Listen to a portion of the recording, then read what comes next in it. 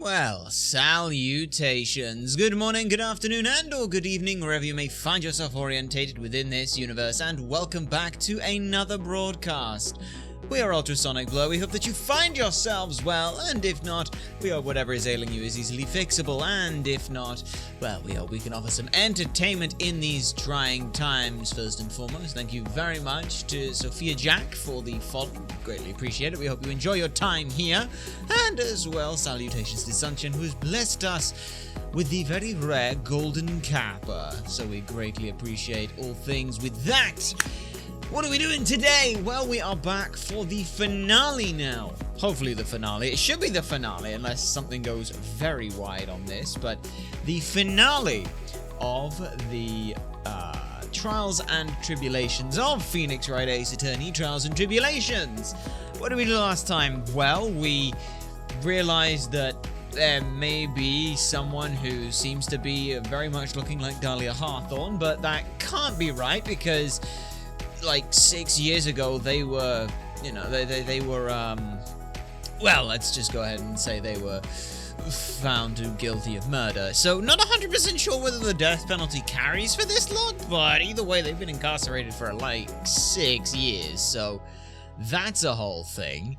And then, well, we went over to this place, and now a dead body has appeared. Some Miss Elise Donim, or as Sister Bikini called her, Mystic Elise, which is a bit strange.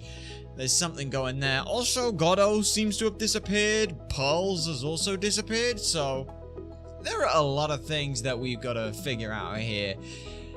And hopefully we will be able to do so. So, without much further ado, let's go ahead and get ourselves all on into things.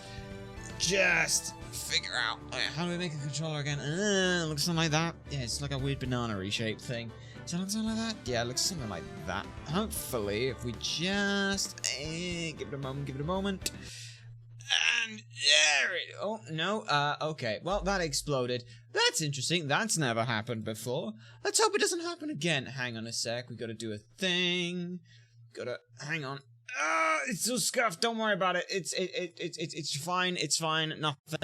Nothing bad is happening. We promise you. Nothing untoward is happening. We just kind of forgot how we were making this at the same time. It's a lot. Look, don't worry about it. Everything's fine. Let's hope it has absolutely no ill adverse effects to anything. It shouldn't.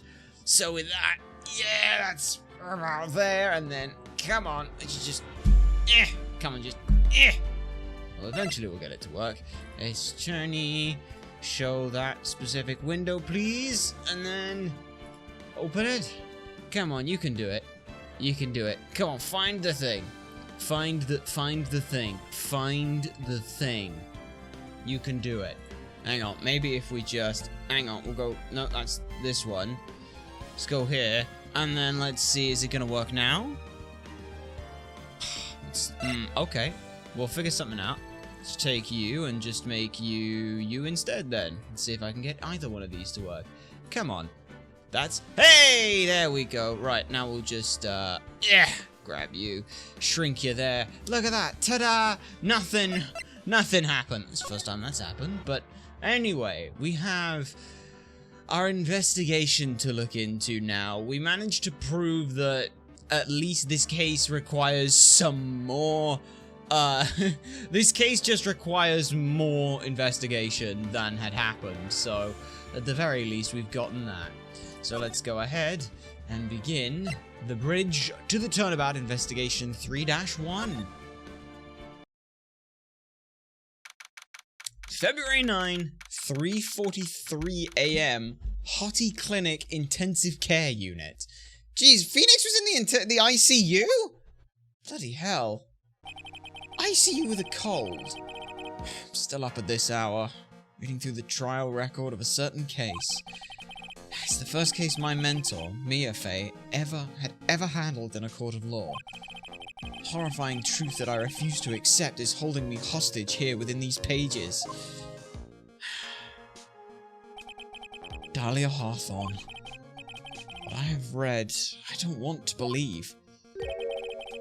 What is written here? This isn't the Dahlia I knew. After falling into Eagle River, I was somehow miraculously saved. But I ended up catching a cold that seemed to knock me around the world and back. I feel dizzy, my ears are ringing, and my throat burns, my head is on fire. But I will recover. I have to recover by this afternoon. I have to meet with the most ill-tempered witness imaginable. But I know that he will be able to help me with him. Somehow.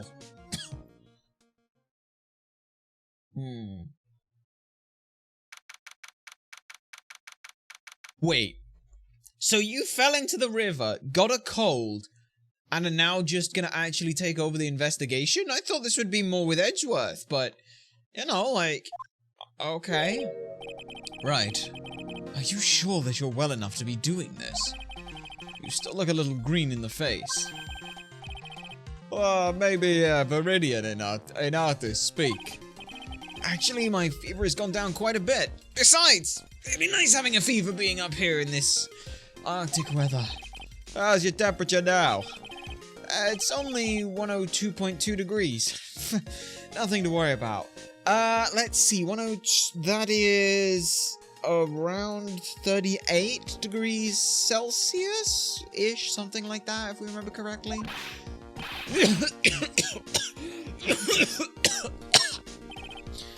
Anyway, I read today's trial record. You weren't bad, Edgeworth. Pretty impressive despite the circumstances.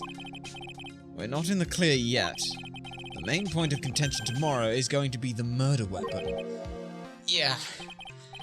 In the end, the Shishito did not deliver the deadly blow, which means there must be another sword hiding out there that we don't know about. Another sword, huh? Don't you worry about a thing, pal. I'll dig up the murder weapon myself, or I'll eat my coat. Thanks again, Edgeworth. I'll handle things from here. This is probably for the best. Actually, I was thinking about paying the old precinct a little visit. There's something I want to look into. And that is our client's background, naturally. Ah, you mean Iris, sir? I have the feeling that we've met before. All I want is confirmation, one way or the other. And since I probably won't be getting that from you, I'm sorry, Edgeworth. I bid you adieu, right? Take care. And that's the last we saw of Edgeworth. I guess I should get moving, too. Why? Do you need to be somewhere? Yeah, I've got to get to work on this bridge, pal. I'm rigging something up so we can cross to the other side. Oh, that's right. Myra's still stuck over at the inner temple. But don't you worry, pal. As soon as it's all set, you'll be the first to know. Thank you, Gumshoe.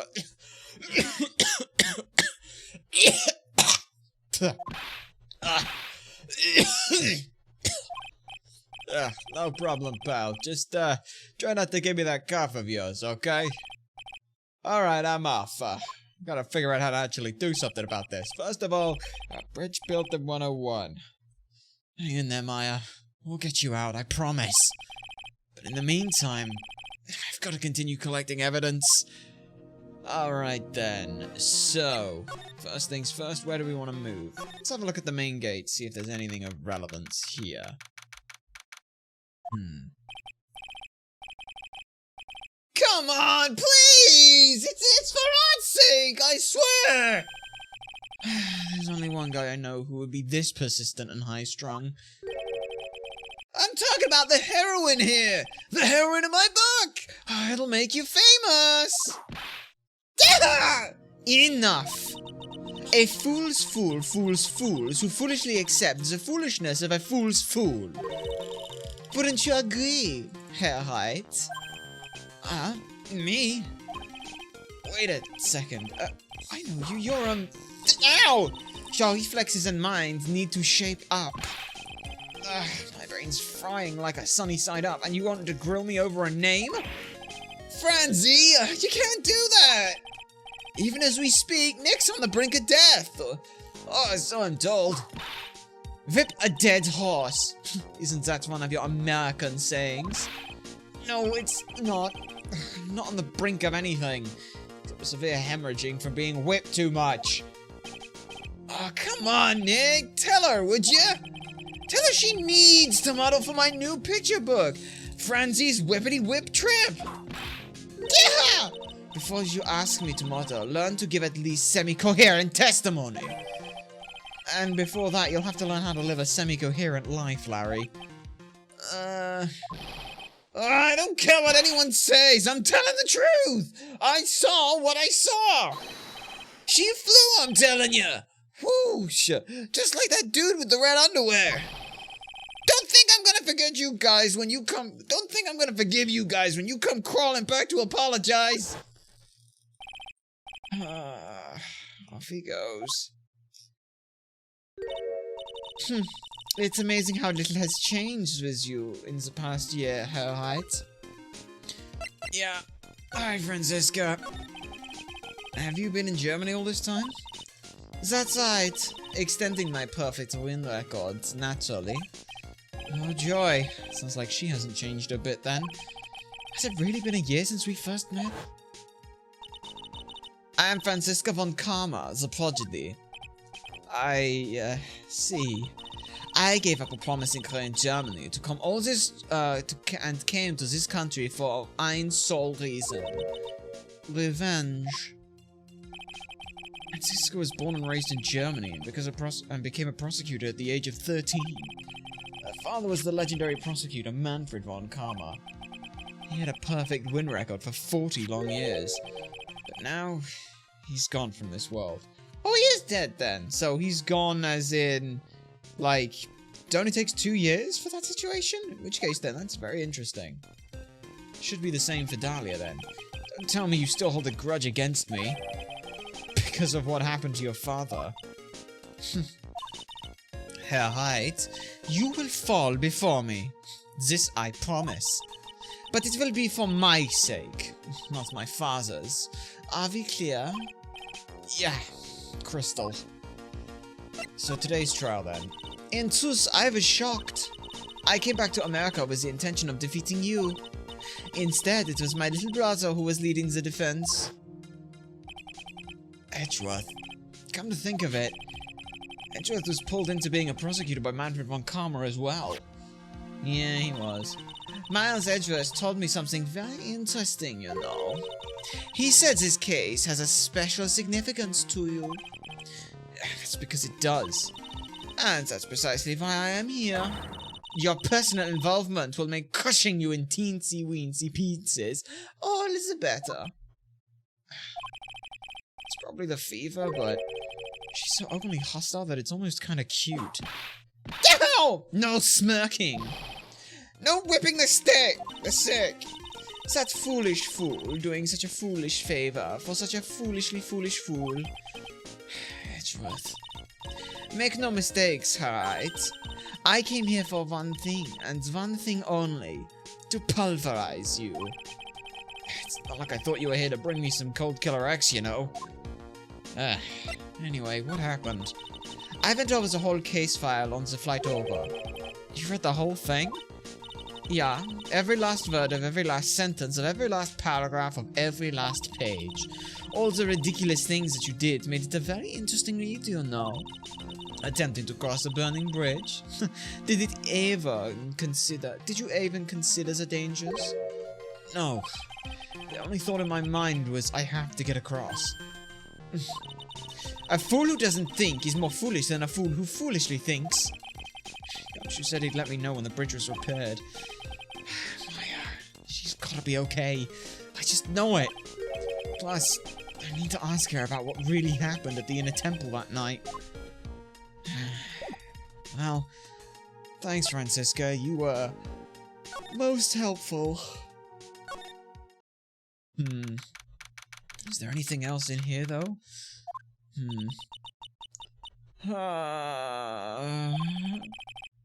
That was one long sigh. Sister Bikini? Oh, my. I didn't know you were here. How are you doing?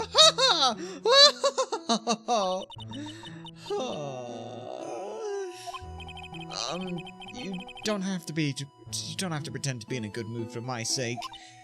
I suppose I've made a terrible mess of things, haven't I?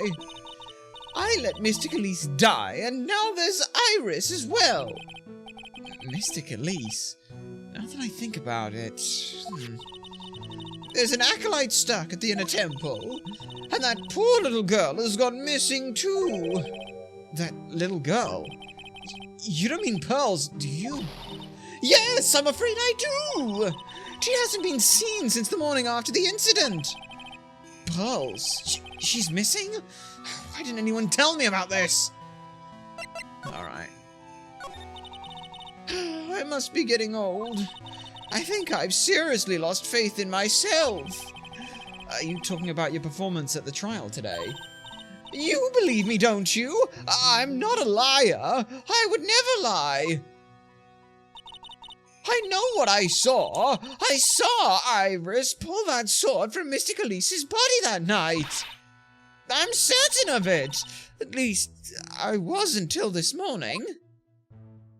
I don't see any Cyclops, so she must be telling the truth. No, just because you don't see Cyclops doesn't mean that she's lying. She can be lying because what she saw was incorrect. It's what she believes she saw, which is the truth. But that doesn't mean that what she saw and what she accounts is the truth. It's just her recollection of it. So why are you so unsure of yourself all of a sudden?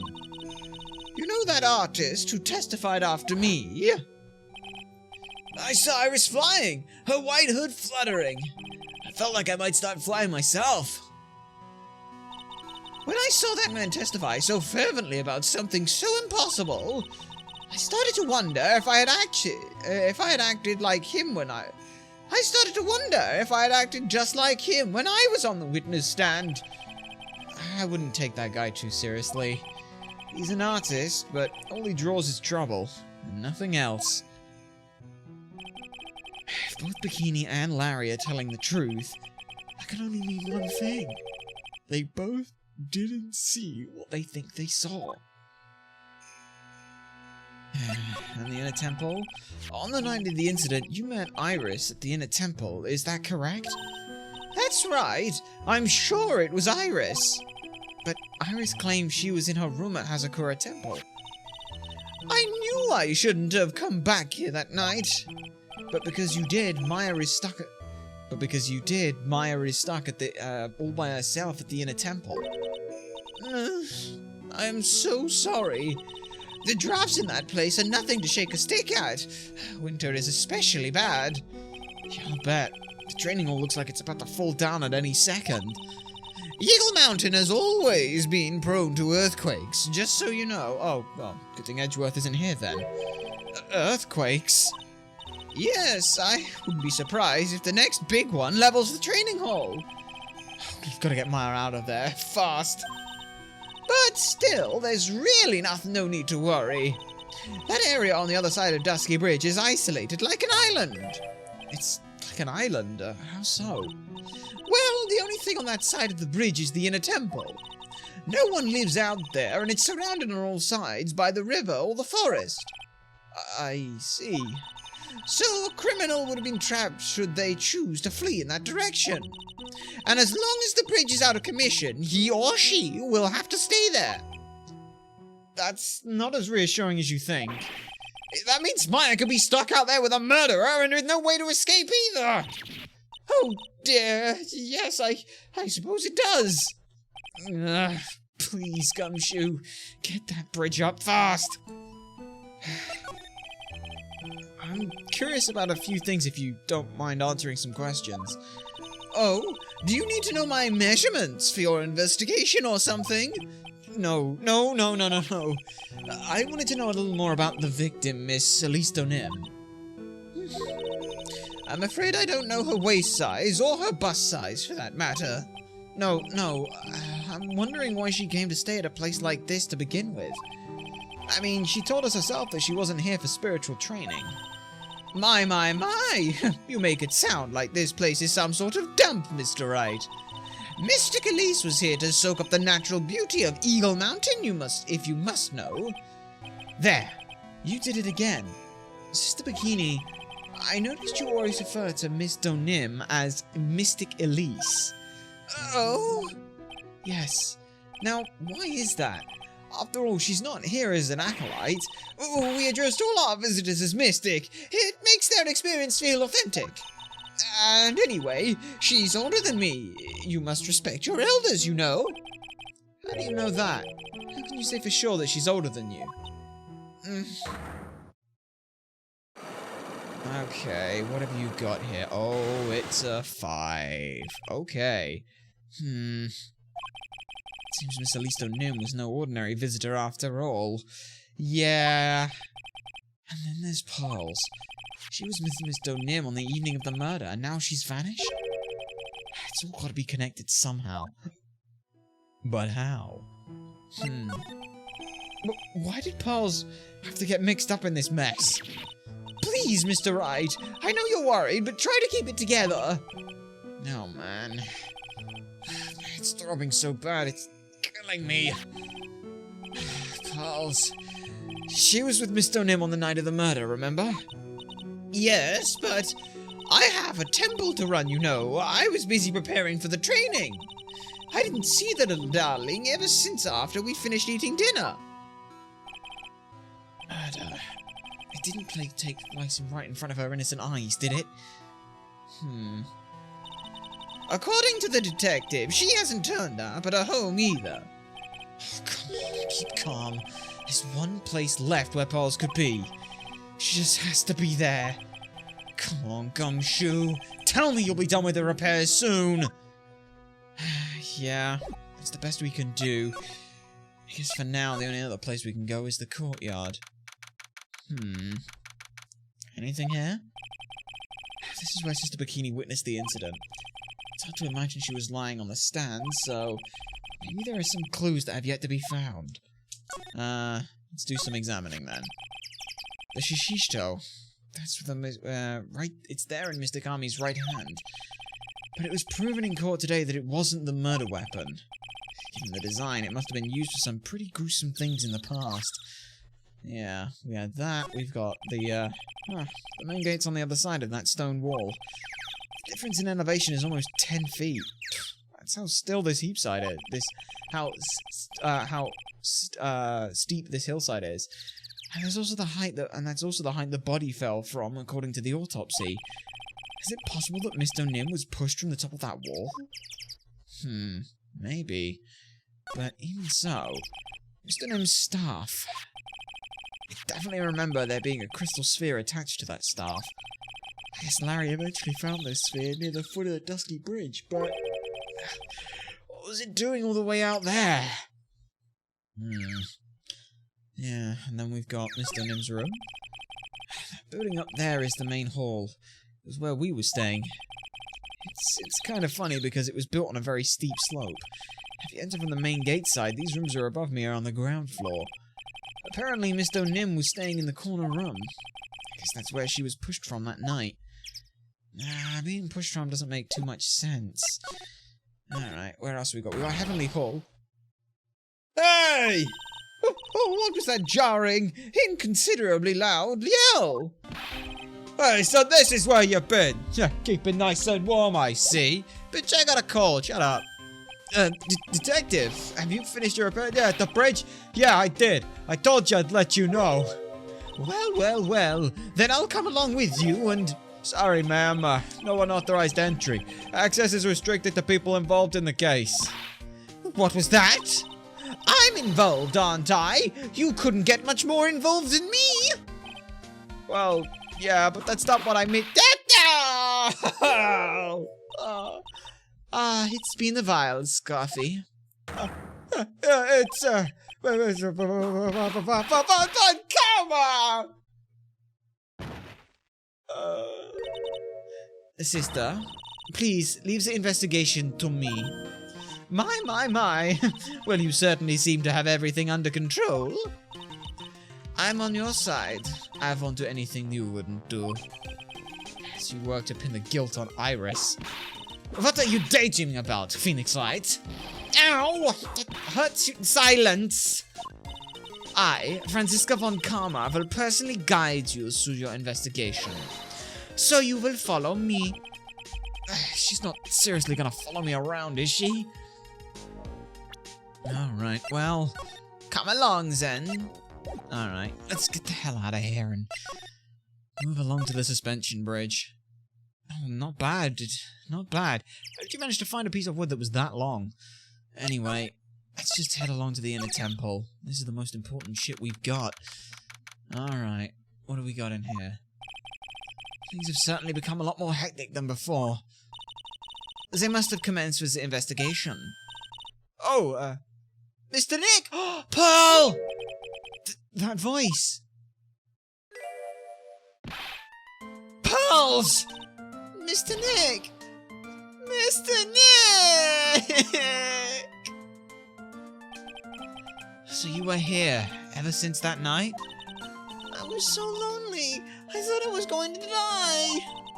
When I woke up in the morning and saw the dusky bridge was gone, I realized I was all alone. She was all alone? It must have been very trying for you, little girl.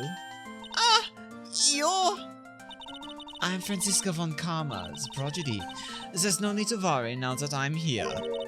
You're the prosecutor who was so mean to Mystic Maya last year. Well... I don't like you. You're nothing but a little girl without your whip. Mystic Maya didn't do anything wrong, but you were so mean! I'll never forgive you! Looks like Pearl's words are getting under her skin. Yow! Why are you whipping me? I didn't even say anything! You didn't have to. The smile on your lips gave you away. Anyway, Pearls, weren't you with Maya? I'm sorry, it's all my fault. Huh? What are you talking about, Pearls? Mystic Maya! Hey, wait, Pearls! She just ran off. Ow! That was cruel, Phoenix Wright. To make a little girl cry like that is inexcusable. What was that all about? Pearls acting like that? It's giving me the creeps. I guess I better take another look around since I finally gotten the chance. Especially since something about this place seems different from 2 days ago. Yeah, whatever that is uncovered by snow, so it's been used. What are you? There's a weird smell coming from that incinerator. It's an incinerator? The door's also open. Looks like it's begging me to look inside. Well, let's see what stunning clue is concealed in here, shall we? Huh? It's empty? How naive of you, Phoenix Wright. But it is a bit strange, don't you think? Franziska von Karma? I seem to remember it was covered in snow. There was snow on this incinerator the first time I saw it. In other words, someone's been using it to burn something recently. Listen, Phoenix Wright. It's impertinent to call people by their full name. I was only copying you. Yeah. Doesn't look like there's anything else here, right? Yeah, not really. This must be the door that led to the inner temple. Where Maya was training on the night of the murder? Yes, it's a solitary room. And then there's a solitary room in there called the training hall. You could do with some training yourself, Phoenix Wright. Ow! You're completely out of shape. I don't know how much more of this woman I can take. Let's move in there then. What? Okay, so it's an whoa, okay, what the fuck happened to the... Okay. What's wrong? Why are you so quiet? Maya, she was supposed to be in here training. yet it appears she's nowhere to be seen. What's that? It's that strange lock. It wasn't there 2 days ago. This whole room is really giving off some strange vibes. Yeah, it is. This door. When I was here 2 days ago, that weird lock wasn't on it. Those chains. It's almost as if they're guarding something inside that cavern. I've never seen a lock fight like this before. I have. I've seen locks and chains just like this before. They look just like the ones that guard a person's secret during a psych log. I wonder if this lock is guarding something too. Dark secrets in a dark cavern? Yeah. Also, what the fuck happened here? What do you think this yellowish poster is, Phoenix Wright? It's a scroll, not a poster. It's a picture of a woman who's actually... what? Hang on. A woman? I don't see any woman here. Oh, there's a different atmosphere in this room since the last time I was here. No, it's not a different atmosphere. It's a different smell. It's gravy. What's the matter? This scroll, it's been completely covered in gravy. Ah, yes. There's a very appetizing smell in the air. But gravy is a type of sauce. So when you run out of paint, you American use gravy as a substitute. I see. No one does that. For starters, it stinks. This must be the gravy that we had at the roast on the night of the incident. But why would anyone do this? Why this scroll?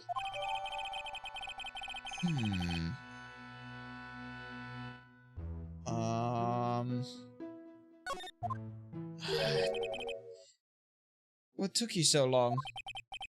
I thought even you managed to get here faster than this. Mr. Wright. The fuck is Goddo doing here?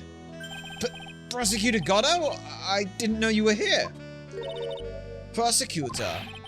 How come you didn't show up at the trial today? Ha! I could ask you the exact same question. Huh? But I had a cold, so I had something slightly more important than a common cold to deal with. The importance of which is something you might have no hope of ever understanding. Enough. I believe I have the measure of you. You are the very worst kind of prosecutor. What could be more important than a trial? Who's the wild mare, Wright?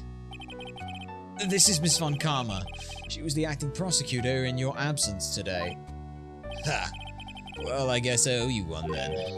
But you can go now, Princess. It's time for the big boys to take the reins.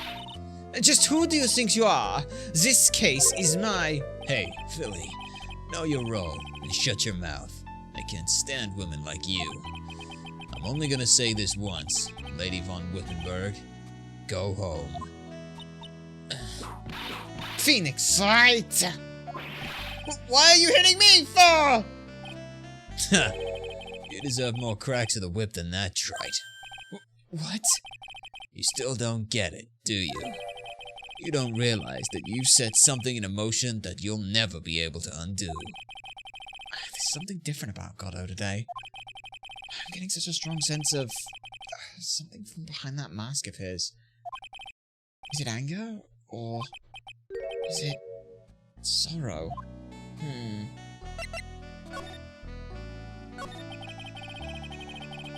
So you had some important business and that's why you weren't in court, huh? So what was it? I've told you once before, but perhaps you don't remember. I've returned from the depths of hell to do battle with you. Yeah, so you are Diego Armando. You see, Wright, I've experienced something most have not. Death. You died? Of course. Being extradited from hell is a tedious affair. The meticulous regeneration and adjustment of all your internal organs is, well, let's just say modern medicine allows us to live to a ripe old age. Even someone like me. So, you mean that mask you wear is this ugly device? I promise it's not a fashion statement, my unenlightened friend. Without this, I can't see your frequently dumbfounded face. I didn't know. My eyesight is pretty messed up. Even with these huge goggles on my head, I still can't see everything. Still, I keep this worn-out piece of junk of a body going with regular servicing. And a shitload of coffee. I'm sorry, but you say you experienced death? How is that possible? What happened? Why don't you ask him? Huh? Me? Yeah, Trite. You should know all about it. You know where my life ended, and who ended it for me. Well, Phoenix Wright, do you? I don't know what he's talking about. I do, though. Although, to be honest, I do feel a little tug at the corner of my memory. I think I do know about how Godot was killed. Yeah. It will all become clear in due time. Isn't that right, Trite? Can't undo? Earlier you said I've done something that I can never undo. What did you mean by that exactly? The inner temple here on this side of Dusky Bridge is an isolated island. That's what Sister Bikini said too. And I wonder, Trite, do you know what the police are doing here today? What do you mean? They're searching. Searching for any trace of an acolyte who went missing. Missing? As leader of the search party, I can tell you this with absolute certainty. Maya Fey is not on this side of Dusky Bridge.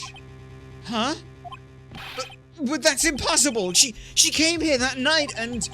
I won't say it again. The chances of her being here are nil.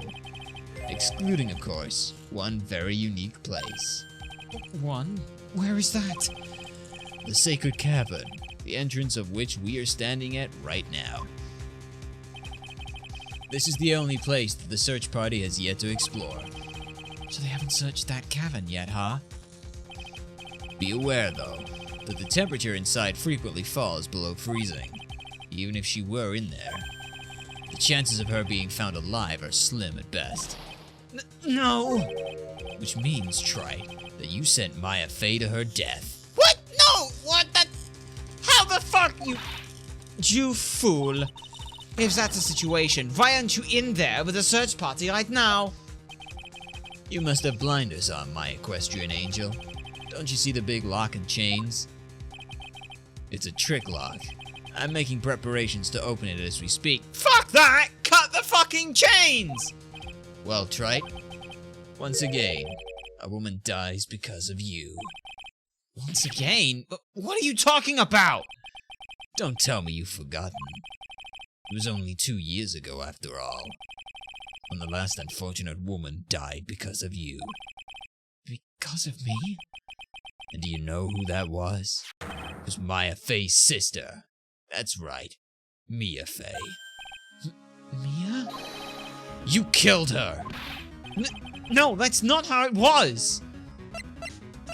You know that's not... It was 2 years ago. Mia Fey was pursuing someone. A man. But she bit off more than she could chew.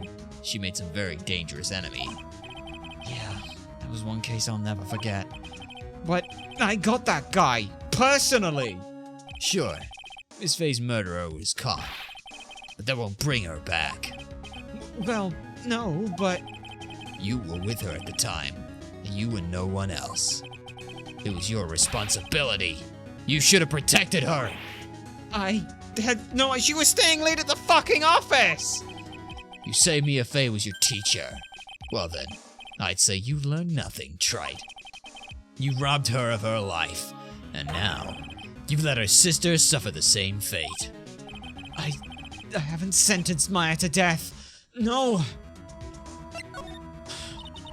What is this peculiar-looking lock? Why don't we just break it and open? It would be a simple matter of... I'm afraid we can't do that. This area has always been prone to earthquakes. The repeated tremors have weakened the foundations of the training hall. Any excessive force used to break the lock open would... well, let's just say the inner temple and the sacred cavern would be a thing of the past. Very well. So dare I suggest the obvious solution of opening it with a key? Ha! Sure. Just show me where the keyhole is on this trick lock. There's no keyhole? That's right. An interesting puzzle, huh? The person who set the lock is the only one who can open it. Then who was it? Simple. The accused. What? Iris? When an acolyte undergoes training inside the sacred cavern, the attending sister is responsible for locking the entrance. Obviously, the night of the murder was no exception. Maya Fey was to train in there. Sister Bikini did mention it a number of times, now that I think about it. She said that Iris was left in charge of supervising the early stages of the training. So Iris, the accused, is the only one who can open this lock. I've arranged for her to be brought here now. Iris is the only person who can open this lock? I hope she gets here soon. Hang on in there, Maya. We'll get you out. So, I should be getting back to work. Wait, Goddo! How sure about Maya are you? There's no doubt in my mind. She's in the sacred cavern somewhere. It's the only place she could be. You'd better start praying. You'd better pray that your friend of yours brings the accused back here soon. Edgeworth? Listen up, Trite. There's only one thing I want to say to you people before I go. I'll never accept you. Never. What? Accept me for what? You should choose your friends more carefully, Phoenixite. Yeah, that's what everyone says. Looks like I don't have much of a choice. I guess I'll just have to do what I can for now. Alright then. Back to the inner temple then, I guess. What do we got here? I don't know. Should I or shouldn't I? Sounds like someone's talking to himself, but where's that coming from? Yeah, I guess I better wash that off. That's what I'll do. But I can't do that. I'm a detective. My brain. This is driving me nuts. Is something troubling you, Scruffy? But please don't put me like that all of a sudden, sir. It was merely a simple greeting, a friendly tap on the shoulder, with my whip. So, what's up, Gumshoe? Is something on your mind? Did you know, pal? Perhaps you were trying to decide if you wanted to wash that off or not? How did you know, sir? Oh, yeah, I nearly forgot. You can't go through that little gate there, okay? You mean that one that says no entry on it? Kinda already snuck in there. Is he trying to be clever or something? So, what's behind that, Scruffy? Kind of, garden-like garden. A garden? Yeah. Anyway, it's under investigation right now, so, keep out. I'm not telling you, I'm asking you, pal. You got me? Isn't it normally the other way around? Well, see you later. So, shall we adjourn to this garden, Phoenixite? Yeah, of course. What else would we do? I really want to know what Gumshoe was thinking of washing off. Well, let's find out then. Oh, I see what he was with. Yeah, it says Maya upside down. There's a strange feeling in the air. I wonder what it is. Strange feeling? Forget about that. What's that strange writing on the stone lantern? Hey! What are you doing here, sir? I thought I said you can't come in here. Don't you know, Scruffy? Von Karma will always show up where there is a clue. And there are plenty of clues here to be found. Okay. What? So, how's the inner temple investigation going? We have the best forensics team in the whole world working at the place. Forensics team? And what was the outcome of this scientific study? Nothing. Well, scientifically speaking, the place is as clean as a whistle. That's simply not good enough, Scruffy. Do you think I'll let you get away with that? Oh. Well, there are a couple of things that bothered me when I first got here, sir. That stone lantern and the surrounding area that's not covered in snow, correct? That stone lantern and the surrounding area that's not covered in snow, correct? Well, they looked kind of fishy to me, you know, scientifically speaking. So I got the lab boys to look them over. The results were, well, it's, kinda hard to say, actually. I guess I better look into them myself. And Maya? About Maya. Oh, did Mr. Godot tell you yet? Yes, we heard. He's got a search party out looking for her, but there's nowhere else she could have disappeared to on this side of Dusky Bridge. All we can do now is wait for Mr. Edgeworth to get here, pal. Edgeworth? Yeah, he's escorting Iris, the defendant, over here. We'll have to wait, since she's the only one who can open the door to the secret cavern. What is her surname? It's just Iris. She doesn't have a surname. Okay. Oh, I think Mr. Edgeworth wants to talk to you about something too, pal. Huh? I wonder what it is. Just don't be expecting any good news when you talk to him. When I spoke to him, Mr. Edgeworth sounded so down, I felt like I was drowning. Sounds pleasant. Yeah, alright then. Well, let's start having a gander then at this stuff. What the heck is that? Uh-oh. Yeah, you spotted it, huh, pal? Yeah, it spotted it. It's not to miss. Are you kidding me? It couldn't be more obvious. It says Maya. Yeah, and before you ask, it is written in blood. You will answer all our questions now, Scruffy, without exception. Yes, sir. Okay. What else have we got? We've got this little thing here. That's a thing. There's a charm or something poking out of the snow. It looks pretty old. There's a leather cord tied to it too. Apparently it belonged to the victim. To Miss Elise Donium. Yeah, there was a broken leather cord around the lady's neck. The ends of the cords found on both the victim and the charm match up exactly. Sounds to me like this little trinket is going to be my ticket to getting some very big answers. Okay. Crane Master's talisman, worn by Elise Donium, found there. It is! She is! Oh, that's gonna be so sad to Maya. No clues here. A little lantern. A little statue. It is certainly a quaint little garden. Oh. What is this huge bowl here for? Oh, I know this one. It's a water bowl, isn't it? Everything else is completely frozen over, but the ice in this bowl has been broken. That's true. I wonder if it has any impact on the case. Well, I tossed my fist earlier with the water in this. I was getting kind of sleepy, see, and... Ah! Next time you're sleepy, you need only come to me. Got it? Okay, so just tampering with the evidence there. There are a couple of torches here. I guess you need all the light you can get up here in the mountains. Yeah, I was looking at those things, pal. It looks like they've been lit pretty recently.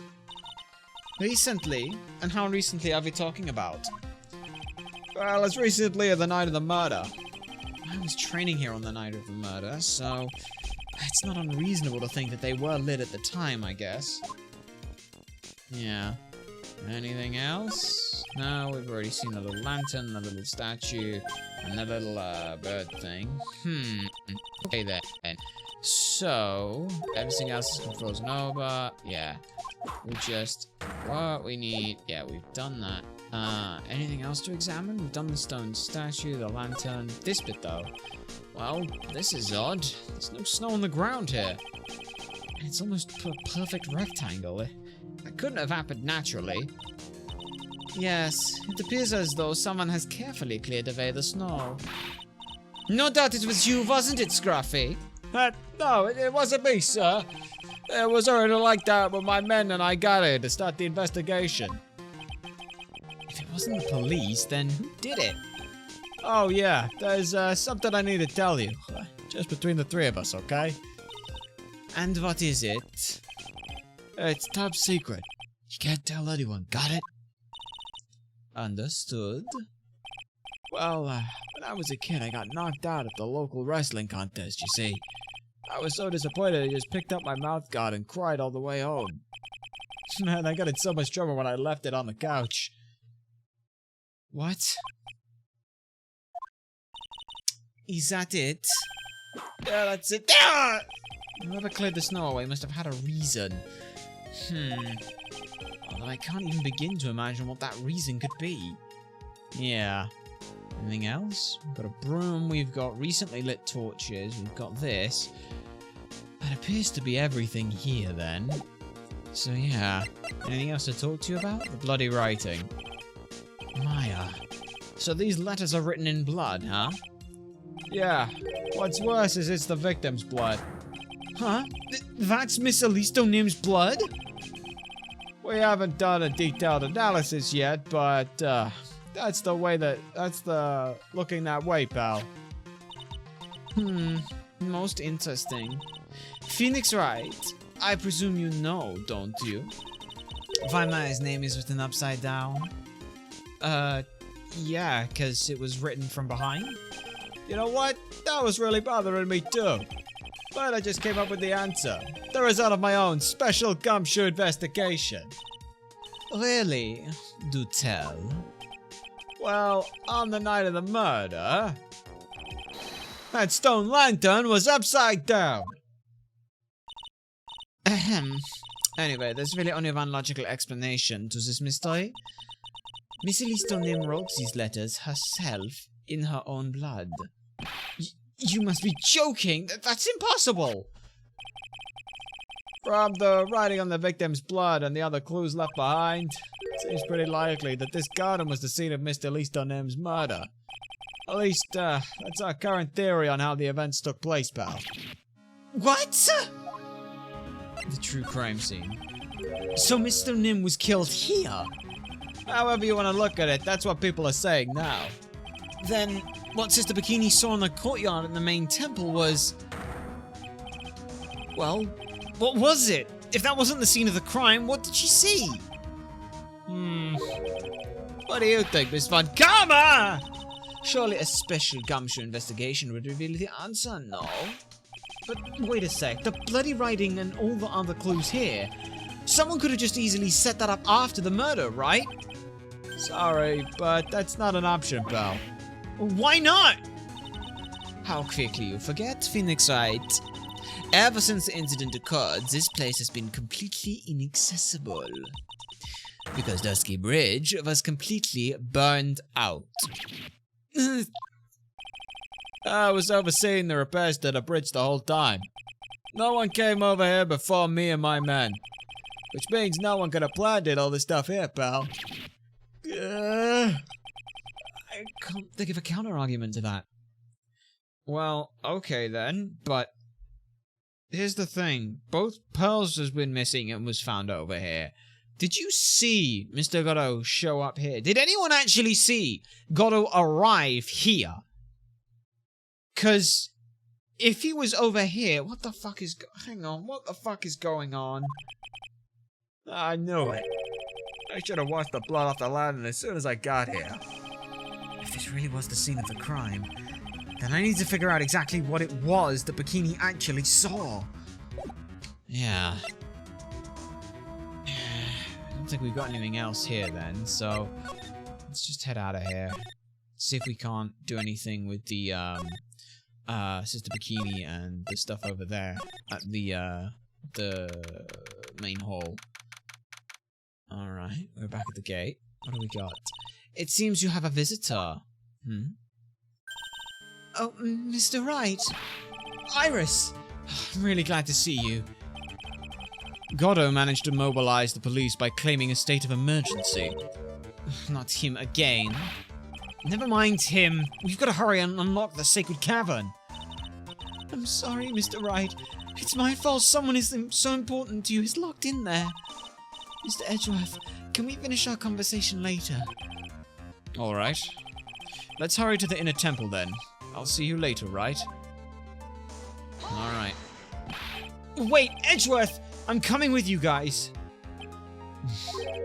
Sorry, Wright. I can't allow you to come with us. What? I hate to be the one to break it to you, but my affair is in a rather delicate position. What do you mean by a delicate position? This isn't simply a rescue operation, Wright? It's also an investigation. That being the case, we can't allow members of the public to interfere. Come on, Edgeworth. If anything happens, you'll be the first to know. Please understand, Wright? But it's Maya, Mr. Wright. All that matters is Mystic Maya is rescued, correct? Mystic Maya? Why are you calling her that? I... Listen to the voice of reason for a change, Phoenixite. From now on, consider anything beyond Dusky Bridge to be off limits. We'll be going now. Excuse us. Okay, then. This is no time to be standing around, Phoenixite. Aren't there other things that demand your attention? She's right. Thanks for reminding me. Aw, it's actually kind of nice where you've got, like, 2 of the 3 prosecutors, like, obviously Edgeworth is definitely, like, on our side, and sure, you know, Von Karma isn't on our side, but she's at least pushing us in the right direction for things. The main hall, come on, then. What have we got in here with you? Yeah. Alright. Sister Bikini looks like she's shrunk some since last I saw her. Don't be so rude, Phoenixite. What's wrong, Sister Bikini? My. Hello, you two. How are you doing?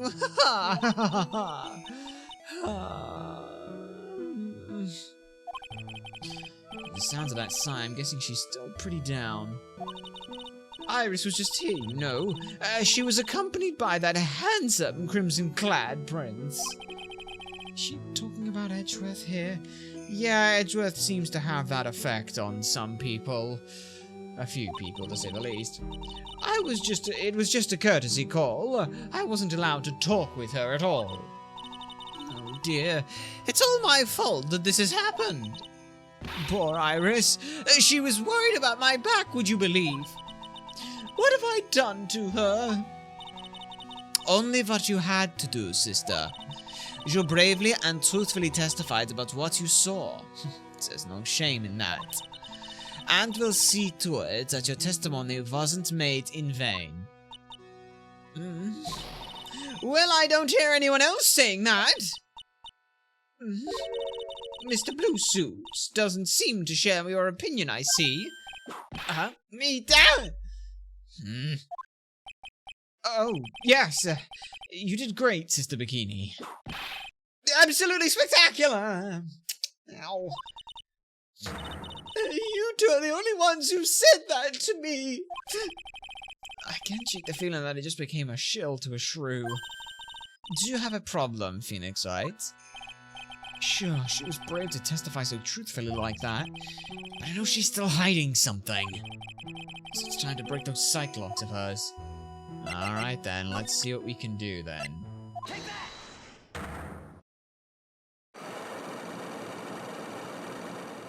What are the cyclops that you have to present to us here? Sister Bikini, the truth is becoming increasingly clear to me. I'm convinced that Miss Alisto Nim has a special significance to this temple. As to why she had a special significance, I believe it has to do with her true identity. What on earth are you talking about? She was... Mystic Elise was an author! Just an author of picture books. To be honest, I had my suspicions almost immediately after I met her. Suspicions? Yes, but I didn't have any evidence to support my theory, though. But now I do. This piece of evidence proves Miss Alisto Nim's true identity. That would be the Karain Master's talisman that she had. It's gotta be, right? Mr. Nim had this charm with her at all times. Where did you... This isn't some cheap good luck charm either. Then... Oh, what do you think it is, Mr. Wright? What could a talisman like that possibly mean? It's a talisman, is it? Interesting. Oops! This thing speaks volumes about who Mr. Nim really was. This talisman and one other unique item unequivocally prove Mr. Nim's true identity. Look at the symbol on it. The symbol on it, along with the symbol that's on here, are the same. The painting is obscured by this gravy stain at the moment, but... look at that. But this scroll shows the master of the Karain channeling technique. The crest at the top is a sign that of that honorable title. The very same crest that adorns the talisman the victim carried with her. Ah! This crest is reserved for the master of Karain. Who on earth told you that nonsense? I've got no idea what you're talking about. The new master, Maya Fey, told me. But... What? You mean that Acolyte is Misty Fey's daughter? Yes. Are you sure? Yes. In fact, since her eldest daughter passed away, Maya is Misty Fey's sole successor. Mystic Misty! She is Misty Fey. But what the fuck? Why is she... What the fuck happened here? Elise Nim. Mystic Elise graced us with her presence about a week ago. When she showed me the talisman with that mark on it, well, I nearly fainted. No one had seen her since she disappeared 17 years ago, after all. What is the significance of this talisman, sister? The Karain talisman. It's the symbol of the master of Karain. The bearer must carry it with them until their death. Until their death? So Elise Nim really was Maya's mother, huh? She was Misty Fey, the master of the Karain channeling technique. The truth comes out at last. Looks like we're making some headway here. Tell me, sister. After 17 years, why did she choose to show herself now? Because something happened that called her out of hiding. What happened? Well... oh shit. What's happening? It can't be an... earthquake! Oh my goodness! The inner temple! This kind of tremor might... The inner temple? The secret cavern in the trading hall. It might very well cave in! But what? Maya! Oh shit. I'm more worried about Edgeworth right now. Also, that was a very long earthquake. It seems to have passed. Well, we can't just stand here and do nothing. Let's go! What? Where? To the inner temple, of course. Where else? Sister Bikini, we'll finish this later, alright? Of course. You run along now. People may have been hurt. I must get some first aid kits ready. Good call. Come on, then, Phoenixite. They won't bar you from entering as long as I'm with you. Thank you. Right at that moment, I had the worst feeling in my gut. We just had an earthquake, Edgeworth. I wonder if he's alright. Yeah. You look worried. Are you thinking about Miles Edgeworth? Come on, let's go. Yeah, Edgeworth don't exactly do good with earthquakes, do we? We've got to hurry to the inner temple and... Right. What are you doing here? How could I have... How do you expect us to understand you if you don't speak up? Ow! Hey, why am I the one getting whipped? She's gone. No. The defendant, Iris, she's gone. Gone where? She fled. She escaped. What? Yeah, I guess he didn't take the, yeah. So, it was just now, during the... Yeah, during the earthquake. It's easy to see Edgeworth's one and only weakness. His fear of earthquakes. Yeah. I should have known better than to escort the defendant alone. As soon as the ground started shaking, everything went dark before my eyes, and I stupidly passed out. That incident haunts you to this day, doesn't it? It's no excuse for letting the suspect get away. I can't believe I let it happen. Right, the inner temple area is a dead end, so she could have only escaped to this side. We haven't seen her here. Then we need to get a manhunt underway now and search Eagle Mountain from top to bottom. Wait, Edgeworth, have you thoroughly checked the inner temple yet? Don't be ridiculous. Why would I? The inner temple is like an island. There's no way to escape but to cross. No, that's not it. Iris isn't the type of person to run away, Edgeworth. What are you talking about? Sister Bikini mentioned something when we were with her. She said that the sacred cavern might have caved in because of the quake. Then you think Iris might have gone to the inner temple to check on the situation? Listen, Edgeworth, I'm sure she's at the inner temple. A manhunt isn't necessary. Right. Let's not waste any more time. We need to get to the training hall's sacred cavern now. Alright, let's go. I'm sure they won't mind if you're with me. That's what I said already. Yes, well now there's two of us. Oh, you always were such a spoiled brat, Miles Edgeworth. Fortunately, the sacred cavern hadn't caved in. But what we found was something none of us could have expected. Huh? 1, 2, 3, 4, 5. 5? Wait. There are now 5? Oh, that's not great. How can there be even more locks? What is the meaning of this? Iris! Iris, please tell me. What the hell is going on? Yeah, that, okay. Well, that's probably not great. So, yeah. Let's just, That's a thing that happened. Guess we're on to the second stage of investigation. Alright. So what are we looking at here, then? Right. This is what Goddo was talking about? Yeah, the trick locks, anyway. Now then, Iris, please remove these at once. Mr. Edgeworth, I'm afraid I can't. It's not possible for me. What? During the earthquakes, when the cavern was in danger of caving in, Iris escaped. I know there was only one lock when I last came here. So you're saying that you can't undo the new locks? Yes. If only I was stronger. Edgeworth, how are you feeling? You look a little pale in the face, and like you'll want to talk with your face all green. Miles Edgeworth, go and get some air.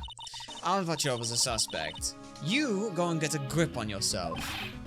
Don't be ridiculous. I'm perfectly fine. Ow. There's no telling what sort of mistake you could make in your current state. Go and get some rest. This is your only concern now, Miles Edgeworth. Oh, she does care for him. Understood. I'll handle the investigation in the garden. You take care of things here. Okay. Edgeworth. He's got so much pride that he's probably off crying in a corner of the garden. Pride is simply another trap that hinders us in our lives. That said, one must have pride to be efficient and effective on the job. At any rate, it seems that this was where we part ways, Phoenix Wright. I'm going to stay here and see if I can't help solve some of these bothersome puzzles. I see. Well, thanks for your help. Now then, do you mind if I ask you a few things, Iris? No, not at all. Escape. Why did you make a run for it, Iris? I'm sorry. I heard the inner temple had been severely shaken by the strong earthquakes we had. I was so worried. I just had to come and see.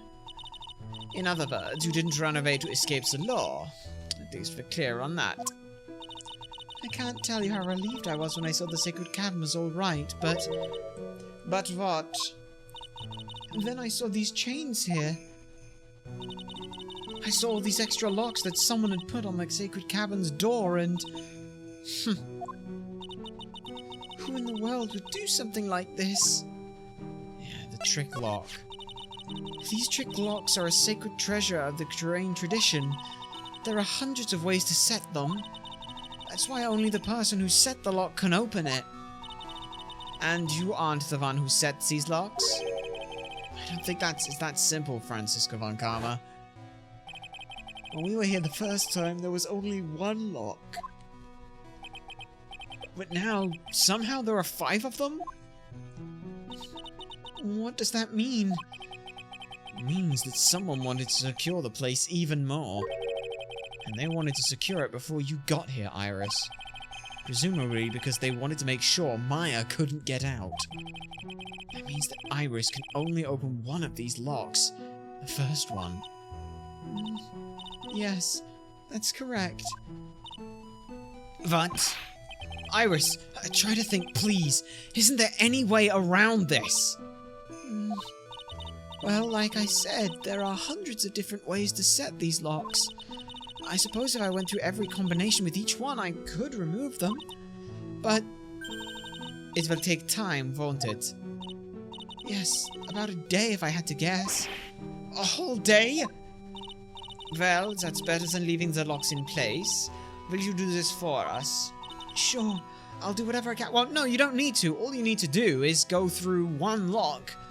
Is go through each process 5 times. So you have, like, 2 people here going through the 2 locks. As long as they both know, Sister Bikini should be able to help as well, shouldn't she?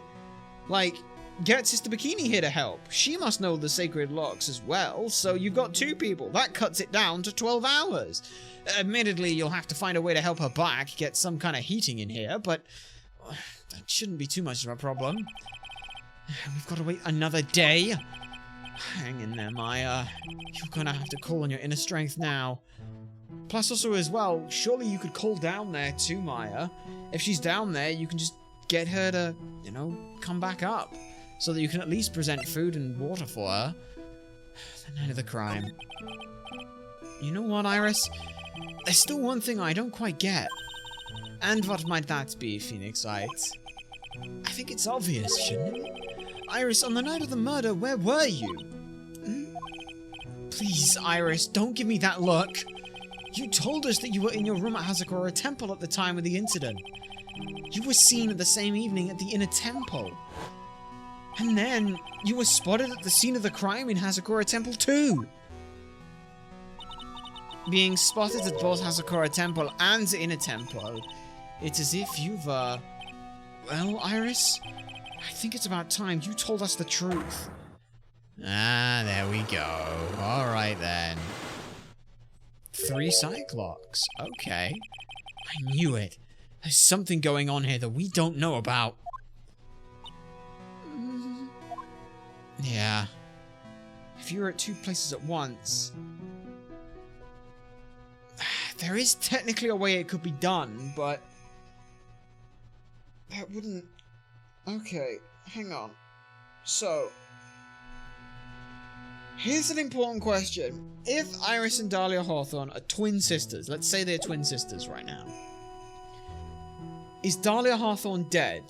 Because if Dahlia Hawthorne is dead, technically, if you know the Karain channeling school, you could channel her, and since they look identical, you just cover your, you just put the hood up, because the one thing that the channeling technique does is it is your hair doesn't change color. Like, for example, remember when Maya became Mia, the hair color stays the same, as does the hairstyle. So if someone, if someone who doesn't have dark brown hair, you just put, a hood on, you can't see their hair on it. So if Pearl...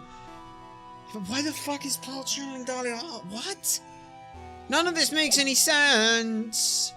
What the fuck is going on here? Alright, well, let's just get the fuck out of here. Yeah. I'm finally getting to the bottom of this case. I can count on Iris to break those locks, so I should try to gather more clues. From Sister Bikini, Edgeworth, Gumshoe, and Pearls. Yeah. Actually, that's a good question. Where is Pearls right now? She just kind of ran off. I wonder if she's out here.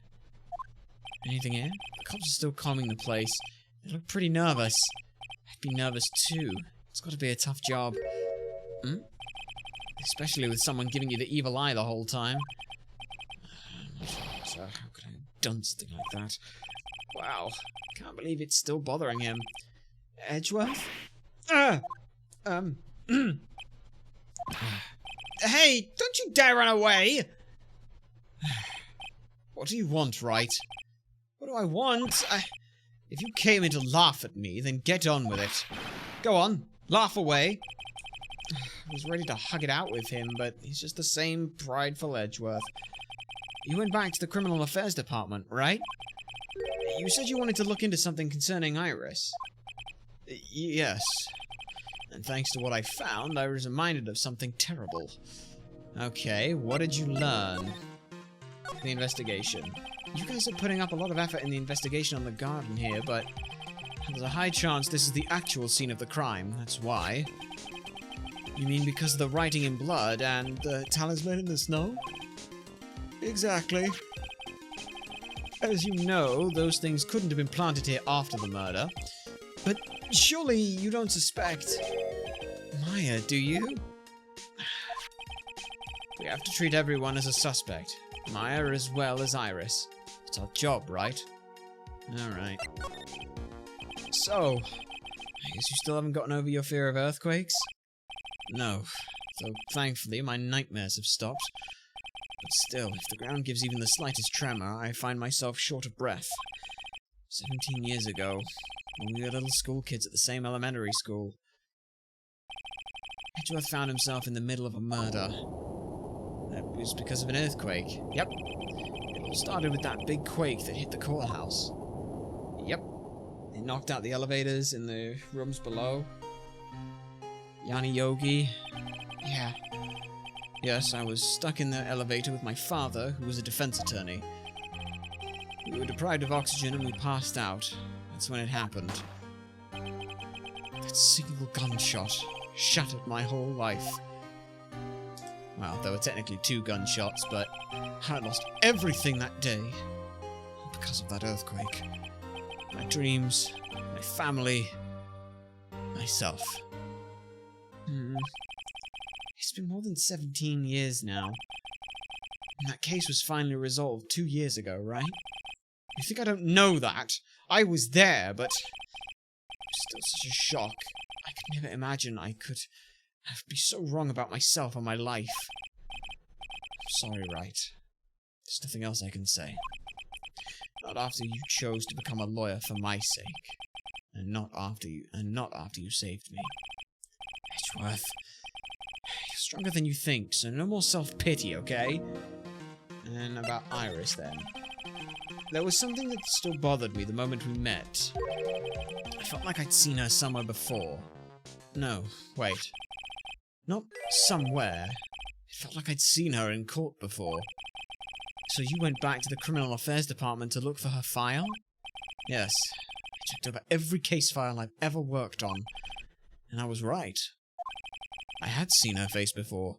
6 years ago. 6 years ago. It was my first appearance in court. And as cases go, it was my worst nightmare. So, who is she? I'm sorry, Wright. I can't give that information away to a member of the general public. What? Why not? It might be the crucial piece of evidence that solves this puzzle. The woman I knew was the daughter of a jewelry store owner. She had nothing to do with Iris and Hazakura Temple. And neither did the case. No. That woman is completely unrelated to this murder. Unrelated? Yes, I can say that with complete confidence. You're wrong, Edgeworth. She's totally related to this case. I need to fill Edgeworth in. I need to explain the connection between Iris and the woman that Edgeworth knew. Okay, but what is the fucking connection? Because I don't have a connection right now. Yeah. Anyway. I guess that's a thing that we'll need to do when we have some evidence to present. Move. Anything else we can go to? Oh, we've got this. Suppose we haven't looked at Heavenly Hall. Could always go down there. It's weird that there's no one around all of a sudden. Sure gets quiet up here in the mountains when you're all on your own. Speaking of all alone, guess I should go check out that shack just down this path. Maybe I'll find Larry there sulking again. Yeah, alright. Let's see what we've got here then. Okay. Oh, Mr. Nick! Pearls, what are you doing here? Nothing. What about Mystic Maya? Is she alright? Well, we don't know yet. Oh, I see. Hey, what do you think you're doing here, Nick? Larry, this is the loser's shack, where losers get together to lose themselves. This is the what? Hey, we find comfort in each other's failures, okay? You got a problem with that? Look, Mr. Nick, Mr. Maurice did a picture of me. That's, great, pals. I'm gonna gather firewood now. We'll be cooking some half-rotten potatoes over a miserable little campfire. So stay out of our way! I don't believe this. Why could he try getting fired up over becoming a better man? No one believes a word I say anymore. Listen to me, Pearl. You don't want to trust this kind of guy, okay? He'll only let you down. Oh, Mystic Maya. Talk. Maurice's sketch. Larry, is there something you want to tell me about this picture?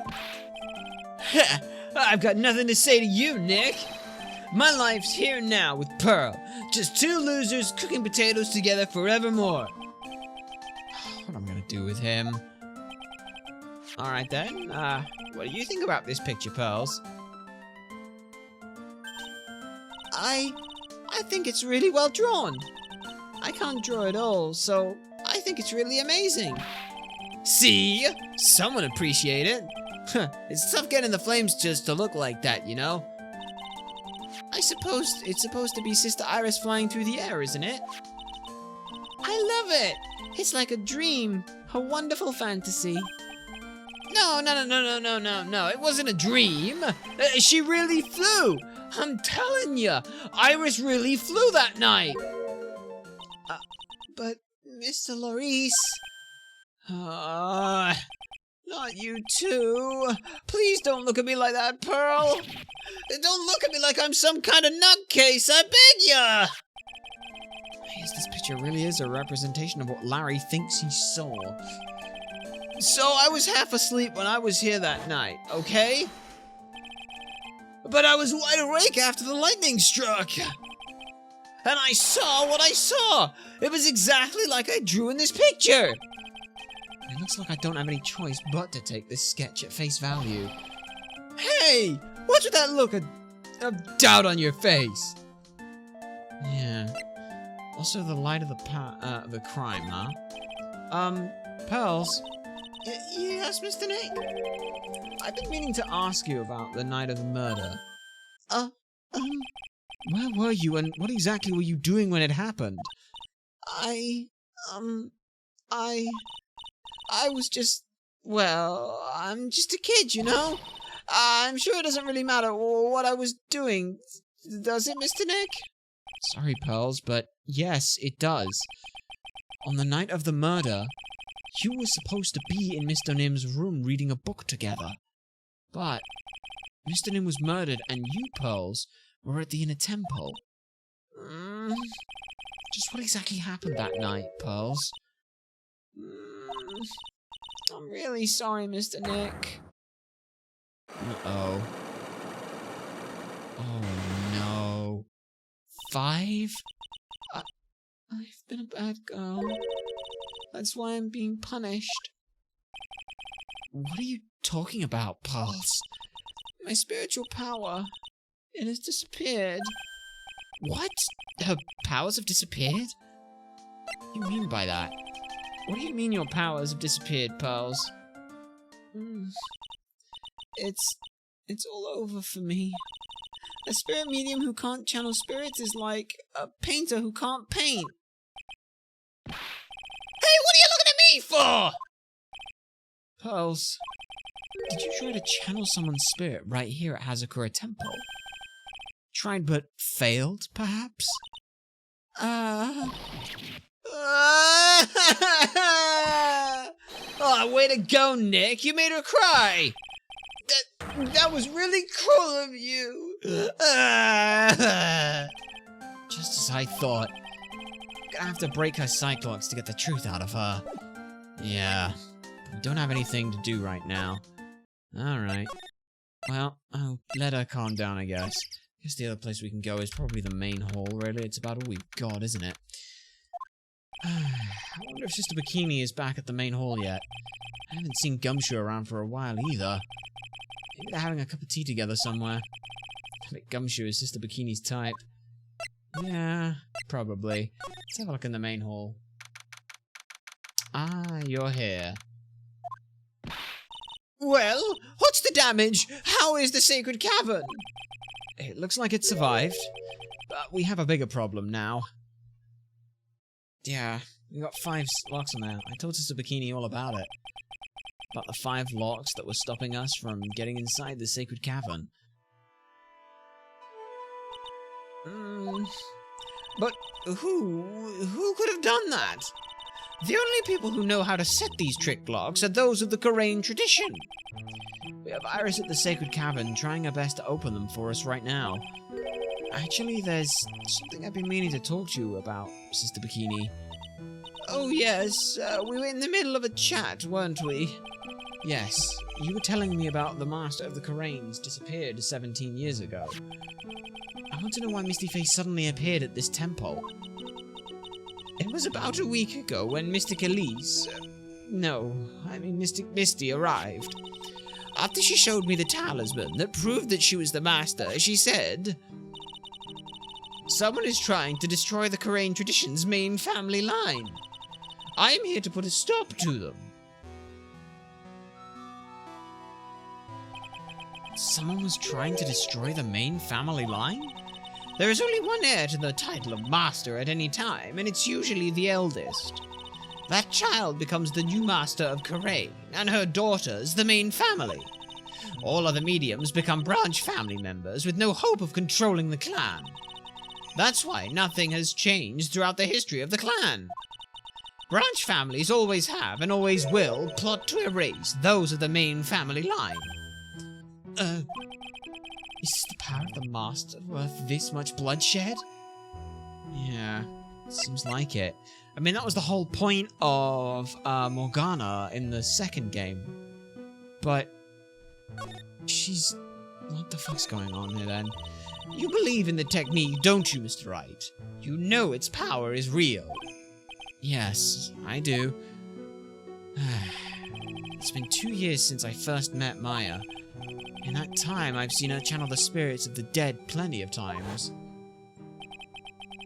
During the Master Mask case, and during Maggie Bird's trial too. Hell, even before then. Thanks to Maya, Mia's always on hand to help me out whenever I needed her most. The Korean technique has made a huge difference to the world, you know. I mean, the ability to commune with the dead. It's true psychic power, you know.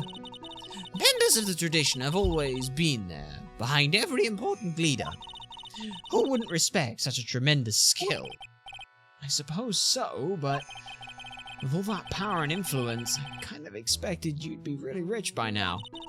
Are you saying we're poor, Mr. Wright? Oh, you're very direct, aren't you? People don't believe in it anymore, you see. All because of one little mistake. A mistake? What mistake? It was 17 years ago. That's when everything came crashing down.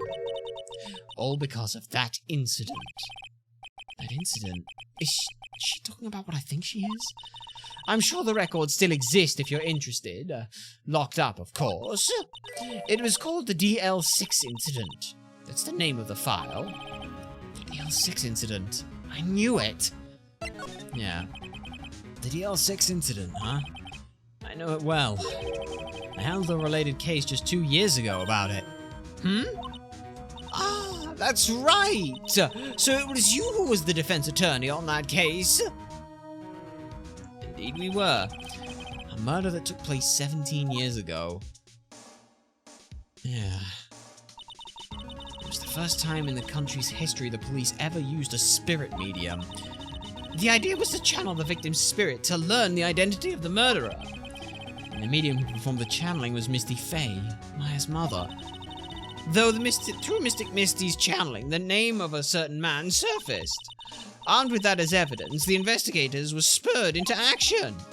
But that man, he was found not guilty, wasn't he? That's right, he was. Well, he was found not guilty due to temporary insanity caused by lack of oxygen. And the case remained a mystery. In other words, we failed. It was the first case the world had ever seen the Korean tradition openly involved.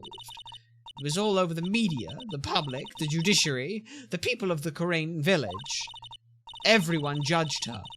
Everyone said Mystic Misty's powers were a sham. And then she just disappeared, vanished, while everyone still thought of her as a fraud. But I know the truth. Misty Faye's spirit channeling wasn't a sham at all. Of course it wasn't. And since you've managed to reveal the truth, we're finally making a comeback. The Korean tradition is starting to recover at last. But with a new master wielding the power of the clan... Does she mean Maya? Yeah. What about this family feud then? The spiritual power of the Korean channeling technique is in the blood. Yeah, Maya's told me the exact same thing before. We, the women of the Fae clan, have always been spirit mediums. It's because the power to communicate with spirits flows strongly through us. According to Maya, only the women in the family can inherit that power. The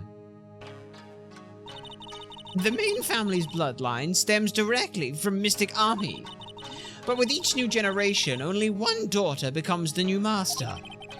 And the ones who don't become branch families, right? That's right. It's always the cause of tragedy. You know, Maya had a sister too, an older sister named Mia. Oh yes, I've heard of her. What? You know about Mia? Of course. She became a lawyer in the hopes of discovering what happened to her mother. And she lost her life as a result. Do you know what Mystic Maya is rumored to have said? She said it wasn't only because of her mother that she became a lawyer. She also didn't want to fight with her sister over the leadership of the tradition. Really? Well, she saw what happened to her own mother, Mystic Misty, as she grew up. I guess Mystic Mia got tired of seeing the rivalry between her mother and her aunt. Yeah, Morgan. That's right. Misty Faye had an elder sister too. And Misty, having superior powers, managed to usurp the Master's seat from her. Mystic Misty's sister is Mystic Morgan, as you probably know. Oh yes, Morgan. That's a name I know too well. It was a year ago now at Maya's home, Korean Village. What she did was terrible. It was also she could make her own daughter the next master. I suppose if you know about Mystic Morgan's daughter, then you must have already realized that Iris... Iris? What's Iris got to... No! That Iris is... Mystic Morgan's daughter. She's what? What? Iris is what? Is she kidding me? Iris is Morgan Faye's daughter. Morgan and Iris. Did you just say that Iris is Morgan Faye's daughter? Oops, I thought you already knew. It sounded to me like you'd met one of Mystic Morgan's daughters already. I have. I knew her very well. Oh? Yes, Pearls. Pearl Faye. But I always thought that she was an only child. Oh, surely you jest. The child? She's Mystic Morgan's... Yes. I had no idea. Mystic Morgan. But she's in prison now, isn't she? Yes, ever since she was found to be a co-conspirator in a murder case last year. Yeah.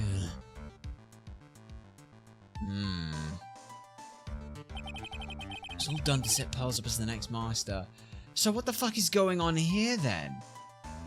Hang on, that means that... Wait. Hang on. Right, hang on. There was a thing that was originally said where Morgan's husband remarried and left. Did he take Iris and Dahlia? If they're both siblings, then Mia Fey, the whole rivalry with... Wait, hang on, there's so much to unpack here. There's a ridiculous amount. Let me just think about this, because... So, Iris and Dahlia are sisters. However, Pearl is a half-sister to them, because Morgan's husband remarried and became a jeweler, and that was the whole thing with him. Did they have any contact with their mother then? Because if so, then this is starting to make a lot more sense, where someone channeled Dahlia Hawthorne or tried to channel her last night, but who and why? It wasn't Pearl, because Pearl said she couldn't, so... And why is Pearl doing this? There's still some stuff here that's missing. I need to know more.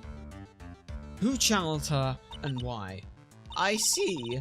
So I've been wrong all this time. Mystic Morgan had 3 daughters, not 2. Yes! Wait, what?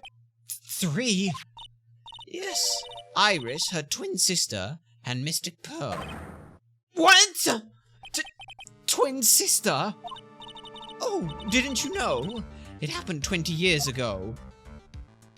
Yeah.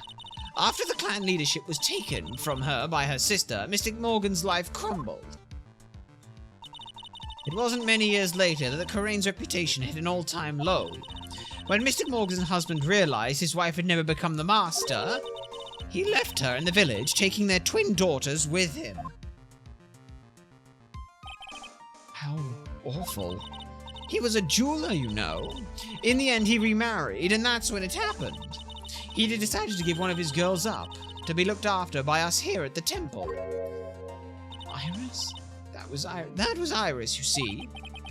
It's unbelievable. If Iris had a twin sister... Could it be?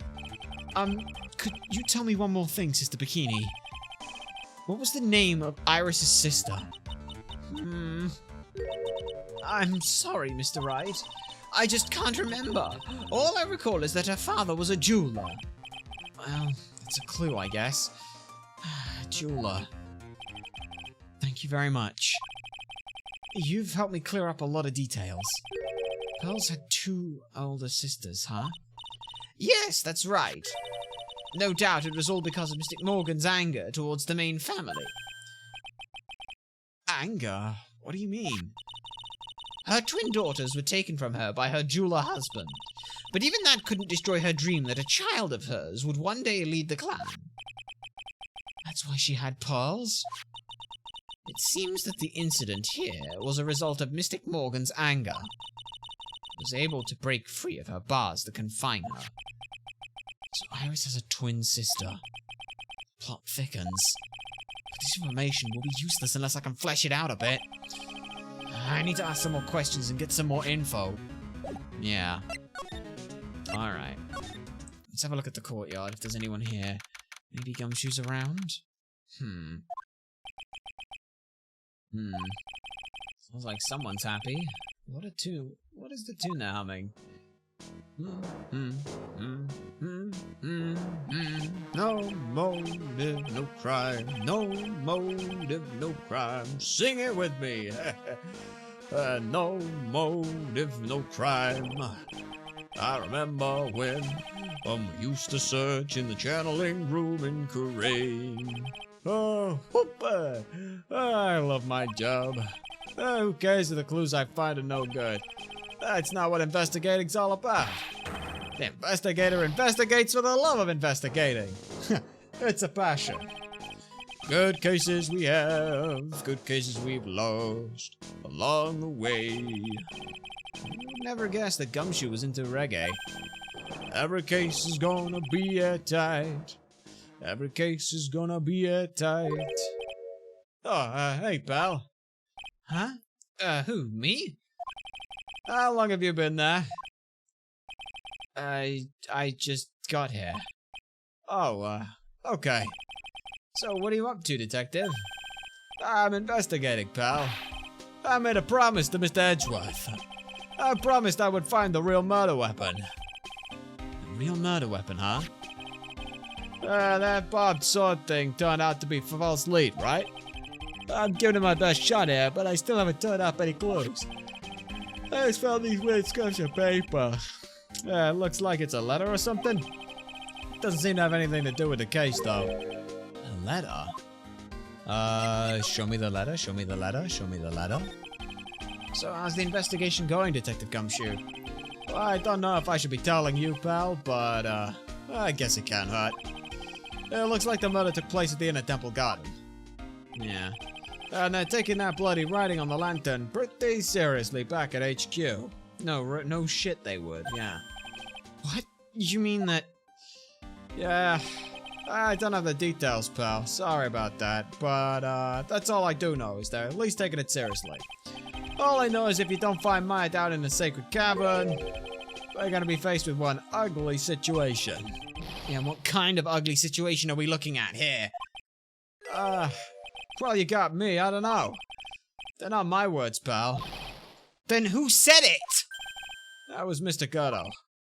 Gatto? What did he mean by that? Yeah. Anyway, the letter? About that letter you found. Yeah, don't remind me, pal. I'm busting a gut here trying to find the murder weapon. All I find is some burn up old letter. Be careful. Once night, as soon as you have the light, you must channel her spirit, leave everything up to her. Burnt up old letter? Yeah, it was in the incinerator right outside the Inner Temple. The incinerator? I knew it! I knew I wasn't imagining it! It was used! Okay. There was snow on the incinerator the first night I saw it. And it had been used. But after the incident, the snow had melted away. Which means someone used the incinerator on the night of the murder. Hey, what's up with you, pal? I've got it right here if you want to take a look. Can I? Do you mind? Sure, go nuts. I don't want it, pal. You can have it. It's all spirit mediums and masters and stuff, but it's got no relation. It's the entire case. Spirit mediums? Burnt letter found by Gumshoe. I need to read this right now. It's gotta be important if it mentions spirit mediums and masters. I better give it a good look over and put some serious thought. Yeah. Be careful. Once night falls, should be there. As soon as you hear the lights out bell, you must channel her spirit, leave everything up to her. Her name is someone. She is our all the whole. Here is a picture of her. Use it when you challenge her. I know you can do it. Once this is burn something, also make something. Tell about this letter. Gravely roast the master in the fires of Hades and bring our vengeance to fruition. This is the letter that Pearls was talking to Misty about, because it says gravely roast. Which means she saw the letter! She saw the letter! If she saw the letter, she was able to read it over of Pearl's shoulders when she was looking at it. She knew at the very least the last page of this.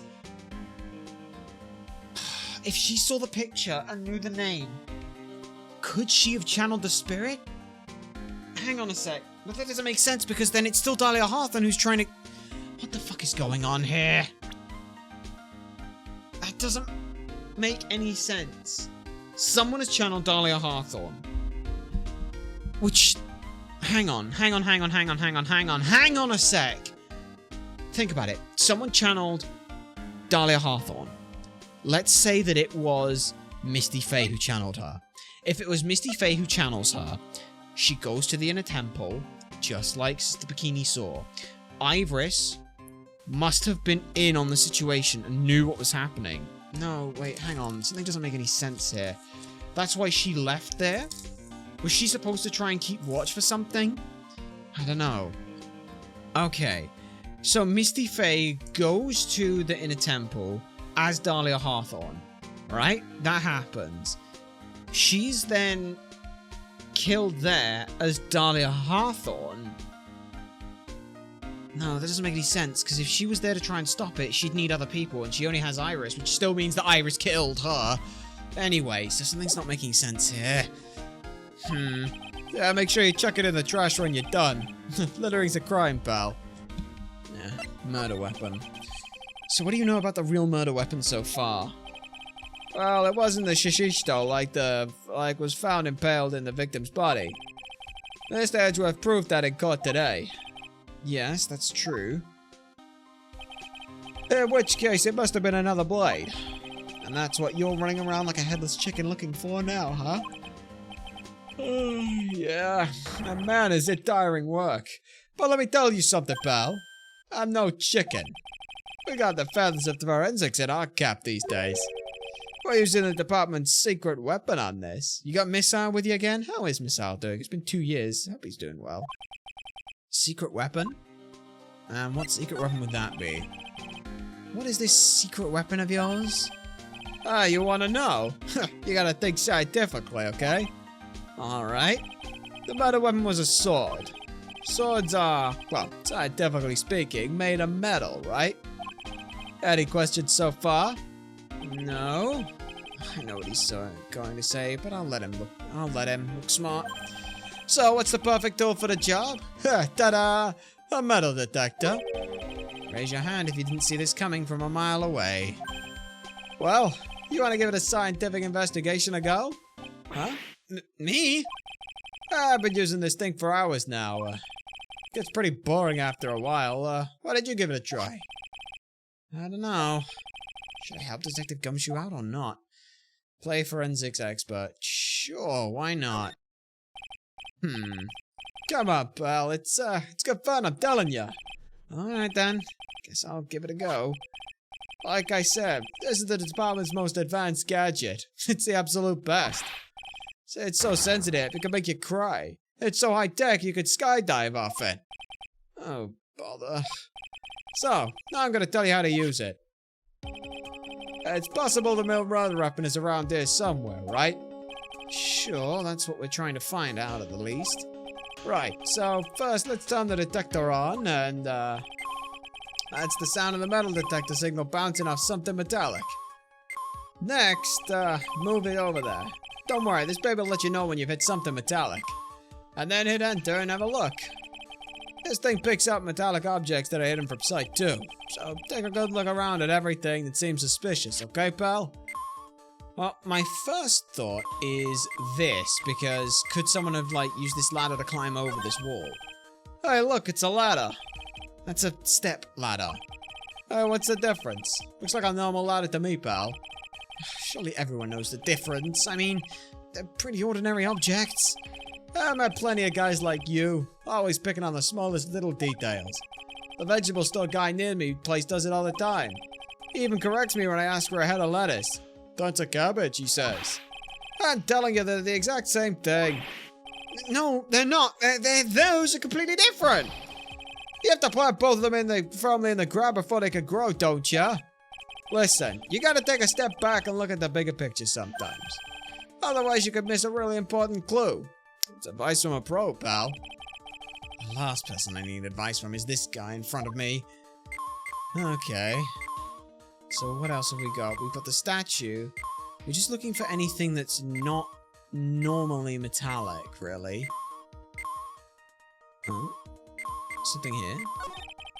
Looks like there's something round buried in the ground here. Hey, don't touch that, pal. Huh? But what is it? It's a trap. People set about to catch us detectives. They're real nasty. A trap for detectives? You mean like those fierce traps with sharp teeth that are supposed to snag your leg? Yeah, those. I got my finger caught in one of those once. Your finger? Yeah, there was this bit of cheese and it looked so tasty. I I reached out to it and then bam! I'm not sure if I know how to respond to a story as stupidly pitiful as that.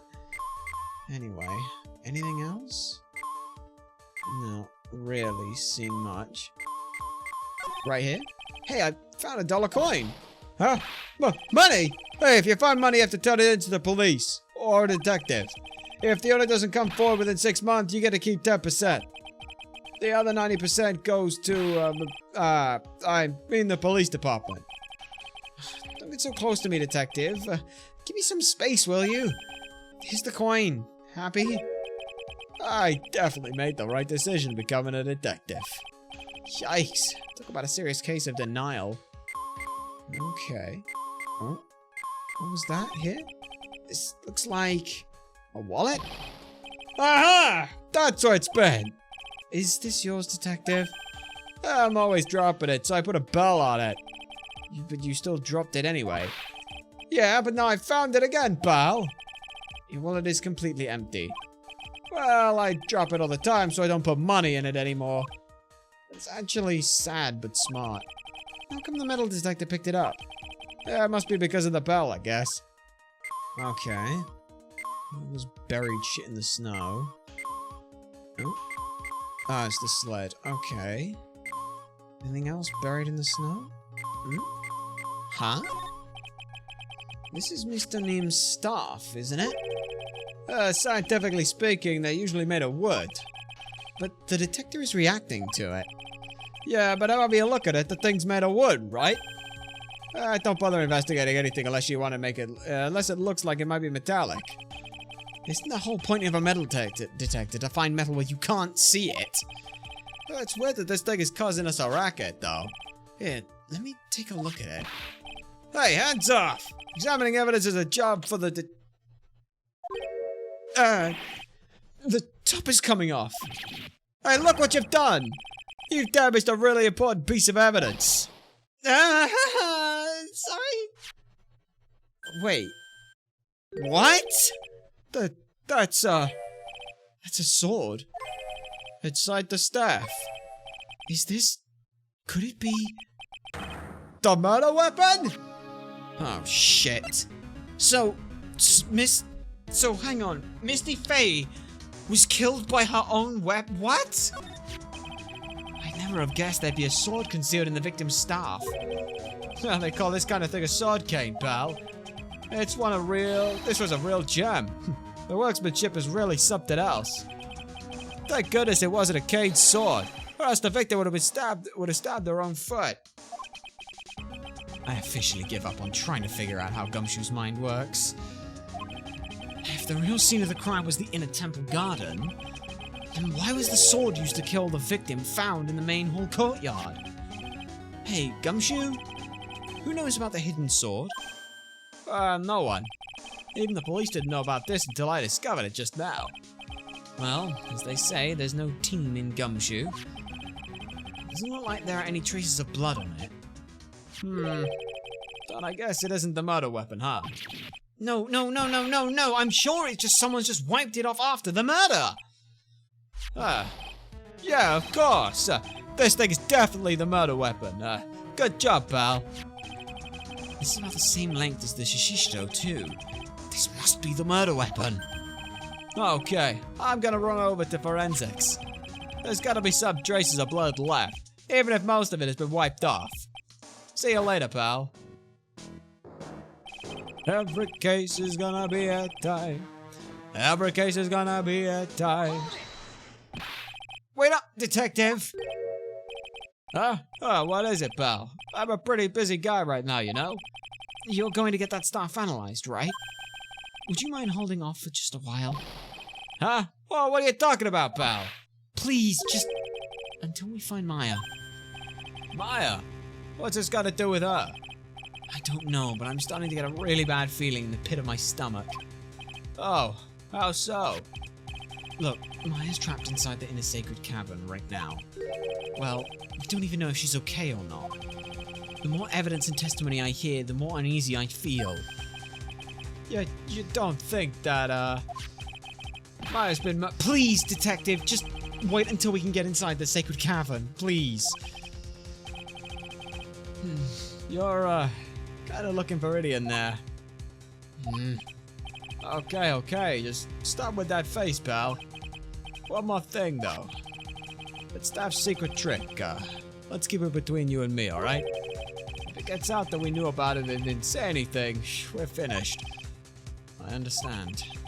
This is just a regular run-of-the-mill staff, you got it? Okay, now, you take good care of it, pal. Thank you, Detective. Don't worry. She'll be fine. Gumshoe? You know, there's a place at the base of this mountain that has some really good pasta. How about I take you there when you find Maya, huh, pal? Sure. Thanks. Alright. No one except me and Detective Gumshoe knows. Can't help but wonder, though, what is it he's still doing with a staff like this in the first place? Yeah. Anyway, I think we gotta go talk to Edgeworth again. Yeah. Main gate. I wanna go across the suspension bridge. I wanna talk to... There's two people I gotta talk to, so I gotta talk to either talk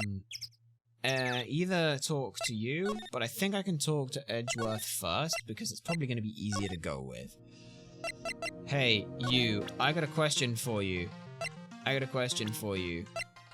This person who you think you saw is apparently a twin sister of Iris. Hey, Edgeworth? Did you know that Iris had a twin sister? What? A twin? You can't be serious. Sister Bikini told me, but the problem is she didn't know the name of this twin. There's nothing about Iris having a sister in her files I checked. Well, Iris was taken in by the temple when she was really young. Apparently her sister was raised by her father, a jeweler, I think. A jeweler? Right. I think I might know who this twin sister of hers is. I had a feeling you'd say that. Let me guess. Dahlia Hawthorne. Her name is Dahlia Hawthorne, right? Yes, exactly. Please, tell me what you know about her, Edgeworth. Please! Yeah. Can't you get her theme as well? It was my first court case 6 years ago. I was a greenhorn, and due to my inexperience, the defendant died. You're talking about Terry Falls, right? You know about that case? You're not the only one who noticed something about Iris and Dahlia Hawthorne. I checked one of Mia's old files from 6 years ago. Yes, Dahlia was a key witness in that case. Dahlia and Terry Falls conspired together to stage a fake kidnapping 11 years ago. Yes. And in doing so, they stole a jewel worth $2 million from Dahlia's father, a jeweler. Yeah. And then she, changed everything.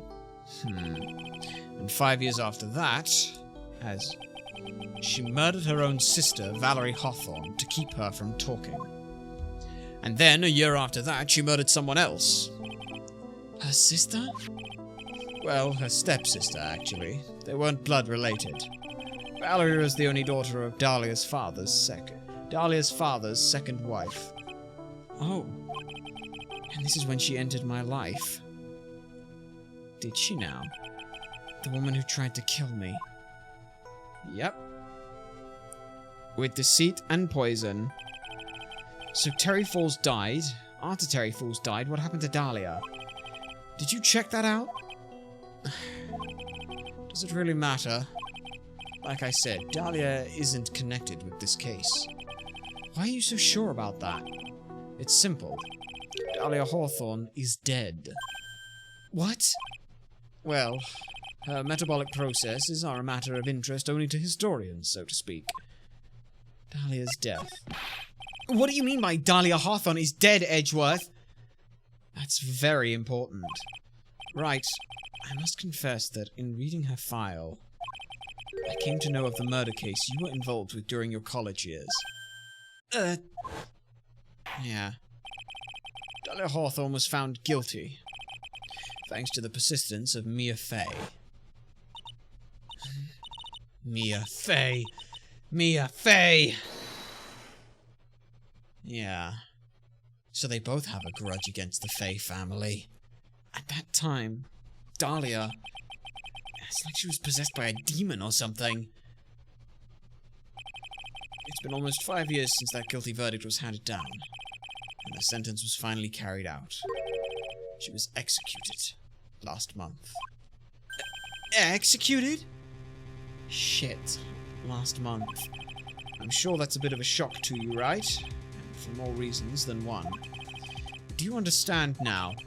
She can't possibly be connected with this case. She's dead, and when someone is dead, there is no way to revive them. There's no way to revive the dead? I wonder. It seems you're not aware of one other connection yet, Edgeworth. And what is that? It's about Iris and Dahlia Hawthorne's mother. What's their mother got to do with any of this? She's Morgan Fey, a spirit medium from a branch of the family of the Karain channeling technique. Did you say Karain channeling technique? Do you know something about it?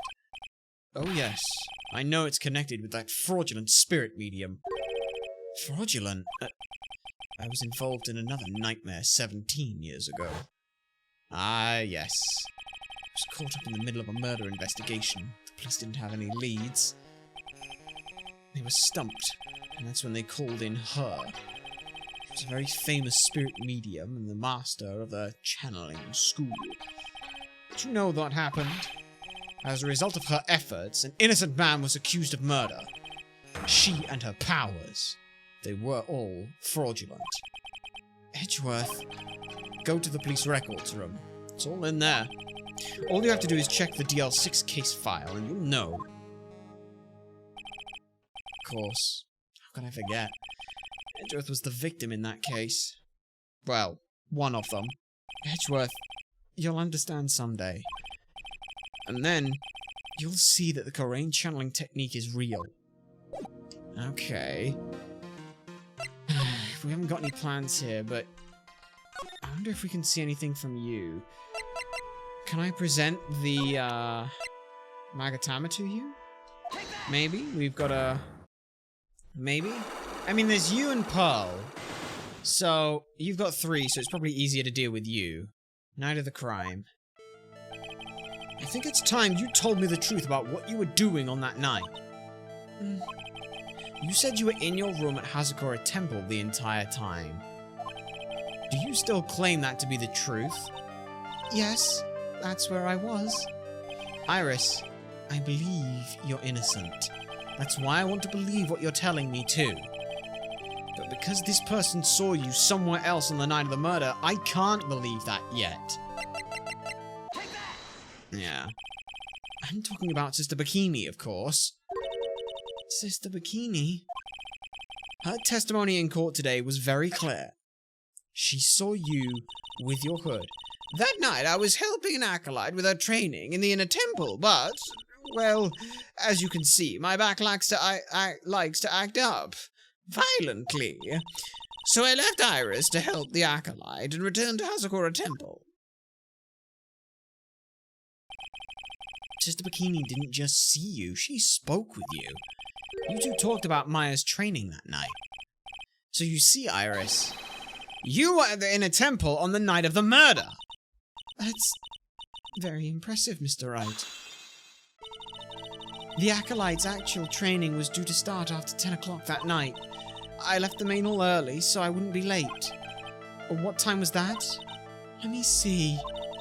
It takes about 20 minutes to walk between the main hall and the inner temple, so I would have left about 9:40, I think. I'm sorry, Iris, but lying doesn't suit you. Huh? Now, you say you left the main hall at 9:40 p.m., but what you say doesn't add up. Because you gave me your hood just before the lights... You yourself testified to the contrary, don't you remember? You said you rang the lights out bell at 10 o'clock that night. Plus, only moments before you rang that bell, you were seen in the main hall by the most reliable witness I have. And who's that? Me.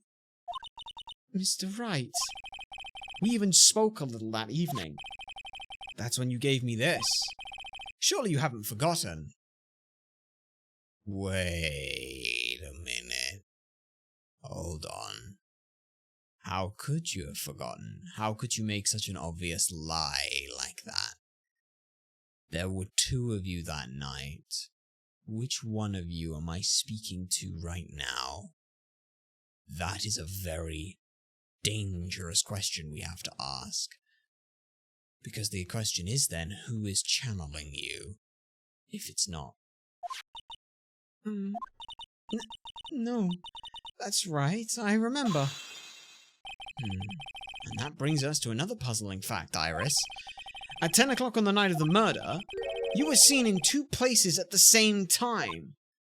It's time you told me exactly what's been going on, Iris. So far, I've managed to prove two things. First, on the night of the incident, you were at the inner temple. And second, at the exact same time, you were ringing the bell at Hazakura Temple. There's only one possible explanation for this apparent impossibility. There were two of you. On the night of the incident, you were seen in two different places at the same time. Which means there must have been two of you. I can't think of any other explanation, Iris. But that's crazy. How could that be? There's only one of me. It's impossible. Impossible? I wonder. The way you're trembling certainly seems to suggest otherwise. You're seriously trying to suggest that there's more than one of me? Then show me the evidence. Show me something that proves there's more than one of me. Alright. Long time no see for your deceased sister. I have a firm grasp on the situation now, Iris. You have a sister, don't you? A twin sister, perhaps? That's right. Dahlia Hawthorne. A woman I know only too well. I had no idea you knew of her. Very impressive, Mr. Wright. But she's no longer... Yes, I know.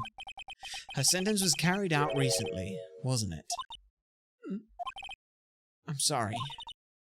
Thank you. There's no need to explain now, is there, Iris? That second you who was here at the temple on the night of the murder was your twin sister, Dahlia Hawthorne. But you just said it yourself a moment ago. My sister's dead. Have you forgotten that? Have you forgotten this, Iris? This is a channeling dojo, a training ground for the Korean channeling technique. That night, someone channeled Dahlia's spirit, and you knew about it! That's the secret you've been trying to hide from me.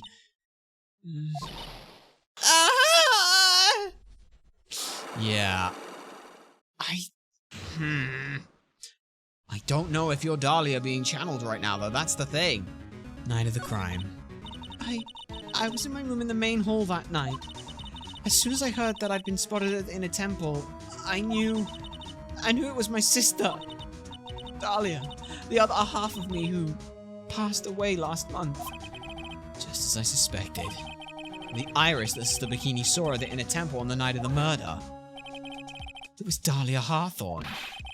Why didn't you just tell me this before? Because my sister always does the right thing. Excuse me? And because I mustn't get in the way of what she's trying to do. What? I already betrayed her once before. I can't do that again. What did you do? You betrayed her? What do you mean? That's why I have to accept I may be found guilty. It's the only way. I think that right now you... Wait, hang on. Hang on a sec. If Morgan Fay had a plan, it was to make Dahlia Hawthorne kill Maya. That makes sense now. So they knew that they were channeling it.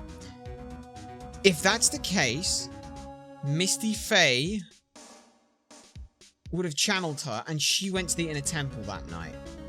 She was seen there at that point, but she's in her current clothing and things. It doesn't make any sense. Unless she changed clothes? Maybe? I don't know.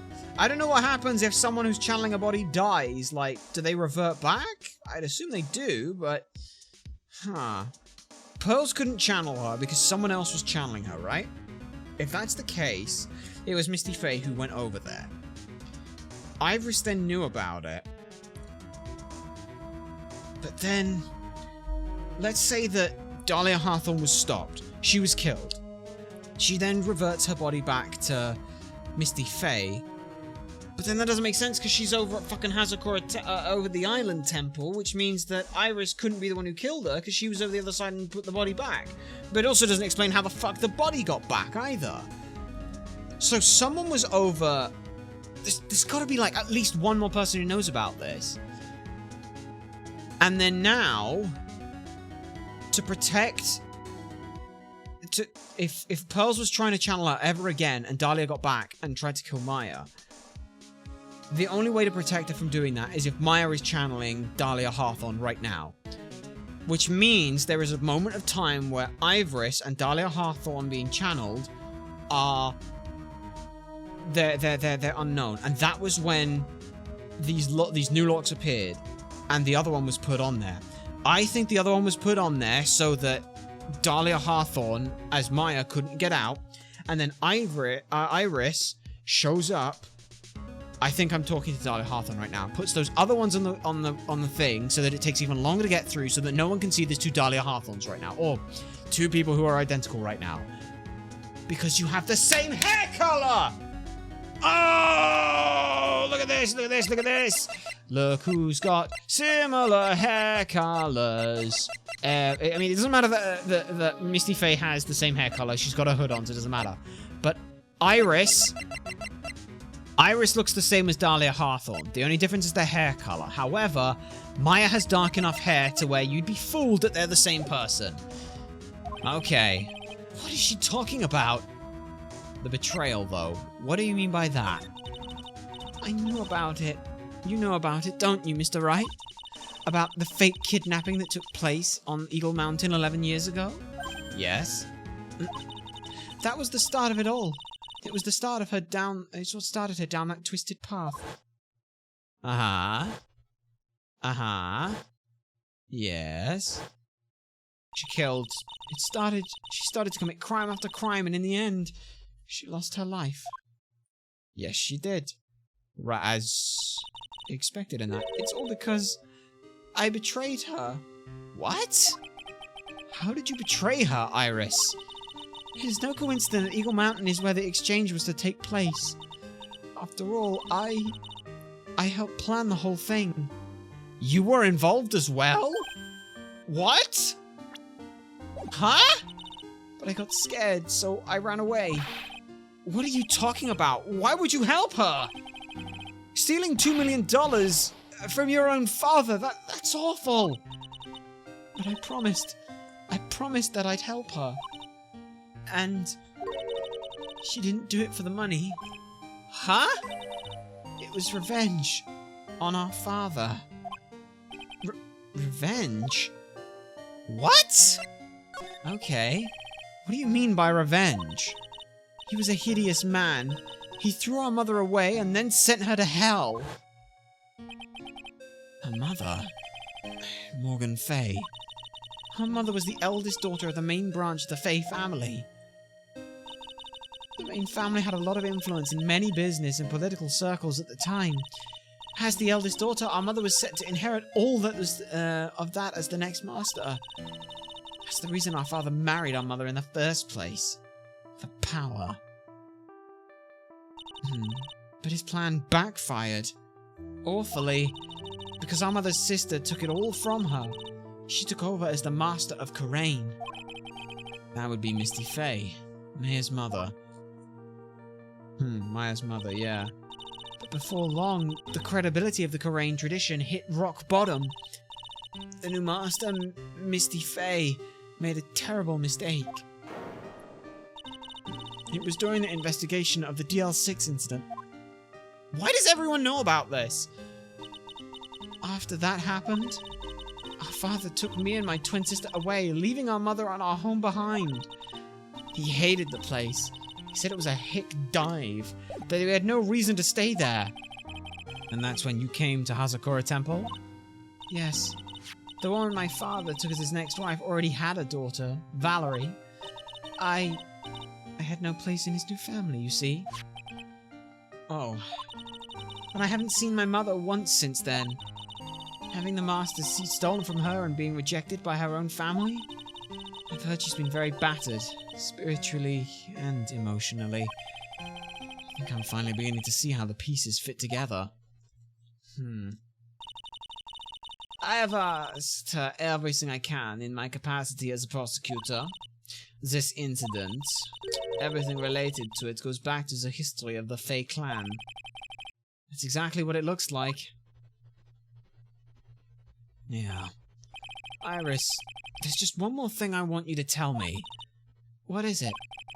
During the incident in which your sister, Dahlia Hawthorne, poisoned a lawyer, she began a relationship with a certain college student in order to hide the evidence. That college student... Have you heard anything about him? Well, I did hear one thing. She said she hated his guts. You couldn't resist it. Yeah. I see. Thank you for your help. You're welcome. Hurry up, Phoenixite. There's still much to investigate. Leave these locks to me. I'll open them for you, I promise. Thank you. I suppose I'd better continue my investigation. There's still one giant secret left to unlock. Pearl's psych lock. Yeah. Alright then. So yeah.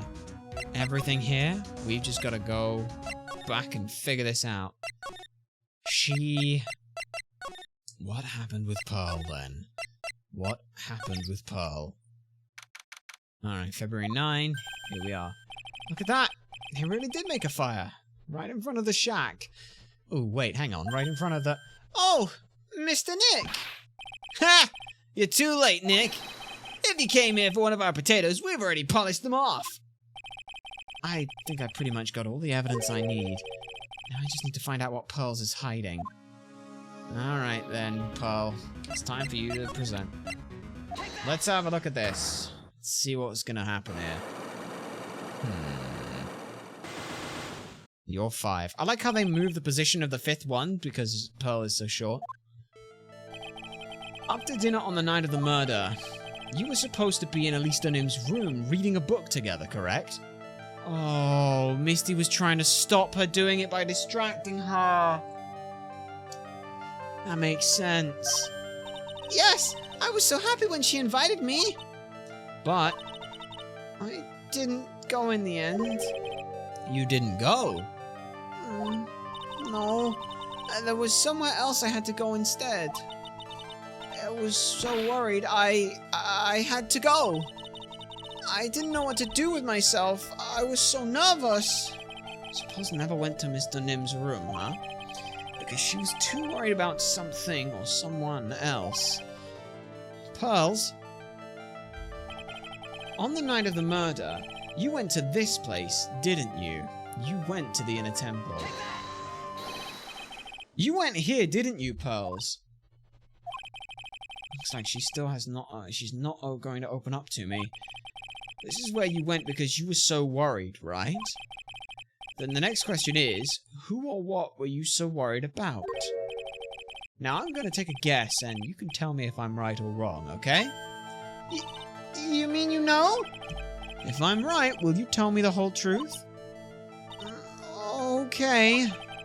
You went to this place for one very simple reason, and it was this. Maya. You were worried about Maya.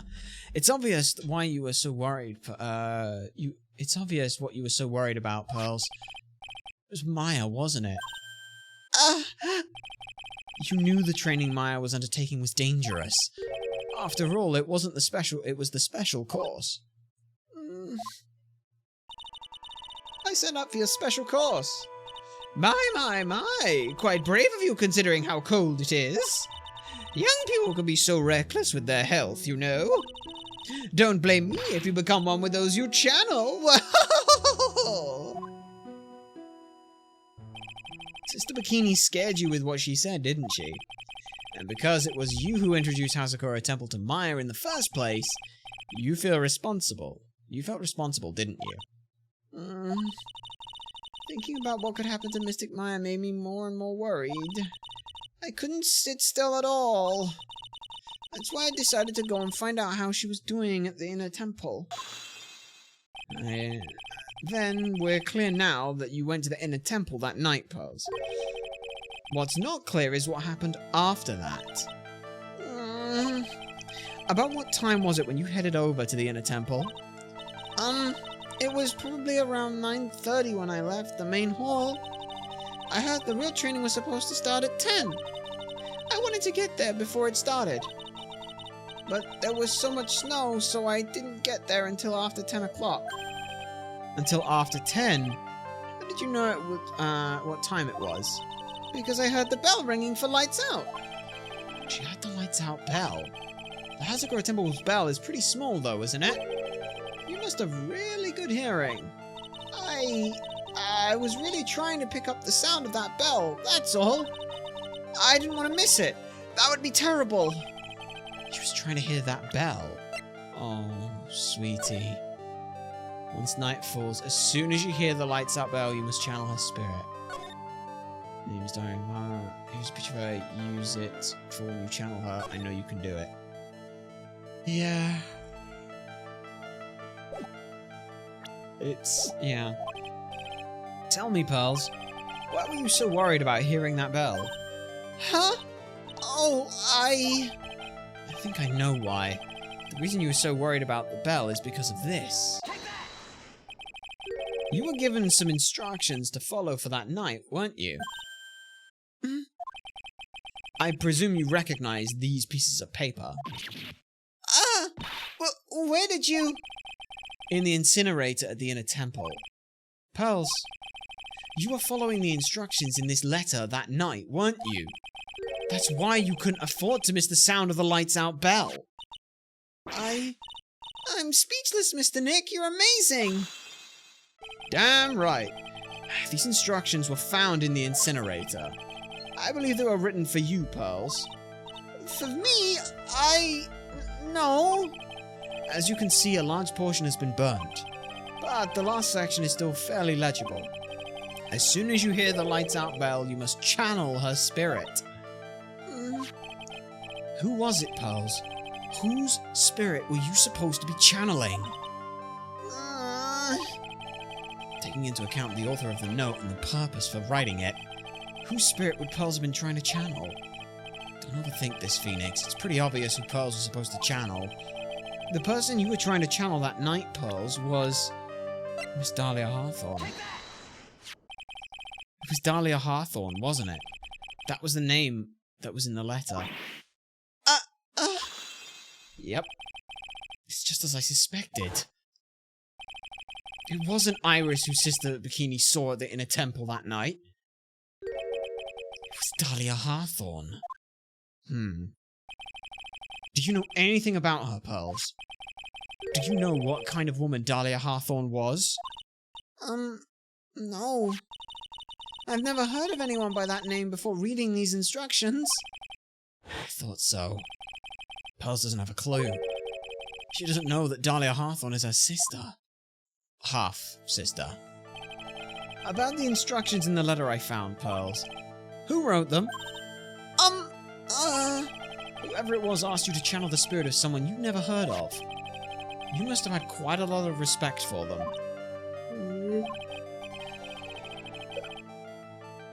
After all, you followed their instructions without question. So here's my next question. Who wrote this set of instructions for you to follow? Morgan Fay. Pearls, I have to wonder about something. You didn't have any idea what these instructions meant, did you? But you followed them to the letter regardless. Why? Because it was your own mother who asked you. That's why. How did you... I figured it out. The person who wrote you this letter was your own mother, Morgan Fay.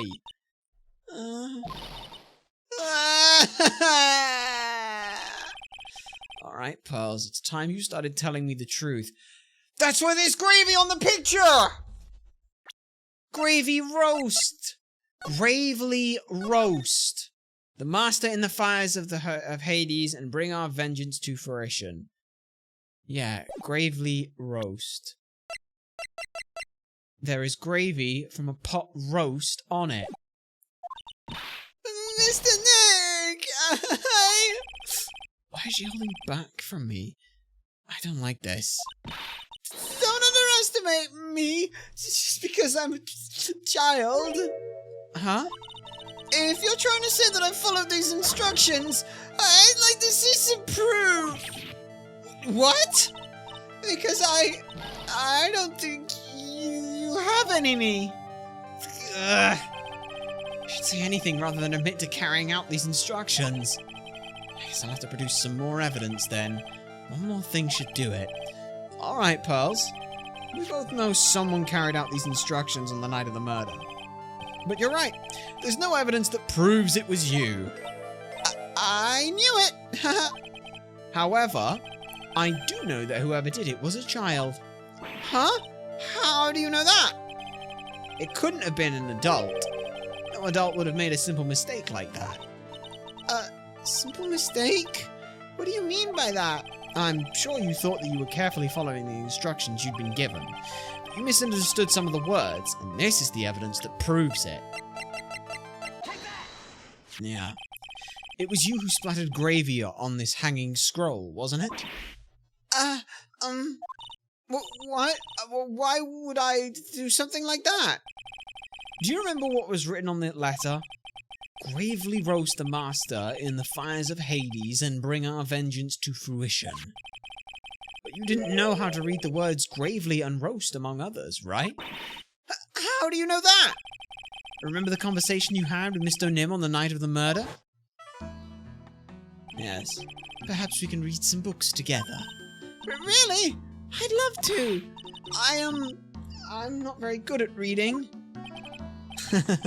Well, would you like to practice reading with me? Please. So, for example, how do you read this? It says gravely.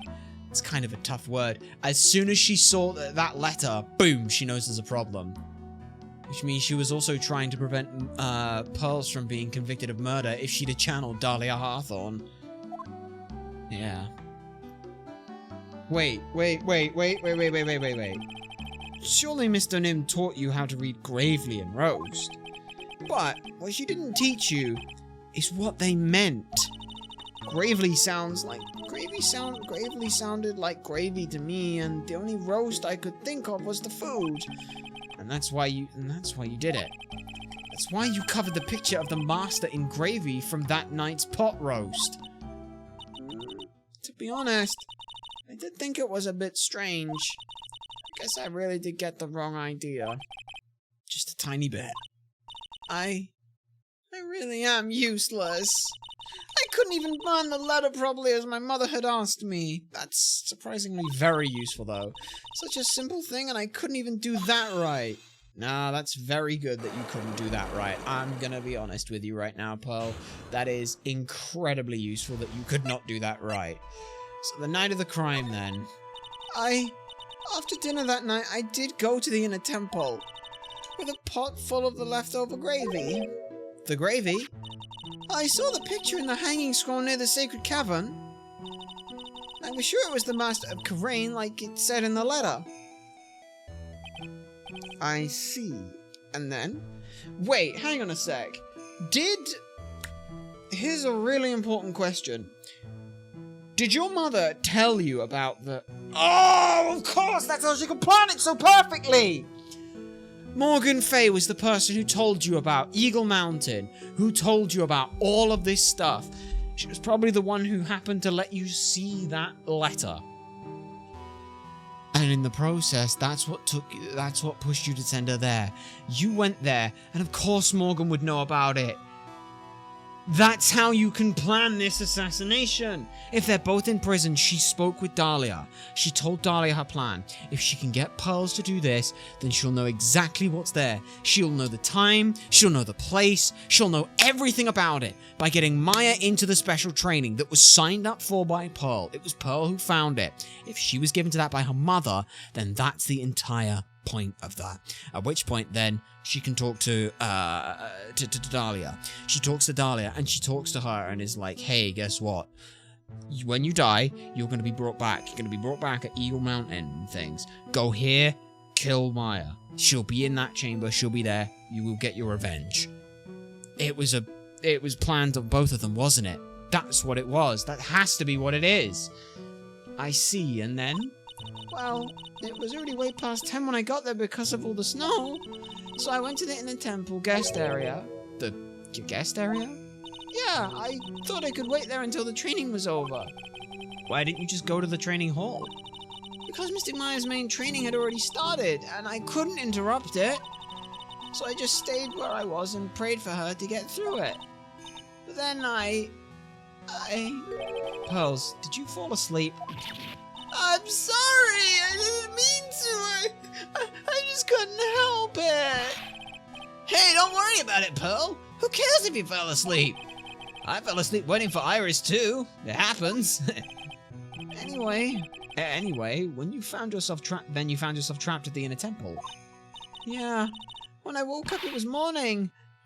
I tried not to cry, but Dusky Bridge wasn't there anymore, and there was no one in the training hall.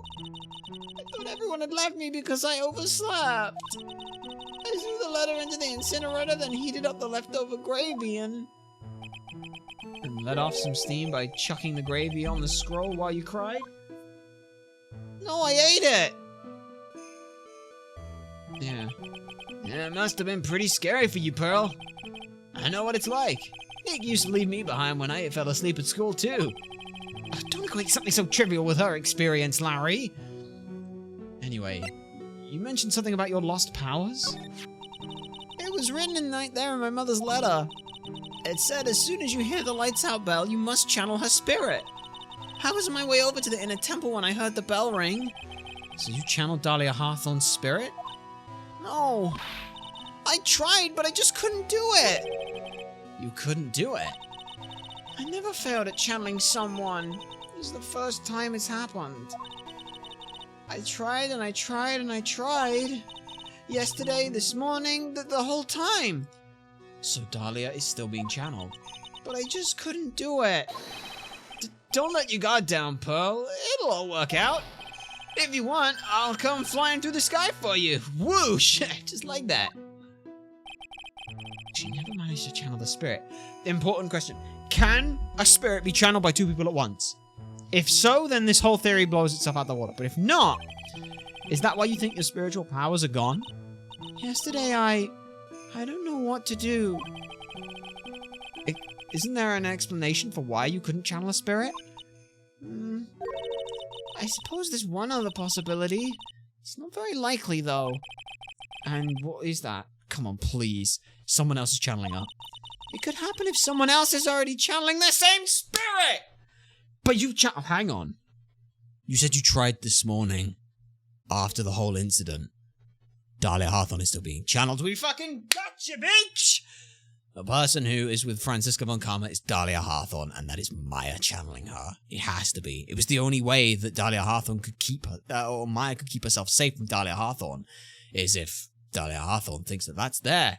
Super Mew, hello, welcome to Ace Attorney Hell. Oh, well, Mew, you say it's going to hell. We think we've got this. We think we've got something planned. Knowing that Misty Faye read the letter means that she was the one who first channeled Dahlia Hawthorne. What pronouns do you want me to use? Are you winning, son? Jokes, Jen? Well, technically, as a non-corporeal, or non-Euclidean, ultrasonic being, technically you can go by they, them. It's probably best. But we think we're winning because we think we've got this whole thing planned out. Also, thank you so much for asking about pronouns and things. That is very appreciated. Though we believe that they're down below. Think they're down below. If not, we'll add that on that. Are you winning ball of interest? Yes, we are. Because we genuinely think we've got this whole case sorted. We think that the Iris who is currently with Franziska von Karma is Dahlia Hawthorne being channeled by Maya to keep her safe. But how would Maya know about this whole thing? I don't know. Maybe someone told her at some point. But, alright, we're not sure why she would be doing that. But that's what's happening. The why, we're not sure. We'll have to figure that out. Also, here's the thing. Pearls was missing yesterday and turned up over on the other side of the temple. Godot was missing yesterday and happened to be there. We think Godot was the person who happened to be over the other side, who was there to stop Dahlia Hawthorne when channeled by Mystic Misty, which means that that was involved. Iris was also involved on this. Misty Faye gives me anger issues. Misty Faye? Not Morgan? Only Misty? I mean, she could have literally just stopped her. Someone else. What do you mean? Well, there's only one of each spirit, right? Yep, it's like dating a girl, Nick. You can't see a hot chick if she's already taken. Then that would mean on the night of the murder, someone else channeled her spirit before Pearls could? And Iris, too. I mean, they could just explain the whole fucking situation in one go and be fucking done with it. But, you know, here we are, having to go through it this whole way. You aren't wrong. Someone else channeled the spirit Dahlia Hawthorne. I'm a failure. I couldn't even grant my mother's final wish. Your mother's dead now? Her final wish? Yeah, this letter. This is my last wish, she said. Okay, and then she died? So make sure you follow the instructions carefully. Of course, they only get one shot at this. Yeah. This letter. I definitely need to find out more about it. Alright, well, let's ask her about it then. My mother has gone to a place called a penitentiary, even if he is a dumbass. Say what you want about Larry, but he actually somewhat helped us. I mean, he's looked after Pearls while she's inconsolable. At the very least, I will grant him that. His picture. How is his picture helpful, though? Because, like, hang on, he said he saw Iris fly. Hang on. No, wait, no, you're at a point. Dusky Bridget burnt down. Let's think through the original plan of what was going to happen. The original plan was they were stopping Misty Faye from, or stopping Dahlia Hawthorne killing Maya. That was the goal. Which meant that Misty Faye channeled her spirit first as Dahlia Hawthorne. Dahlia Hawthorne went over to the other side. We're saying that Godot was there waiting for her to stop her, which in this case involved her killing her. Then how did the body get back across? That burning body that flew across has to be the dead body of Dahlia Hawthorne or Mystic Misty. That's what it is. But there's one really important thing that we've seen. Whenever Larry's looking at this place, he was lying on his back with his with the top of his head facing to the window. So he would have seen this upside down. This is upside down. Which means she didn't fly, she fell. I need to see the suspension bridge really quickly. Because if there's a suspension bridge wire that's over that side, could you have, like, swung? I don't know if you could have swung her across. But that would make sense on why she took fall as well! The 10-meter, or the 10-foot fall!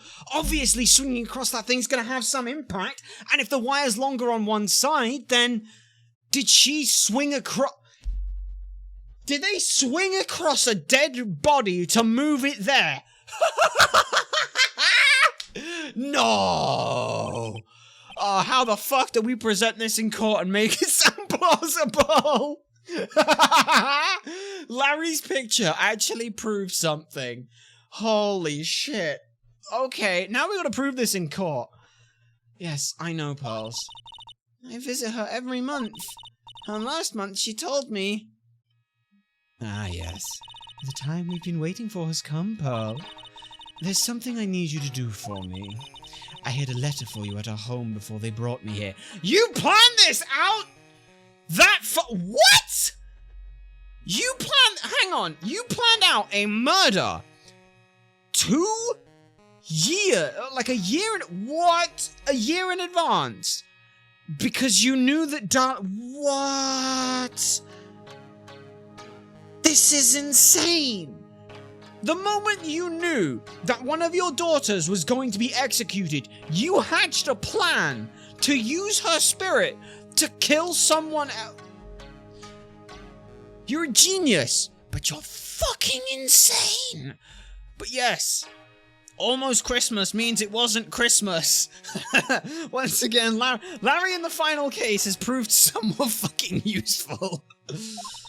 I want you to read it and do exactly what it says. It's for the good of the Fae clan, my angel. You'll be doing a great thing. Now, listen carefully. You have a stupid question. We have a stupid answer. Go for it. Now listen carefully and I'll tell you where the letter's hidden. Yeah. Do you have a Tumblr? We do not have a Tumblr. We have a Twitter or X or however the fuck it's supposed to be pronounced. We don't fucking know. Until we know a pronunciation, we're gonna call it Twitter because we'll assume the X is a symbol that means Twitter. We have the YouTube. It says because Twitter you should get one because Twitter scares me. Understandable. There are a lot of weird things. To be honest, we don't really know quite what to do with it. We do have YouTube as well, which is where we will we store all of our broadcasts for research purposes should we need them and things, which is again down below. We may look into some of those things. If we do, then it will end up down below, and if you happen to be down below on the YouTube video, you should totally consider subscribing and ring that bell. I have a stupid question. You have a frog video. Frogs are kind of cool, though we are somewhat traumatized by having to play as a giant purple cat fishing up a frog. Do you wish to see it? As it stands right now, we are doing this. However, if you save on the video and things, like we said, the best place to go and show us things would be the Twitter. If you want to go and show us stuff. But right now, we've got to try and fit together this entire fucking case. Oh, bloody hell. Yeah, moms will do anything for the kids, right? She said it was for the good of the Fae clan, so I knew I had to help her. I mean, Mystic Maya's part of the Fae clan, so it had to be good for her too. You were almost involved in killing her. That's right, isn't it, Mr. Nick? I guess so, yeah. There was a picture with her letter too. A picture of Miss Dahlia Hawthorne. Usually a picture is enough to channel someone's spirit, but this time... Pretty weird, huh? Like Larry knows anything about this stuff. Well, there's something else that was strange about my mother's letter. The seal in it was broken, as if someone had already read it once before. Oh, Mystic Misty knew. She read the letter. That's why she came. That's why she came here. Well, that sure is pretty strange. That's why she knew. Oh, she was waiting. She was waiting there for the day that they arrived. On that to make sure that nothing happened. Someone had opened the letter already. That's why she was here. Orders from Morgan Faye opened once before. Thanks, Pearls. You really helped me out. You're very welcome. My mother was watching over us, so I'm sure Mystic Maya will be alright. You know, look at that innocent smile on her face. What am I supposed to say to her? Your mother is a traitor who is trying to kill her bloodline? Ha! Ha. Finally figured it out, have you, Trite?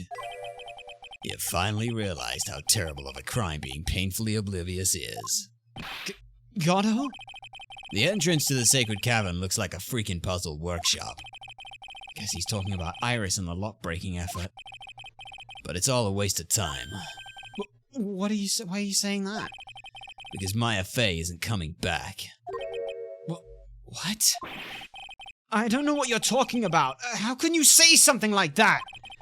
It was your job to protect her, Trite. Just like it was your job to protect Mia Faye. Two sisters, caught up in the worst circumstances. I realize that, but... And you were the only one who was by their sides.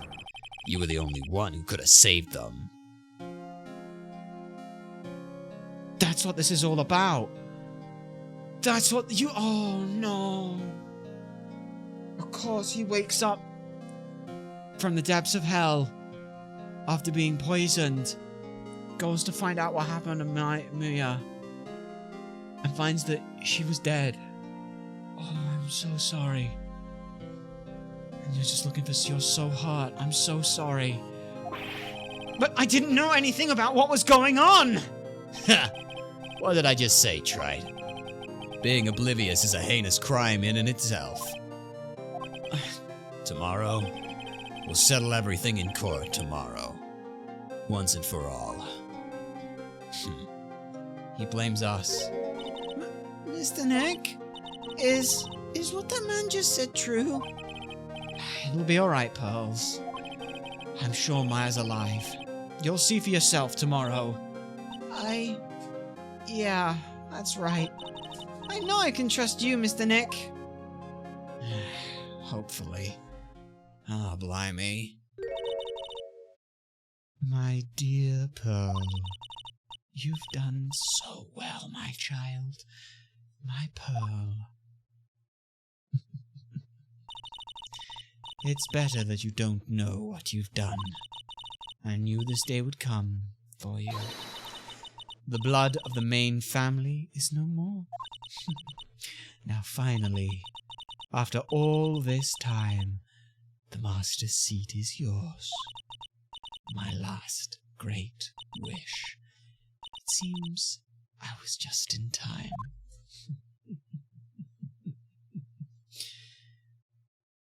Well, oh boy howdy, do we have a hell of a fucking thing to try and prove in court.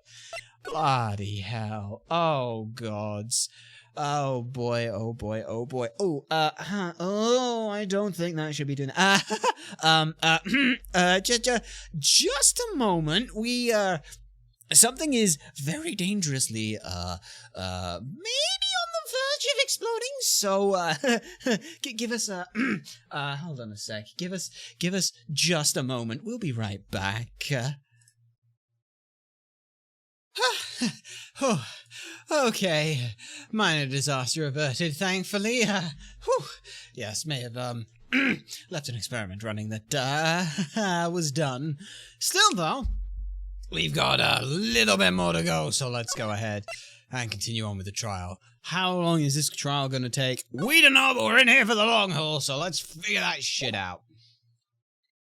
What do you got for us, then? February 10th, 9:39 a.m., District Court, Defendant Lobby number 1. Ooh, we're at number 1 today. Good morning! Are you by yourself? Morning, pals. Mr. Nick, please tell me, what's gonna happen to Mystic Maya? I'm sorry. We don't know yet. The investigation is still going on, so I wasn't allowed into the inner temple, and... Oh, I see. So is Sister Iris still trying to remove those trick locks in the training hall? No, she's the defendant in the case, so she can't be at the inner temple. She's required to be here in court. Then... how come she's not here in the defendant lobby? I have to admit, it is kind of strange. If you're looking for Iris, she's in the prosecutor's lobby. Oh. Edgeworth? What's Iris doing over there? She's going over today's testimony with the prosecutor as we speak. Today's testimony? You heard me. Iris is going to be testifying as a witness for the prosecution. Wait, what? The prosecution is squeezing her for a confession, or so I hear. Come on, Karma, what are you up to? Oh, I know what you're thinking, that Francisca isn't going to be the prosecutor today. What? Then it's... Who else would it be but Godot? Oh, they must be in on it together. They're trying to protect Maya. They're trying to protect Maya by saying that she can't have killed them. That's gotta be what it is, right? Godot? Francisca is engaged in some important work at the Sacred Cavern. The Sacred Cavern, huh? You don't mean that she's... Exactly. She's been out there all night, trying to remove those trick locks. With the head nun's assistance, naturally. We estimate that the last of the locks should be taken care of in about 3 hours. I hope everything continues to go smoothly and we receive some good news soon. Yeah, Thanks, Edgeworth. Prosecutor Godot intends to nail this case shut today. Be prepared for the fight like Be prepared to fight like there's no tomorrow. You don't have to tell me that. Touché. I can already see it in your eyes. You're not the same fever-ridden, frantic maniac you were yesterday. It's strange. On the way here, I decided that today would be the end of all this. Almost immediately after I made that decision, I felt myself getting stronger. Interesting. Maybe you've passed your cold onto someone else. Literally. And with that, I leave the rest in your capable hands, partner. Thanks, lover. Sorry, were we not supposed to say that? You don't think you were going to be so forward, right? I still don't have answers for most of the riddles plaguing this case. Yeah. The circumstances around the murder of Elise Nim. No, Miss Misty Fey. The impossible flight Larry claims to have seen. And what that woman is really after. I mean, you know what she's after. She's after the eradication of the main bloodline, so she becomes the main bloodline. I will solve them all and bring this whole tragedy to an end. Yeah, Godot being like, yeah, you're hopeless and oblivious. That means he must have known? Of course he must have known. He has some involvement with Dahlia Hawthorne after all, but... that would mean that Misty Fey contacted him? A court is now in session for the trial of Iris of Hazakura Temple.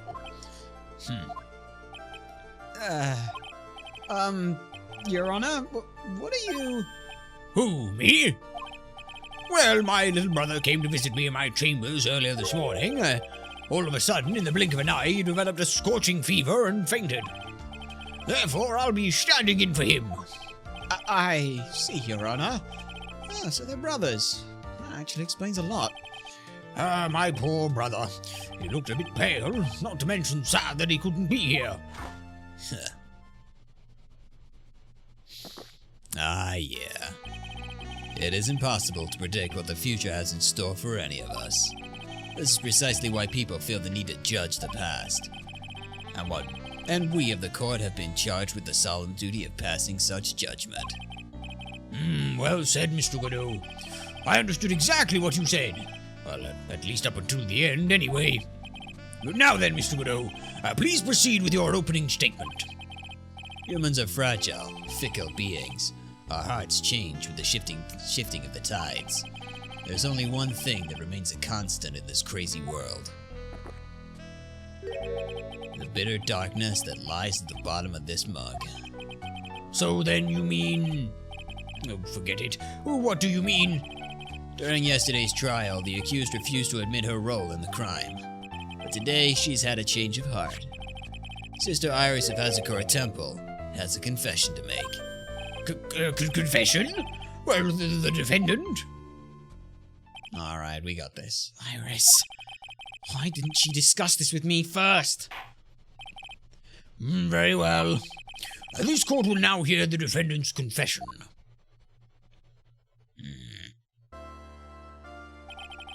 Upon meeting a beautiful lady, always ask for her name and profession. That's one of my rules. My name's Iris. I am but a simple nun undergoing training at Hazakura Temple. Witness, is there something that you wish to confess to? Yes, but first I want to apologize to Mr. Wright. I can't continue lying to everyone anymore. It's all right. What is it? Mr. Wright, I have to admit that I did play a part in this terrible incident. Are you actually confessing? Are you saying that you were the one who murdered Miss Elise Nim? No, I'm not, Your Honor. But I dealt with the cover-up after the murder took place. After her spirit left, I took the lifeless shell of Mystic Elise and carried it to the Hazakura Temple courtyard where I desiccated it. What? Desecrated it, excuse me, not desiccated. That would be slightly different. Order in the court of order. Witness, are you saying that you are an accomplice to the murder? Yes, that's correct. What? 3 minutes in court and I'm already covered in a cold sweat. Ha! Everyone on the planet is an accomplice to something. It just happens to be that in this case, it's the murder. Isn't that right, Mr. Trite? Thank God, oh. So this is the confession that they were conferring about?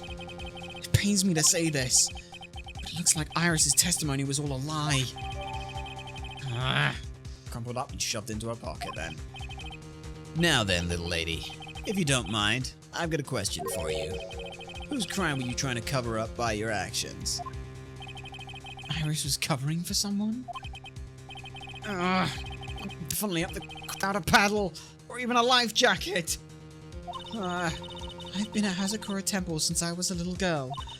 Hazakura Temple is run by one of the branch families of the Korean tradition. One of our missions is to protect the main family. I'm sorry, but main family, tradition, I have no clue what the fuck is going on. Yes, and that's why I would dirty myself, if need be, to protect her. The daughter of the master of the Korean channeling technique, Mystic Maya Fey. How are you protecting her by doing this, though? Wake up and smell the coffee, Trite. She's naming Maya? Oh, shit. Order in the court. So not only did you witness the murderer, you know the name of the murderer? I'm terribly sorry, but it's true. I saw her commit the crime with my very own eyes. And then I cleaned up the area to try and protect her. That's ridiculous! Maya could never do such a... The defense will refrain from commenting until the appropriate time. Now, witness, let's hear your testimony. What exactly happened? What exactly happened on the night of the crime? Yes, Your Honor. I thought I was prepared for the unexpected, but I never imagined the case would wind up going in this direction.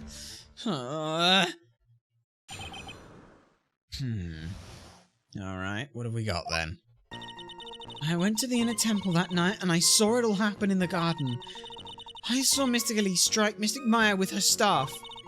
While Mystic Maya was still stumbling, Mystic Elise moved in to deliver a fatal strike. Mystic Maya tried desperately to defend herself and stole the weapon. It was only in self-defense. You can't blame her for it. What? So it was in self-defense? Yes. Mystic Elise was the one who attacked first. That's why I tried my best to protect Mystic Maya. You moved the victim's body to the temple so that Maya wouldn't be suspected. Isn't that right? Not bad. You've got the instincts of a true criminal. Something's not quite right. I'm sure it was established yesterday that Iris never went to the inner temple that night. And the person who did was... that woman. Iris even admitted it. And now then, Mr. Wright, please proceed with your cross-examination. Yeah. Okay then. I went to the inner temple that night. Okay, why were you there? Sister Iris, your testimony has changed quite a bit since yesterday. You stated yesterday that on the night of the murder, you didn't go to the inner temple. Did she now? Too bad for you that what she said yesterday doesn't mean much today. By the way, where were you when she claimed that she didn't go? I was in the inner temple's training hall. A private conversation between the two of you does not constitute testimony. That would have been properly described as hearsay. What do you have to say, witness? I just couldn't tell him the truth at the time. Mystic Maya, she's your girlfriend, isn't she? I didn't want to be the one to break to you that I saw her commit murder. There. We all understand how difficult that this is for you. Now then, let's continue with the testimony about how difficult this is for you. What did you witness in the temple garden? Well, Your Honor, I saw Mr. Glee strike Mystic Maya with her staff. Press? No, not present, press. Alright. You're saying that the victim attacked Maya? I mean, Miss Faye? Yes, it was a truly frightening scene. Mystic Maya was struck hard on the head and looked like she was going to collapse. And what were you doing at the time? Why didn't you stop them from fighting? I'm terribly sorry, Mr. Wright. I was frightened. I couldn't move. I couldn't even speak. I was in such shock. That's perfectly understandable, my dear. This doesn't sound right. I don't believe this testimony for a minute. What happened after that? While Mystic Maya was still stumbling, Mr. Glees moved in to deal a fatal strike. Okay. She moved in to deliver a fatal strike. Yes, I'm sure of it. She threw down her staff and reached into her robe for a weapon. Oh, interesting. Wait a minute. What was this weapon? It was some kind of a dagger. A dagger, huh? And Elise and him tried to stab her with this weapon. To kill Miss Faye. Yes, exactly. Ha. Alright. You look like I did after mistakenly took a swig of Worcestershire sauce. Ew, that's, Do you have a problem with the testimony we're hearing from your client, lawyer boy? Do I have a problem with her testimony? Yes, there is one thing. Your Honor, I have a small problem with the witness's testimony. You do? But this witness is your own client. Yes, well, nevertheless. That's fine. Witness, let's add your last statement to the testimony. Yes, sir. Hey, just a moment. It's my job to say that. Listen, Gramps. I won't say it again. Final judgment will be rendered by me.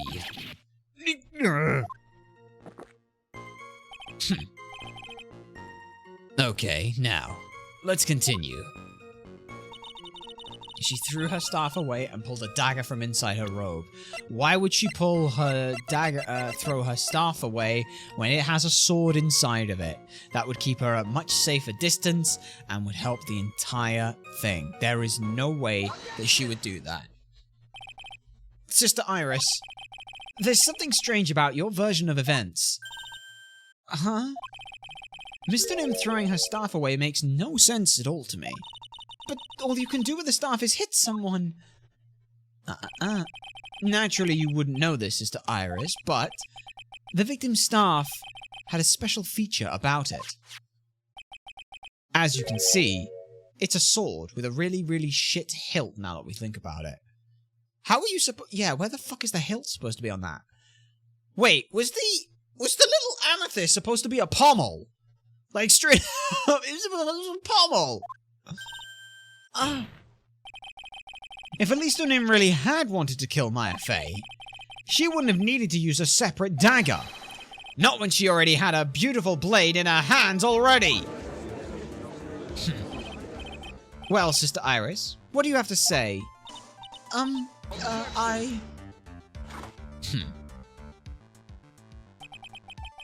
That was an impressive bit of investigating, Trite. I never would have thought that there was a sword hidden in that staff. Really now, would you not have? I'm surprised at you. But even so, how should I put this? Huh? Wait, is there actually a dagger? A long sword is unwieldy and thus quite ineffective in close quarters combat. Maybe that's why she chose a dagger over her blade. Well... Anyway, the type of weapon she chose to use isn't what's important. The important thing is that she tried to kill Maya Faye. As long as there's nothing strange about that, there's no problem with her testimony. But there is something strange about this whole testimony. Well, Mr. Wright, the prosecution does have a point. Very well, Your Honor. The defense will now present evidence to back up its argument. Mr. Wright. I have here another piece of evidence that shows that this testimony can't be trusted. Because Miss Elise Nim would never attempt to take the life of Maya Fey. It's the fact that she's Misty Fey, right? Right?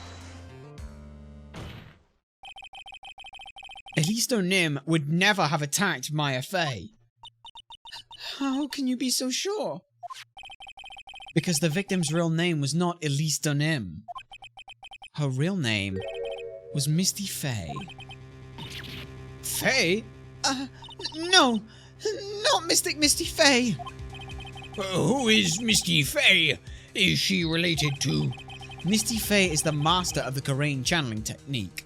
She is also the mother of Maya Fey. Are you serious? That would be filicide. Is it really true, Mr. Wright? Was Elise Nim actually the great Mystic Misty? There's no doubt about it. Looks like Iris had no idea. I can hardly believe it. The idea that she would try to kill her own daughter, one she hadn't seen in 17 years? Perhaps the prosecution can offer an explanation for why she would do such a thing.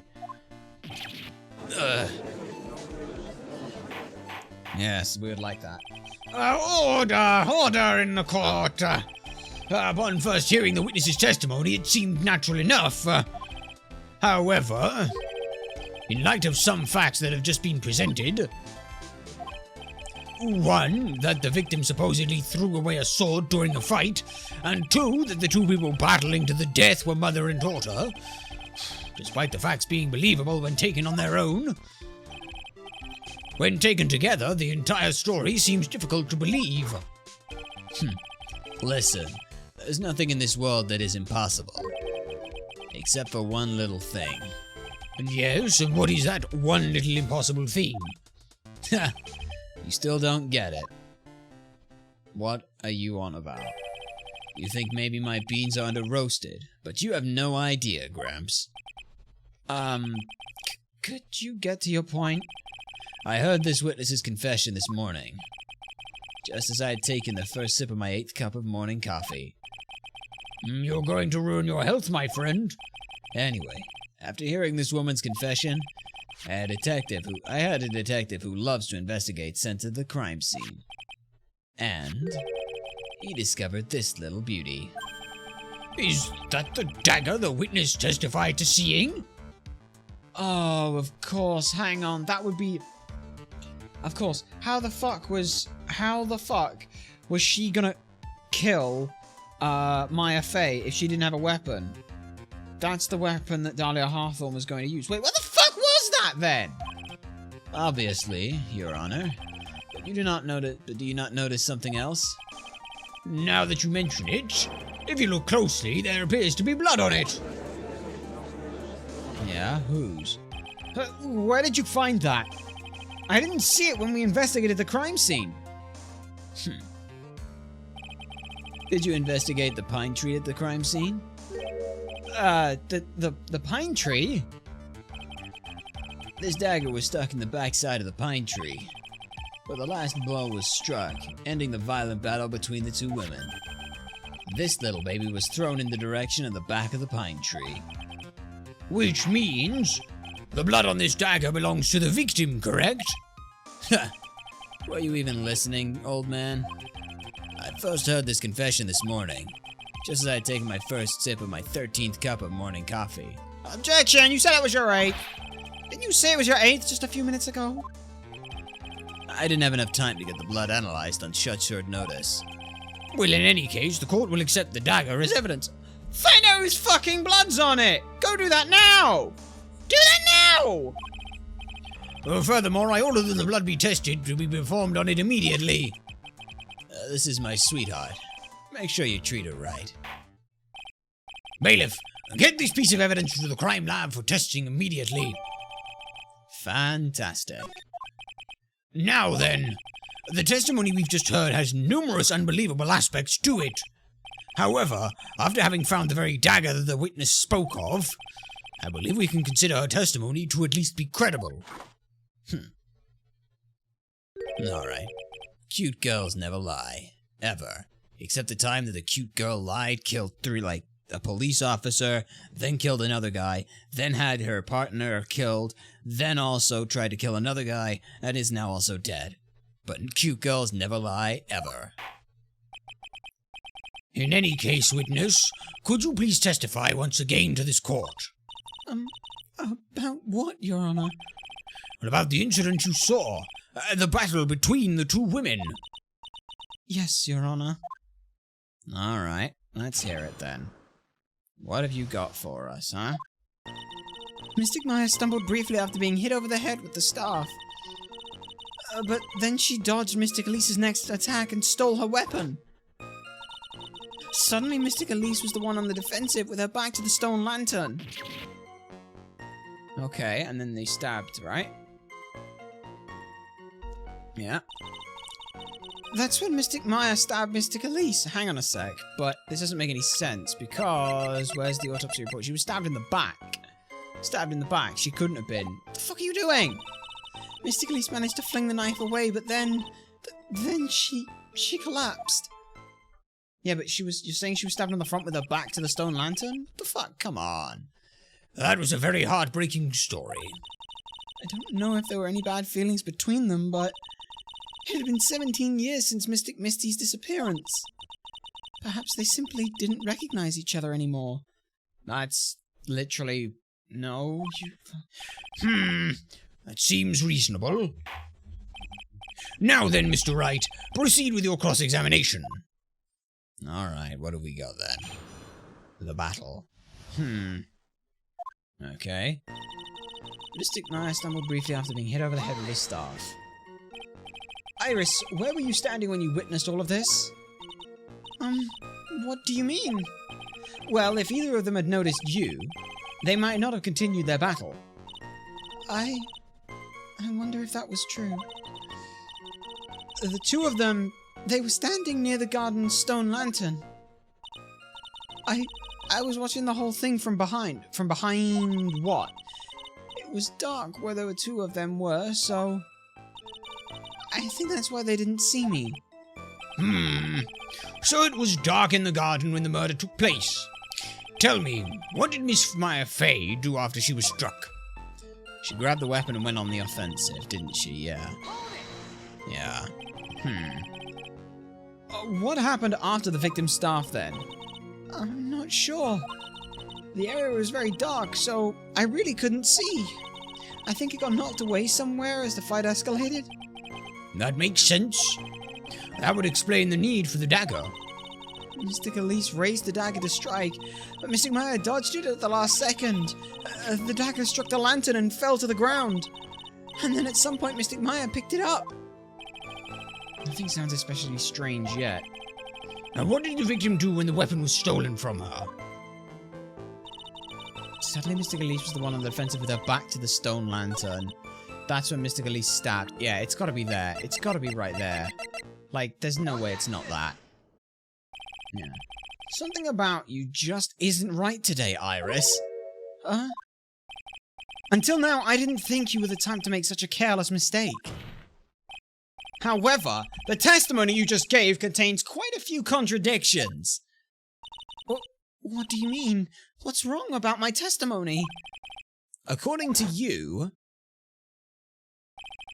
Maya Fey stabbed the victim while she had her back to the stone lantern, correct? Yes, that's right. But in that case, the victim would have been stabbed in the stomach, right? Yes, I would think so. But, according to the autopsy report, the cause of death was due to blood loss from a stab wound in her back. This proves that the victim was stabbed from behind, not from the front. Sister Iris, it appears another seed of doubt has sprouted from your testimony.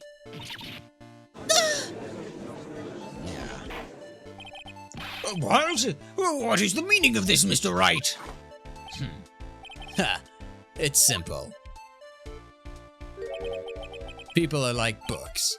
We've all got a front and a back. You get my drift? Not at all.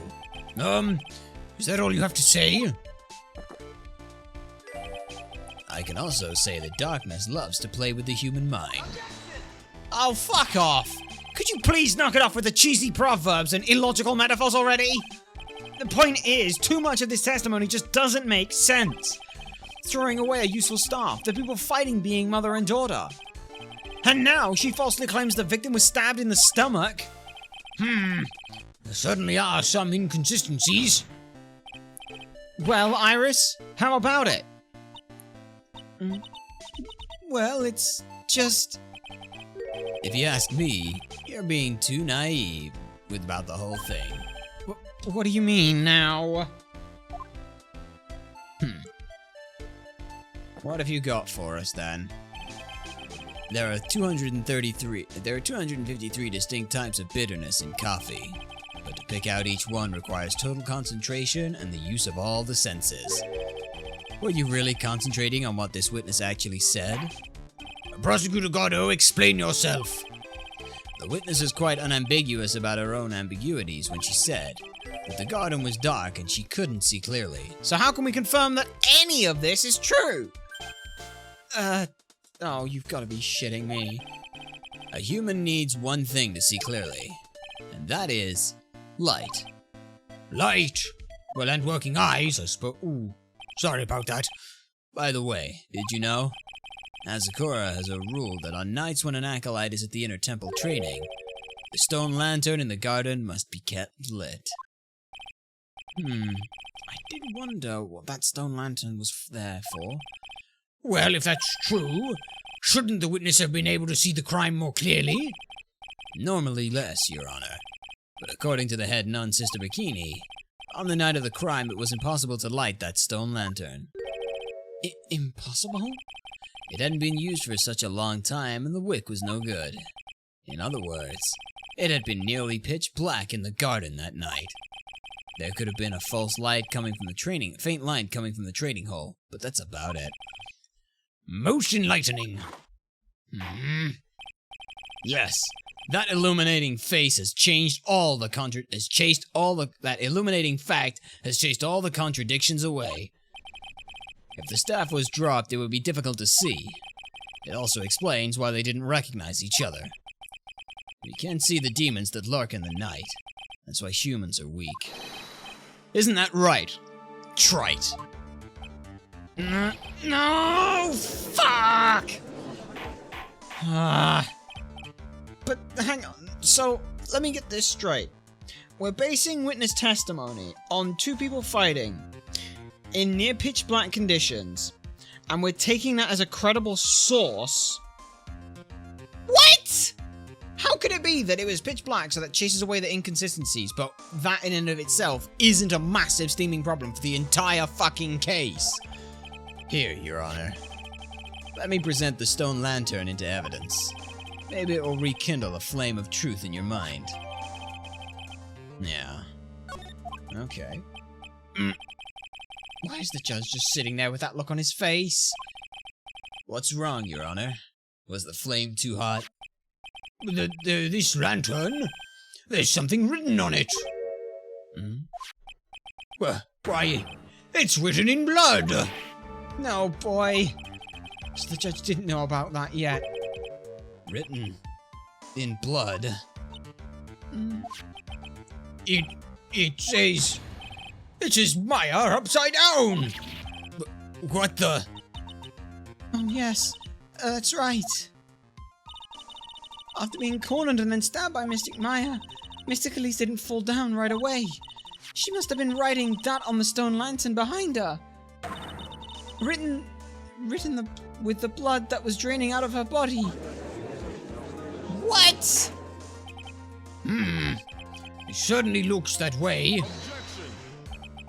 Hang on. Just hang on a minute. What are you all talking about? Oh, what do you mean, what are we talking about? We're talking about the message written in blood. Nonsense. This lantern. It's as clean as a whistle. Could it be? He can't see the bloody writing at all. Now that I think of it, he did say something to me yesterday. My eyesight is pretty messed up. Even with these huge goggles on my head, I still can't see everything. You can't see red on white backgrounds, can you? Oh, shit! It was him! That's why the snow's gone! That's why the snow is gone, because he couldn't see anything on the snow. He assumed there was a blood splatter. The only thing he could do is get rid of all the snow. He had to get rid of it, but he had no idea what color the lantern was. But he knew what snow's color was, of course. That's why the snow was gone.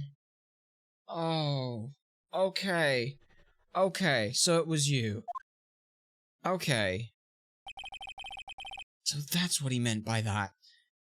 You killed Alisto Nim, who was channeling Dahlia Hawthorne.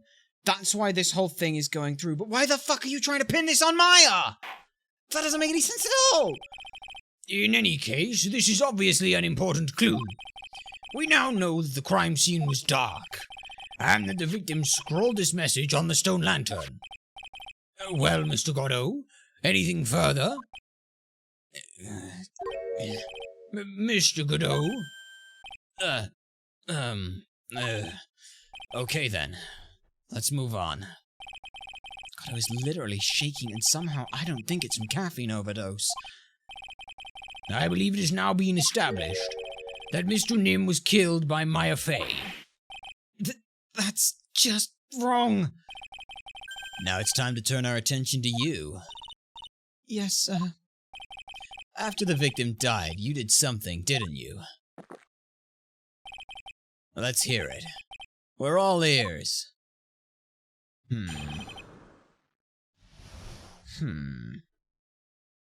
Okay then. After Mystic Elise died, I called out to Mystic Maya. I thought it was my duty to protect the future master of the Korean tradition. So I removed the body from the inner temple by myself. I dragged it behind me all the way across Dusky Bridge. Then I used the snowmobile to carry it back to Hazakura Temple and... I used the Shishito to alter the way the wound looked. Except from the fact that yesterday Miles Edgeworth fucking proved that the blood loss wouldn't enable that to work. They proved that. The dagger must have been there. So how the fuck did a dagger show up over there? It can't have been that was the case. Whatever sword was in there, it was not that dagger. It was the sword from the cane. We need to test the fucking blood on that. God fucking damn it, why did we hide that information? Yeah, that dagger is not what killed Nim. It has to be. It can't be. So you moved the body? Yes. I was raised at Hazakura Temple. I owe a great deal of thanks to the Fey clan. But even so, I never imagined that Alisto Nim was actually Misty Fey. I've committed a terrible sin.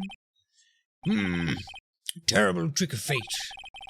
I believe you're looking for a twist of fate, Your Honor. I intended to return to the inner temple after taking care of the body, but...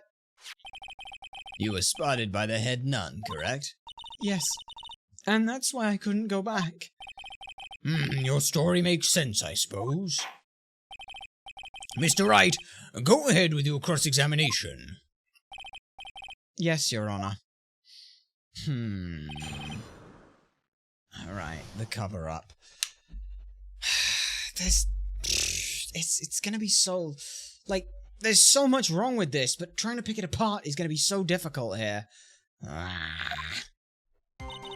After Mystic Elise died, I called out to Mystic Maya.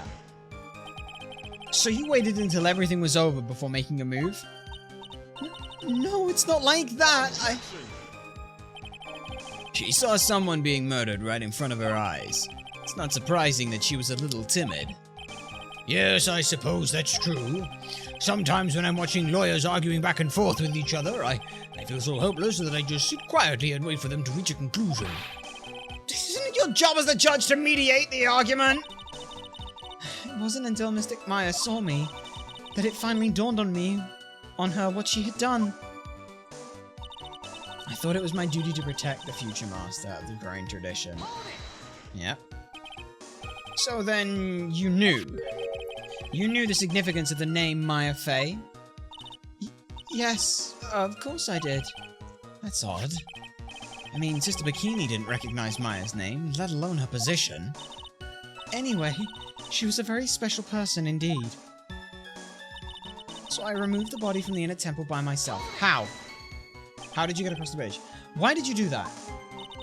Because I didn't want Mystic Maya to be suspected in any way. I thought the best thing would be to remove the body from the crime scene. You moved her body all by yourself? Yes, I did. It would have been impossible if it wasn't for the snow. The snow, huh? I dragged it behind me all the way across Dusky Bridge. Okay. It's pretty amazing that you could make it all the way across. It is a rickety old bridge. It looks worse than it is. It's surprisingly sturdy despite its age. It's like they say, idiots are too stupid to catch even a simple cold. But there's one other thing that bothers me. Why not just throw the body into the Eagle River? Huh? It would have been much easier than dragging it all the way back to Hazakura Temple. I thought that it would still cast too much suspicion on Mystic Maya. That's why I tried to take the body as far away as possible. Ha! Makes perfect sense to me. For the time being. Anyway, what did you do after you crossed the bridge? I then used the snowmobile to carry it back to Hazakura Temple and... Hang on a sec. The snowmobile! I knew that would show up sooner or later. Yes, I had the key. I used the snowmobile to travel from Hazakura Temple to Dusky Bridge. This is the part where that was in question the other day. Should I ask for more details? Ask about... Let's ask about the tracks. If you really did move her body by snowmobile, then there should be tracks left in the snow, right? Well, yes, naturally, you would expect tracks. This picture was presented at yesterday's trial. Are these tracks from the ride? Yes, I think they are. But I can only see one set of tracks here. I don't see what's so strange about that. Snow was still falling when I left Hazakura Temple. I see. Snow was still falling, huh? And then when the murder took place, it had already stopped. That's why there are such fresh-looking tracks. How about it, Mr. Wright? What do you think about this testimony? I think it's very important. When the murder took place, the snow had already stopped, which means the lightning had struck and Dusky Bridge had already started. Dahlia, you can't lie so consistently. You're a very good liar. But you are not good at making up lies on the spot. You are piecing together information from your own perspective and then trying to twist it to someone else's. It's not gonna work. That doesn't make sense if you stack it up against the other evidence. Your Honor, I'd like this statement Iris just made to be added to her testimony. But does it have something to do with the case? All will be made clear if you allow her statement to be added to the record. Ha! This should be fun. Let's get this snow business cleared up, shall we? Yes, sir. By the time the murder took place, the snow had already stopped. Fuck you! Had it stopped? Weather data report. Lightning struck Dusky Bridge at 45 past 10. Okay. And the snow was 5 minutes after then. At that point, Dusky Bridge was already burning. That could not have happened. Wait, that's right. Your Honor, what do you think about the witness's statement? Wait, what? Hang on. No, wait, hang on. Wait. Was that was very short. No, wait, hang on. It denied. Shit, fuck. That's okay. Don't think that won't mean any points with the judge. Hang on. By the time the murder already took place, the snow had already stopped. That's where I have to point it. Fuck's sake. Fuck you. Huh? Your Honor, what do you think about the... Wait, what? Hang on. That is the weather, isn't it? By the time the murder took place, I used the to the way it looked. I dragged the body all the way across Dusky Bridge. Oh, wait, hang on a minute. I dragged it all the way across Dusky Bridge. I see. We present it here. Because it's... Yeah. If she's saying she dragged it across Dusky Bridge and the snow had already stopped, you can't have done that. It's here. You claim that the snow had already stopped when the murder occurred, but I'm sorry, Iris, that just isn't possible. What? This is the weather data from the night of the murder. According to this, the snow didn't stop until 10 to 11. But you couldn't have crossed Dusky Bridge at that time. What did you say? Because 5 minutes before the snow stopped, Dusky Bridge was struck by lightning and had caught on fire. What did you say? The bridge, it was on fire? How did you not know about this? You don't mean to say you didn't know about it? It was because of that lightning strike that the bridge burned down. What? But it can't be. Looks like you still haven't figured it out. No matter how hard you tried to deceive or conceal the truth, you can't pull the wool over the eyes of a real defense attorney. No! Yeah. Order! Order! Order! The bridge was already on fire when the incident took place. That's right, the inner temple was already totally cut off from the outside world. There's no way you could have crossed the bridge, body or no body. Witness, even my patience has its limits. Any further lying and I will find you in contempt of court. Do you have anything to say for yourself?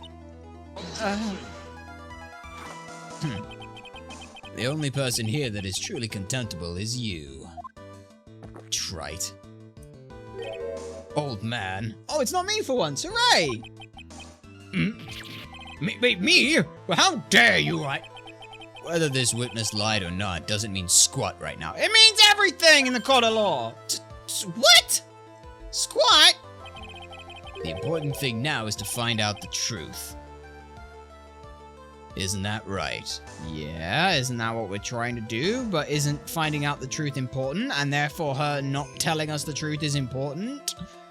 That's kind of fair. Well, yes, of course, but whether it was snowing or not snowing, whether the bridge was burning or not, there are two facts that can't be disputed. First, the body of Alisto Nim was discovered in the Hazakura Temple courtyard. And second, the head nun, Sister Bikini, witnessed Iris desecrating Miss Alisto Nim's body. He makes a good point on both accounts. That's right. I'm not lying. What are you claiming this time? I wasn't myself at all that night, so my memory is still somewhat hazy.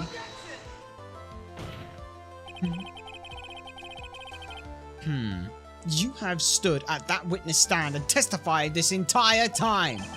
Are you telling us now that your memory of that night might be hazy? It's only human to err. If you're so perfect, Wright, maybe you can explain this for the court. What is it? When the murder happened, the bridge is already completely burned down. But somehow the body traveled across the bridge and was found in the temple courtyard. Perhaps you have some kind of perfect explanation for this little magic trick? Well, not exactly, no. If I know, there must be some other way she got across that burnt-out old bridge.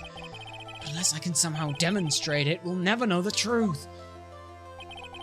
It looks like the defense is not prepared to offer a suitable explanation. You see what I mean? In other words, you're in no position to suggest this young lady's testimony isn't the truth. Yes, I am! I'm literally here to do that! All right then, witness. Let's hear your testimony once more. About what, Your Honor? You've admitted that you moved the victim's body. Nevertheless, your prior testimony contains a rather large inconsistency. Please add an explanation for that to your testimony. Oops, I forgot my memory's hazy? That's all you need, isn't it? Yes, Your Honor. Will this be her final testimony? Alright then. What the hell am I supposed to do with you moving the body? Other than walking over the bridge, there was no other way to move the body. So I must have just gotten confused, I guess. Was the snow still falling or had it stopped? Does it really matter that much? Or are you saying that there is a way to cross a burning bridge? So it was just a misunderstanding, I see. This is a photo of Dusky Bridge after burning down from the lightning bolt. It was taken the morning after the incident. Oh, there are wires on the ground. Well, it certainly was burned to a crisp. One of the suspension wires even snapped. It's amazing the whole bridge didn't fall. Oh, it worked out exactly how we fucking said. Which is really fucking funny, because we mentioned you could swing across before. Clearly it would be impossible to carry a corpse across a bridge in this condition. Yeah, but hang on. The suspension wires. Yeah. Unless I do something to discredit this testimony, this is going to be deemed as the truth. Then Maya will be accused of murder. Tried? I'm only going to say this one more time. It's only human to err. And only humans can spot the error of our ways. The more sense he makes, the less is he... He means about himself. He made a mistake. He means he made a mistake. To err is to human. He's trying to let us know that he didn't want to accuse Maya, isn't he? All right, Mr. Wright. Please begin your final cross-examination. Okay. What happened here then? Other than walking over the bridge, there's no way to move the body. Yes, there fucking is! Watch as I dissect this. Fuck you! A dead body flying over a burning bridge. I wouldn't exactly rule out the possibility. What? Ha! You're saying it's possible. Don't make me laugh. The only thing that's possible about your claim is that it being pulled out of thin air. I don't know about that. In any case, we have a witness who did see it happen.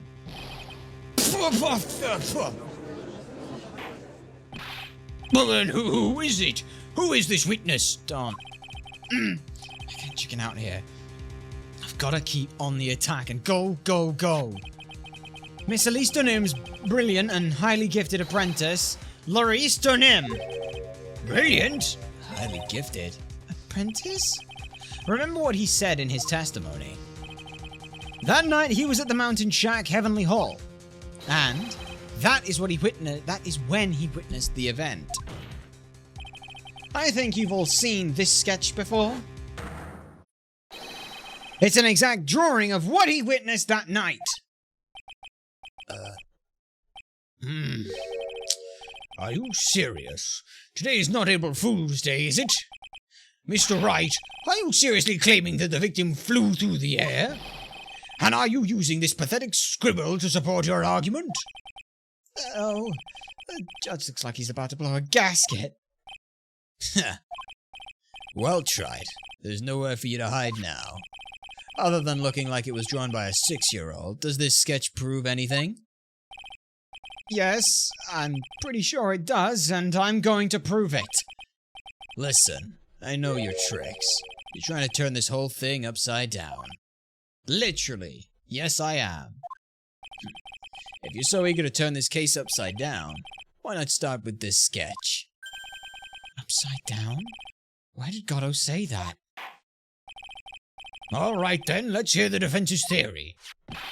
What exactly is this sketch trying to show? I don't think old Whisker Face is going to forgive me any more mistakes here. All right, Phoenix, look carefully and think it over. This sketch drawn by Louis Dunham is a complete contradiction, but it's exactly what happened, right? It's got to be exactly what happened. He said it himself. Of course the victim was flying through the air. You can see it right there in the sketch. Whoosh! You know, you're starting to remind me of yesterday's witness. That was the last thing I wanted to hear. Do you have any evidence that the victim flew through the air? Just so you know, we haven't discovered a giant human catapult at the Inner Temple yet. I kind of wish they had. Alright. Even if you're a lousy lawyer, at least you're 1 cup's worth of entertainment. I think we should skip the penalty this time. There must be some way. I just know it. There must be some way to use Larry's sketch to show the truth of what happened. All right then. The witness will now return to her testimony. Yes, Your Honor.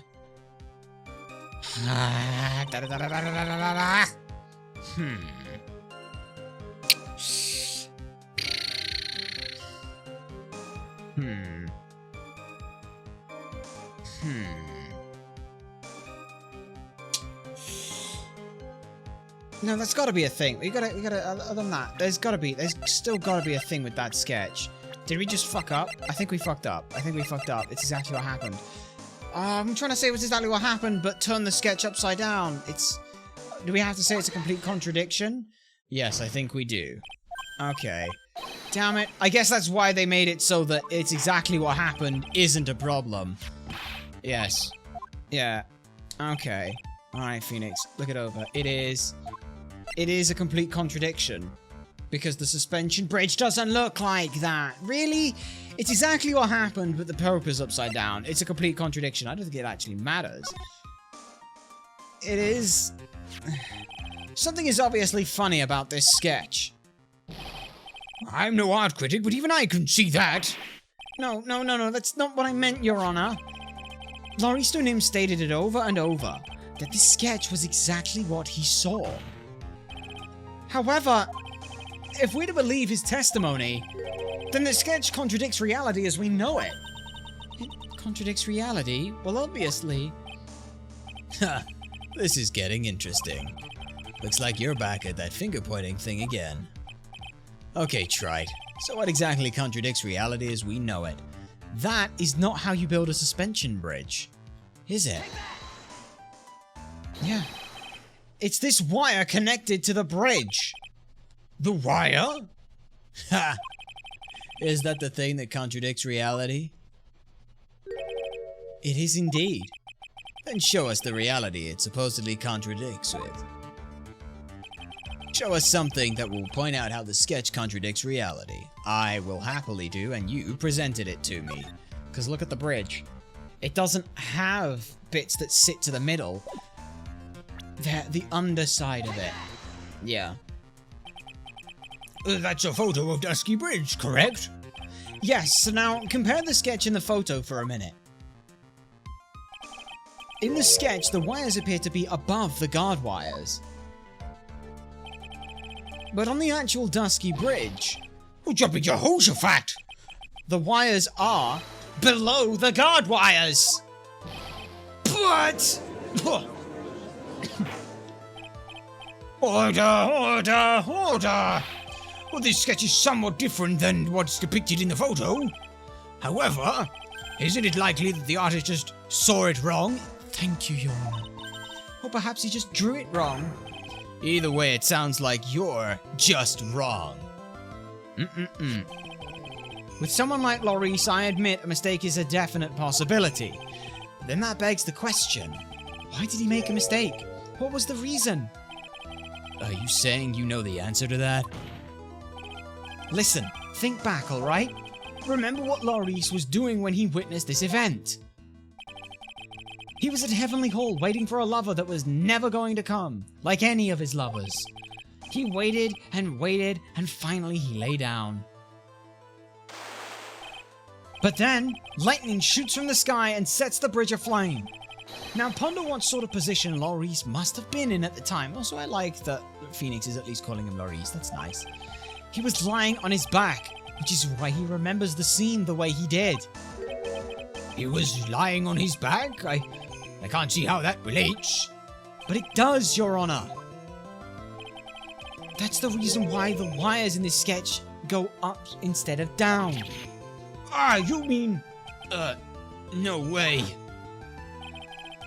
Laurista Nim witnessed the events while he was lying on his back, faced up. In other words, the scene that he saw was actually upside down.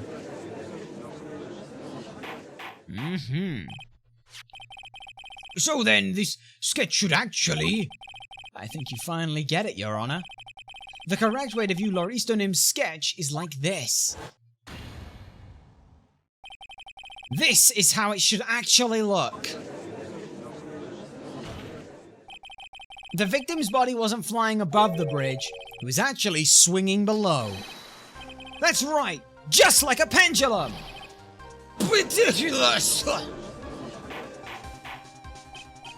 Order, order, order! Of all the things to say, a pendulum? The bridge was burning to a crisp, there was no other way to get across. But if the body had been found at the inner temple, it would have caused problems. This is where the criminal decided to take a gamble. They used the burning bridge to get the body across to the other side. And a pendulum was the only way to get it done. Let's think about this for a minute, shall we? Dusky Bridge is about 20 yards long, which means it's about as far from the inner temple to the opposite cliff. Yes, that sounds about right. In order to cover that distance with a pendulum, you need a rope at least 10 yards long. To get a rope that long, you'd have to plan ahead. They didn't. The lightning strike that night can only have been an accident. So it doesn't make sense that the culprit would have prepared the rope beforehand. So then, a 20-meter pendulum swings too far! And that's where the extra 10 comes from! The 10 foot she fell!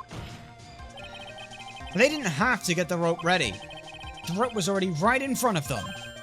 What?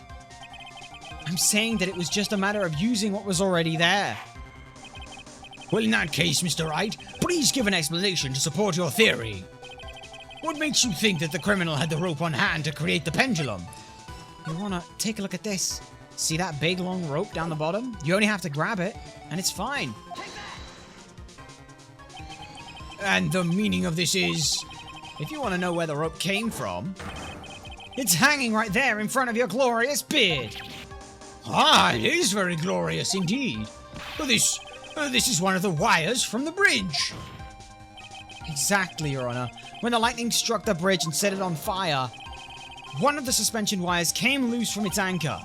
The criminal didn't have any time to waste, so they tied the wire around Laurista Nim's body and fucking yeeted her across. How that works. Because there was simply no other way to move the body.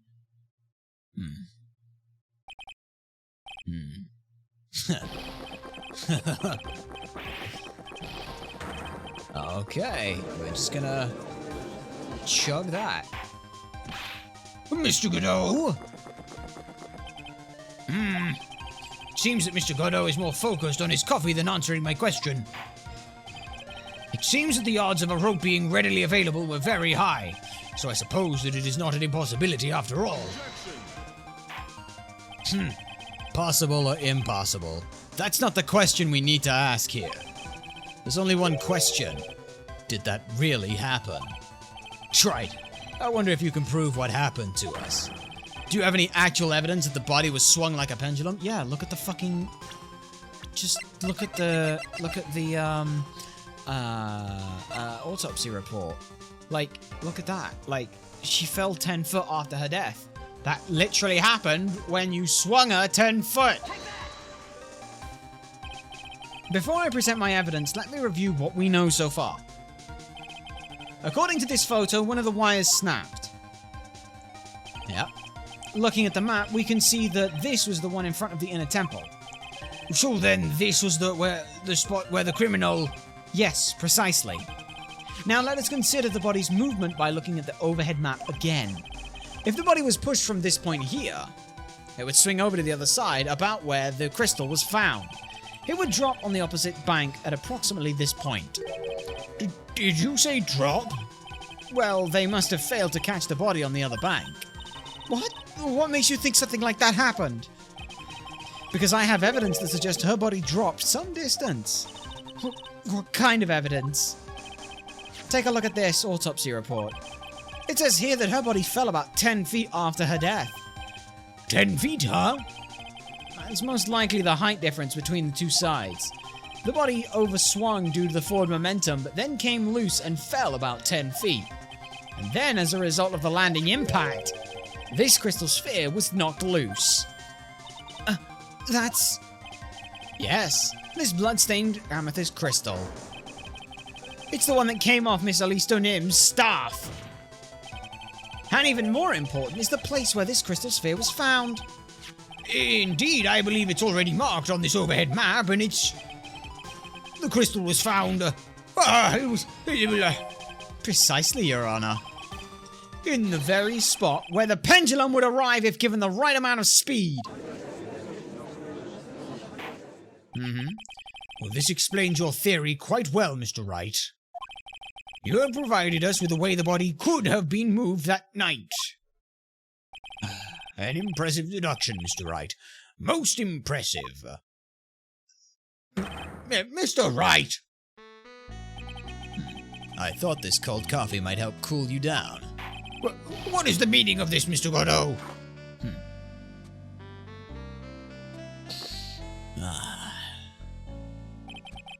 That was a dark and bitter guess you made, Trite. But you forgot about one thing. Oh, and what would that be? The aroma. Huh? The what? A coffee's most reliable accomplice is its deep and profound aroma.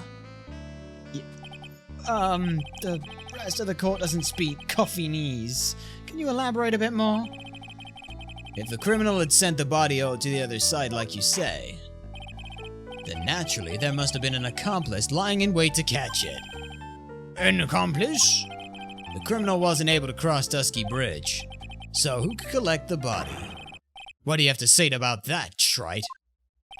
Wait a minute. Mr. Godot is correct. This can't be the work of a single person. This was the work of at least 3 people. Well, Mr. Wright, you know what you must do. Yes, Your Honor. The body couldn't have made it to Hazakura Temple without an accomplice. Very well then, if you please, Mr. Wright. Who was the person that received the body at the Hazakura Temple side? That would be Sister Iris. Which blows the hell out of everything we've just heard here. It has to be Iris, right? It can only be you, Sister Iris. Huh? But I don't see why you're so surprised. The only way to transport the body from Dusky Bridge is by snowmobile. But with her bad back, Sister Bikini could never pick up a body like that. You're the only one that could have managed it. Yeah, Trite. Were you even listening to the witness's testimony? On the night of the crime, this little cutie pie was on cleanup duty at the inner temple garden after the mother-daughter bloodbath. I haven't forgotten, but have you, Mr. Godot? This witness was also seen at Hazakura Temple, desecrating the corpse of the victim. Strange indeed, but it's almost as if they're... On that night, the defendant was in 2 different places at the same time. Sister Iris, let me ask you something. Why didn't you mention it when you first gave me your testimony? Mention what? The pendulum, of course. Using this sketch drawn by an eyewitness, I have established how the body was moved from the burnout bridge, which means it's now a fact that this occurred. Something you should have already known. No, I had no idea. Because you aren't Sister Iris. I didn't know anything about a pendulum. But the body couldn't have been passed along with the other to the other side without your help. So you should have known about it. In fact, it'd be impossible for you to be clueless about this whole thing. Unless you're not really Iris to begin with. What? How can you say that, Mr. Wright? What? What kind of nonsense is this? You're saying this witness isn't Iris of Hazakura Temple? Are you serious, Trite? You mean this woman is... And he knows it's Dahlia! So no one else besides Iris that could have received the corpse that night. Now I get it. Now I know why I've been sick to my stomach this whole trial. Why her whole demeanor changed so suddenly from yesterday. And why she's trying to pin this murder on Maya. The woman that's standing there at the witness stand. Her real name is...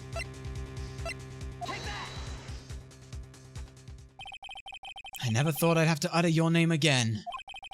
Let alone see you.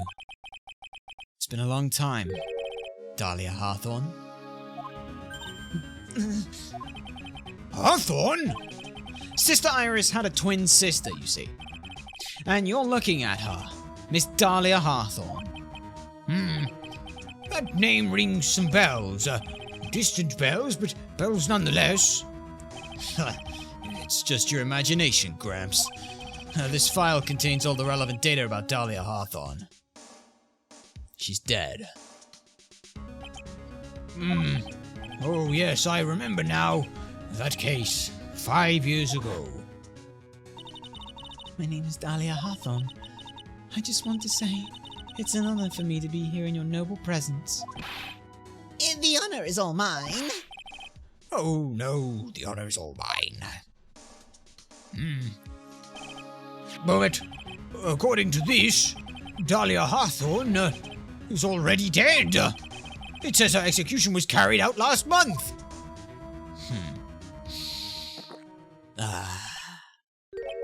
So what? Death has no meaning in this courtroom. What? She's a ghost? Order. Wait a moment. How can you... My sister, she's already dead. What kind of... You of all people should already understand, after all. The blood of the master of the Korean channeling technique flows within that body. The Korean channeling technique? Now, where have I heard that before? That's right.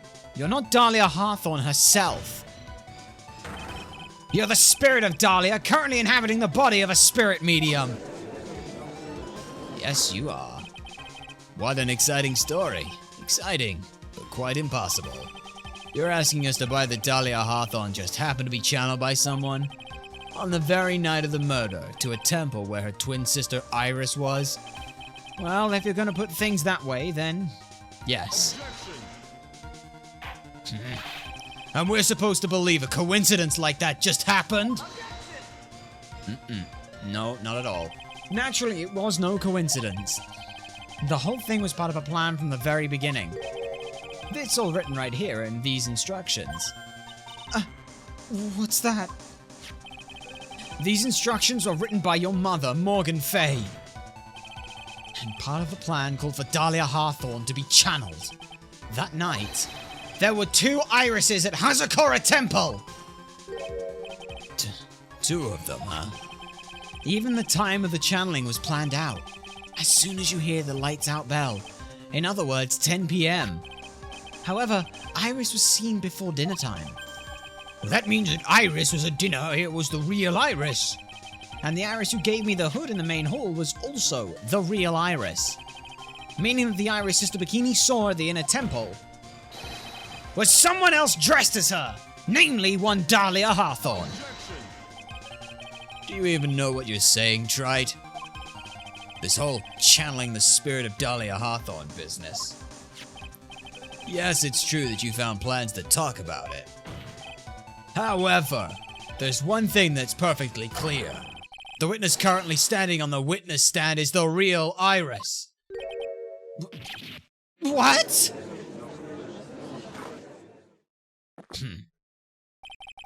Calm down and remember what you know about the night of the crime. After meeting Sister Bikini, the Dahlia Hawthorne that had been channeled would have been stranded at the inner temple due to the lightning strike. Yeah? But there is a time where she is unaccounted for. You didn't know about it. It was later that the body was moved by pendulum. That's right. Naturally, that would mean that the Iris that received the body was the real Iris. Are you with me so far? Yes? After being notified of what happened, the police came to Hazakura's temple's main hall. There they found Iris in her room and arrested her. And ever since, she's been under police supervision at the detention center. Yes, I suppose. I can't deny any of that. Phew, thank goodness.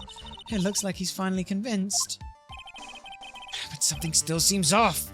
Way off. I'm still not convinced that the Iris here is the same one from the other night. Ha!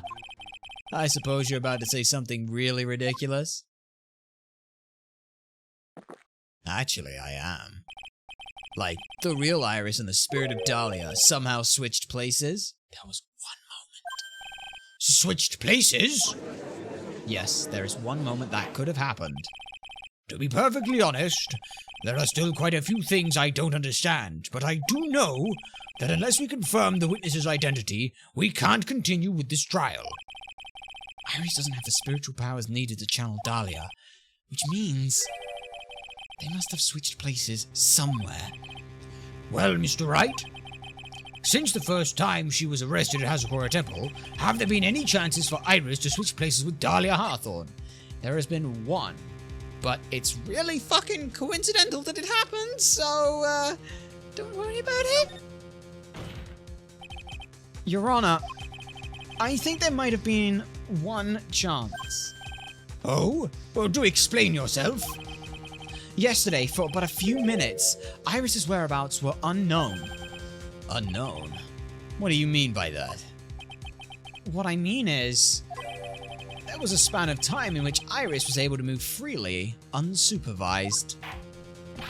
Well, who was it? Who would give a murder suspect time to move about freely like that? I'm sorry. I know you didn't mean to. It wasn't your fault.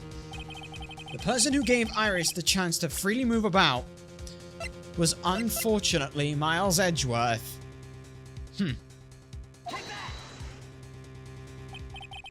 This is Mr. Edgeworth, isn't it?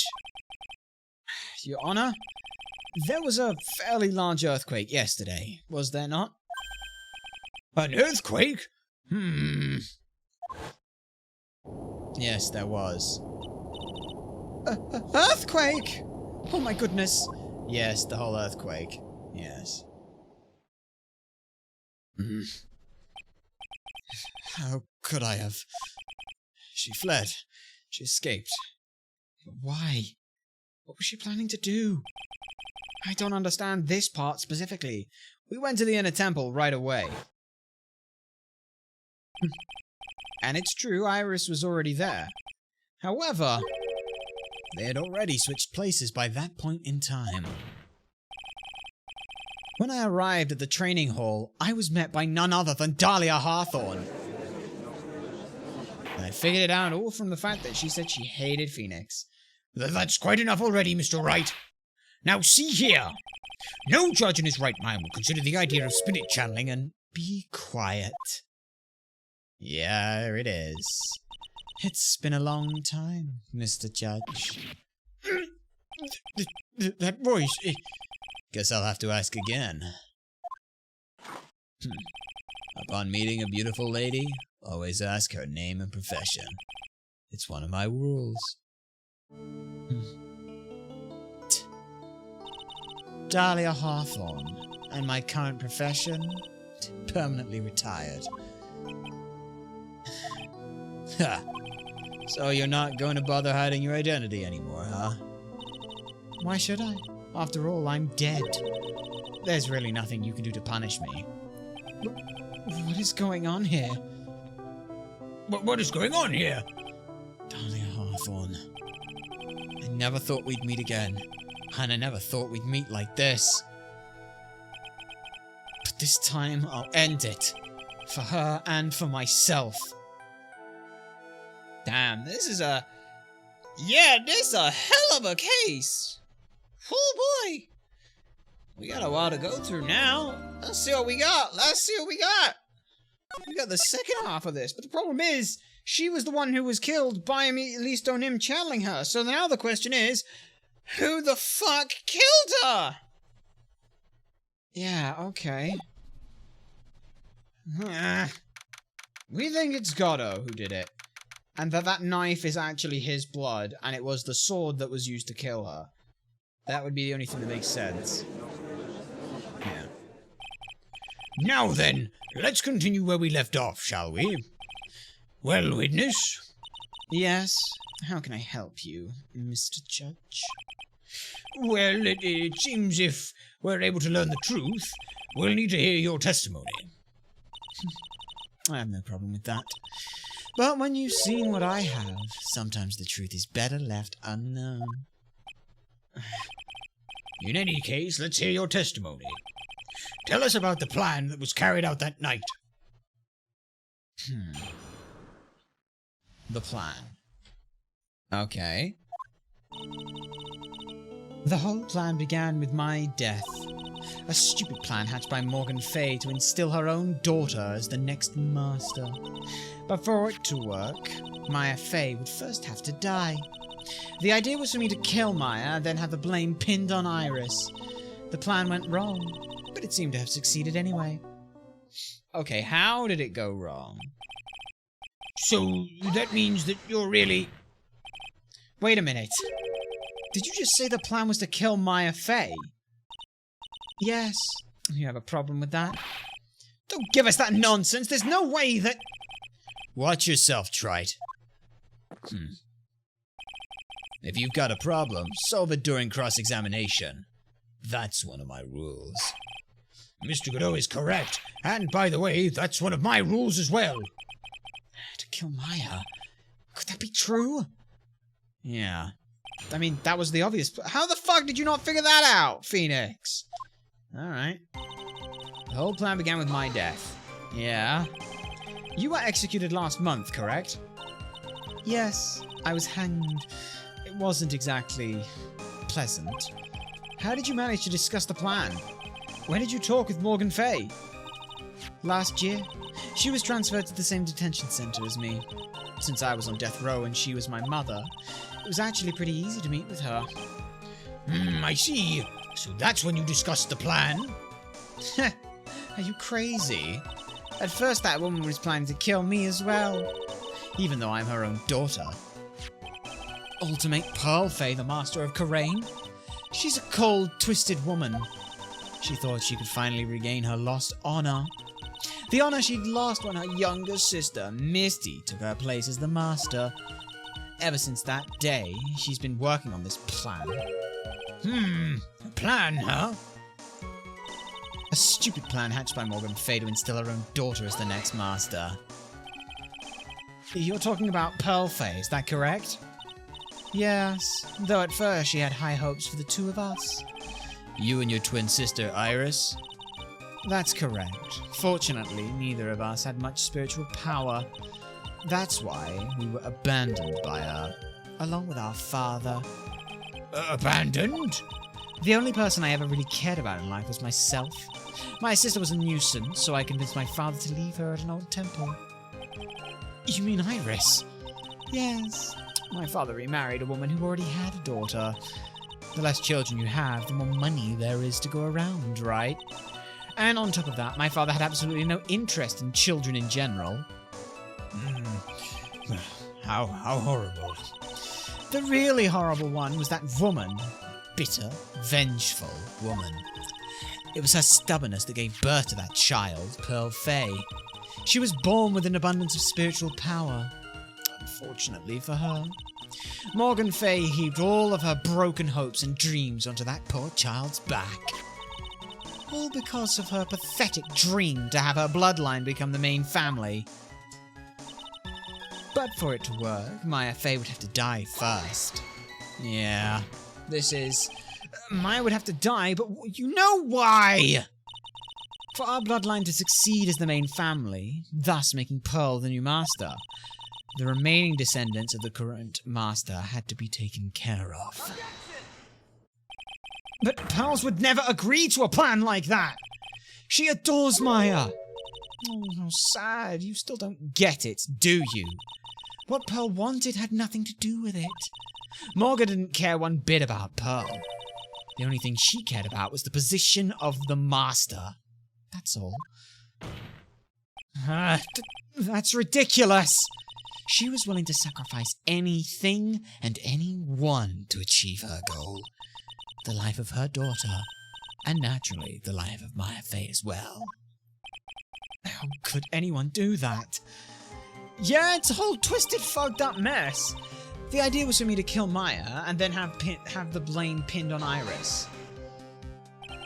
You were going to kill Maya? Pearl didn't need to know anything about it. All she had to do was follow the instructions in the letter and channel me. Then I would simply use her body and finish the job. In any case, I'm already dead and there's nothing any of you can do to me.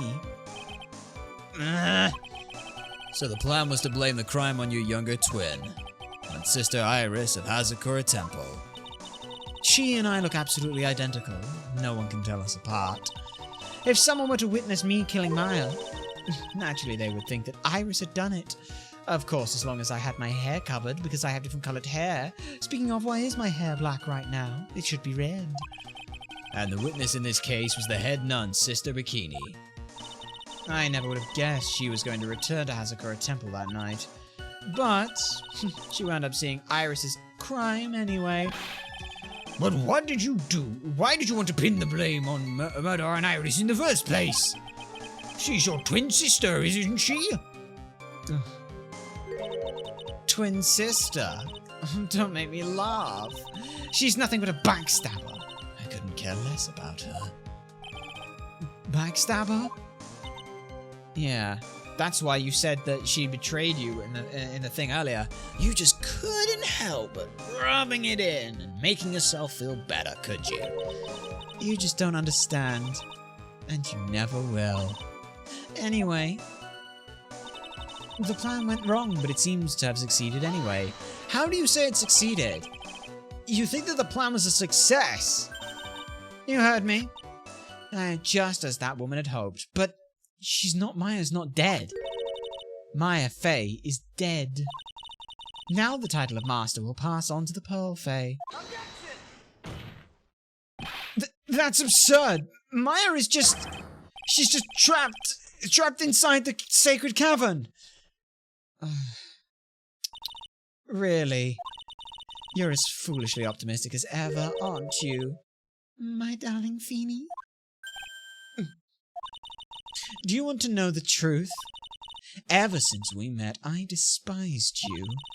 Your snivelling naivete and your pathetic faith in other people.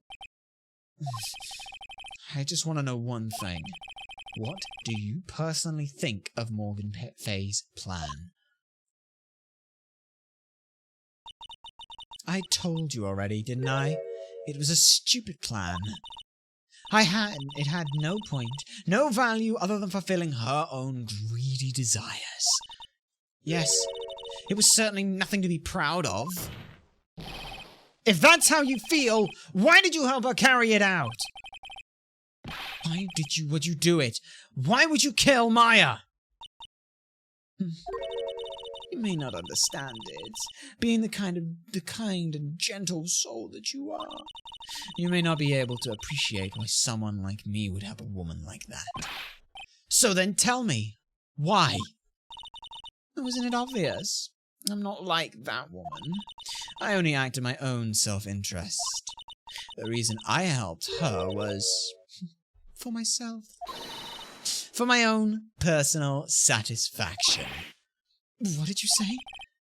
So this woman, Dahlia Hawthorne, she had her own reason for wanting Maya dead? It was to get back at Mia, wasn't it? Do you understand why I would kill Maya Fey now? What my goal was? Mia Fey. Yeah. Could it be that your actual goal had nothing to do with Maya Fey herself? As I said, none of you have the power to punish me anymore, because I'm already dead. Well, I had the same problem, you see. You can't punish the dead, and you can't take revenge against them either. You wanted to take revenge on someone? I was sentenced to die because of that woman, Mia Fey. Somehow I knew it was it. I knew somehow this was it. I wanted to send her a message. It was at her hands that I suffered my first humiliation. I wanted her to feel the same pain she made me feel. Sadly, when I realized revenge was impossible, I gave up. And then the reason it was impossible? Was it perhaps because Maya Fey had already died? Yeah, Mia Fey had already died? Yes. And I realized there's only one way to take revenge against the dead. And that being... And how do you do that?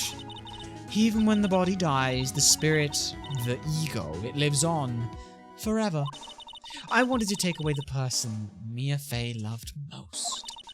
I wanted to kill her with my own hands. That would be the one and only way I could take my revenge against Mia Fey. That was the reason I helped out with that woman's plans. Just for that you would kill Maya. Your goal was no different than that of Morgan Fey. But there's a problem. As they say, the apple doesn't fall far from the tree. What a cruel plan. Cruel, cold, and heartless. Don't waste your time preaching to the dead. I've already told you. There's nothing you can do to me. Oh, but we can humiliate you once again, can't we? And you can live on forever. Who do you think is channeling you right now, Dahlia? You think it's Pearl, don't you? Not Pearl. It's Maya. She's not dead, and you failed in your mission. You were thwarted, and you will spend an eternity seeing that happen. That humiliation even after death. That night, at about 9:30, I materialized into this world. I quickly pinned my hair up and put on a demon-warding hood. Then I picked up the staff that was by my side and left Hazakura Temple. So, it was at least an imp who channeled her after all. That ridiculous Edna never noticed a thing. She left Maya Fey at the inner temple and wobbled back, clutching her poor old back. Well, what did you do then? That kid was easier to handle than I had hoped. I caught up with her in front of the stone lantern. Then I took out the dagger I got from the storeroom and... You can't have stabbed her, though. So then You're saying you stabbed Maya? Oh, it's strange, but... I don't have a clear memory of what happened after that. Oh, what does that mean? No clear memory. I don't know. I think I was stabbed. You were stabbed? At the last minute, Maya Fey must have stabbed me. I'm sure of it. Well, that's not like her at all. Maya wouldn't stab a French fry with a plastic fork. Anyway, I suddenly lost consciousness. But before I did, I scrawled her name on the lantern. Just as I was passing out, I wrote Maya behind my back. I had hoped it would cast suspicion on her. I can't believe she was thinking that until the bitter end. Oh, that's where my memory temporarily stops. It stops? I don't have any memory of actually killing Maya Fey with my own two hands. My very last memory was Maya's terror-filled eyes. When I woke up after that, I was in the sacred cavern surrounded by darkness. Because you didn't kill Maya. Maya went there and channeled you to make sure that Pearl never could. Are you in the sacred cavern? The entrance was sealed with one of those trick locks. Somehow I'd been trapped in there. But how did you wind up in there? I'd like to know that myself. Anyway, I was worried. I didn't know whether or not Maya Fey was dead, and I swore I wouldn't return to the underworld until I knew I had killed her myself. For a ghost, you're one tough cookie. I wanted to get out of there and make sure she was dead, but well, I couldn't do it. I couldn't get out. The trick lock stopped you, huh? I didn't know how to remove it. So then you're saying you were actually confined against your will inside this sacred cavern? Yes, I wanted to get rid of that annoying lock as soon as possible, but it wasn't easy. I kept getting interrupted while I was working on it. Interrupted? It was early in the morning, but someone came into the training hall. What? Well, who? Could it have been Maya? I thought the same thing, but I couldn't see. It was Pearl when she went and took the potluck, the gravy roast, right? Or the roast gravy. Why not? If someone had spotted me, I would have lost my chance to take my revenge. So I made sure to hide myself well at the back of the sacred cavern. That morning, only 2 people would have gone into the training hall. Maya and Pearls. Pearls went in there to cover the hanging scroll and gravy. Still, I finally managed to remove the lock. But I was too late. What do you mean by that? The flies had already started to gather. The bridge had been fixed and the police had started their investigation, correct? Naturally, I couldn't go out. So instead, I returned to the cavern and put the lock back on myself. I realized I wouldn't get a chance to see Maya's corpse as I had hoped. But just then, Lady Luck showed up. Lady Luck? After the big earthquake, she showed up, all by herself. The real Iris. She said she'd come to make sure the sacred cavern was alright. Stupid girl. I came out from the sacred cavern and got a feel for the situation. Yeah. And I locked her away in my place. And that's why you took so long on those fucking locks. I'd finally learned exactly what had happened. It was then that I learned that the plan had actually succeeded. What do you mean by your plan had succeeded? I had misunderstood one thing, you see. That night, the one that had summoned me, I assumed that was Pearl Fay. Well, of course you would have assumed that. It was written in the instructions. But I was wrong. The person that had actually called my spirit back was Misty Fay, the picture book author. Wait, so hang on, you knew it was her that called you back? What? So you think Pearls is channeling you now? What? Well, that's really the only possibility, isn't it? After I lost consciousness in the garden, it was her body that was left lying there. Yeah, exactly. Maya Fay. I wasn't able to kill her with my own hands after all. But even so, I made her commit the most vile sin a human can commit. And that is? Matricide. The sin of killing her own mother. No way! Interesting. Order in this court. What is the meaning of this? It's true that I was the one who attacked Maya. It's true that I was the one who attacked Maya Fay. But even so, the murderer who actually snuffed out Misty Fay's life was none other than your darling little Maya. Ridiculous! That's nonsense! You figured out this plan and were still fine with it? Are you sure about that? Just think about it. There's even evidence supporting these facts, isn't there? What? What do you mean? What is this so-called evidence? The fact that Maya Fay has disappeared is evidence enough, isn't it? Huh? The idea that she's still in the sacred cavern is just ridiculous. She wasn't able to escape from the inner temple. That much is obvious. And in that case, there's only one place she could be. Well, where? Oh, do I have to spell it out? The bottom of the Eagle River. Where else? Eagle River? Maya Fay killed her long-lost mother. Can you imagine the guilt she must have felt when she realized that? That's why she threw herself into the Eagle River. Most bodies that wind up in there are lost forever. Yeah, but first of all, that side, that doesn't work.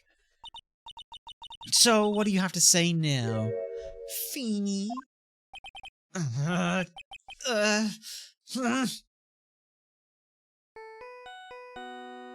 Ooh. Ooh. Hello? It's Godos. Please tell me it's his phone. Please tell me it's his phone. Oops. Sorry. That's my phone. It's his theme in bit tune. It's fucking great. Ah, great phone. What kind of ringtone is that? Made it myself. Gotto here. Okay. Thanks. Was it something important? They just finished removing the locks from the sacred cavern. Well, that's great! Oh, what about Maya? There was a woman in the cave. And was it Maya Fey? It was the accused, Sister Iris. Huh? Oh, don't look so surprised. I locked her in there yesterday. I just finished telling you that. So, what about Maya? Where is she? There was no one else found inside the sacred cavern. No, it can't be. I told you, didn't I? She's dead. No.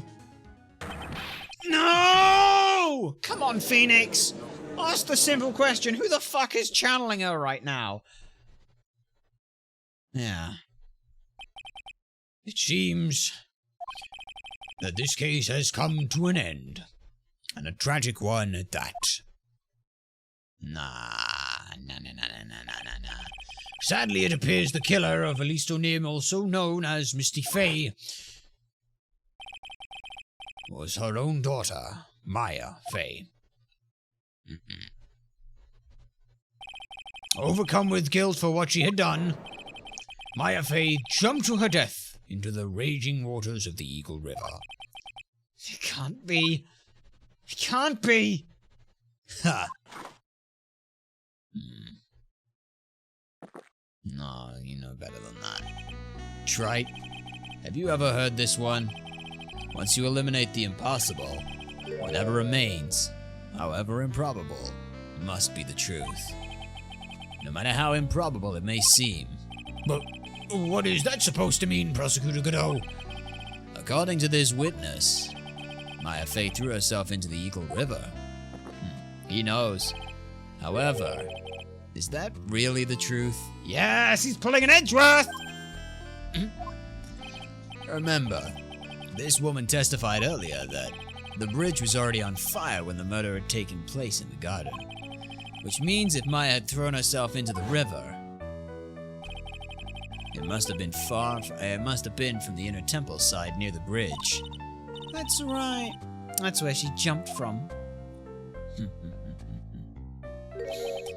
But that's impossible. It's impossible to jump into the river from there. Yeah, he hates Thalia as much as we do! What? Don't get your panties all twisted up, Trite. Just relax and think through the whole thing again. It's impossible. Maya couldn't have thrown herself into Eagle River?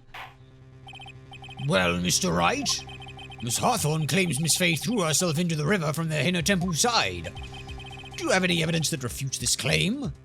Yeah, look. Have a look at the temple. Look at that. There is nowhere that you can go that you wouldn't end up crashing yourself into. There are a couple of close areas, but would you really risk a running jump like that? You'd just throw yourself off the edge. You wouldn't jump to try and aim at the water. You'd land on the rocks. So yeah. Yep. It's impossible to jump into the Eagle River from the inner temple side. No one knows that better than this witness. What did you say? 11 years ago, you jumped into the very same river. Just take a look at this overhead map. As you can see, below the cliff on the inner temple side is a big rock shelf. Oh! Oh, you're right. She wouldn't have reached the river if she'd have jumped from there. In other words, if she had jumped, we should be able to see her body in this photo!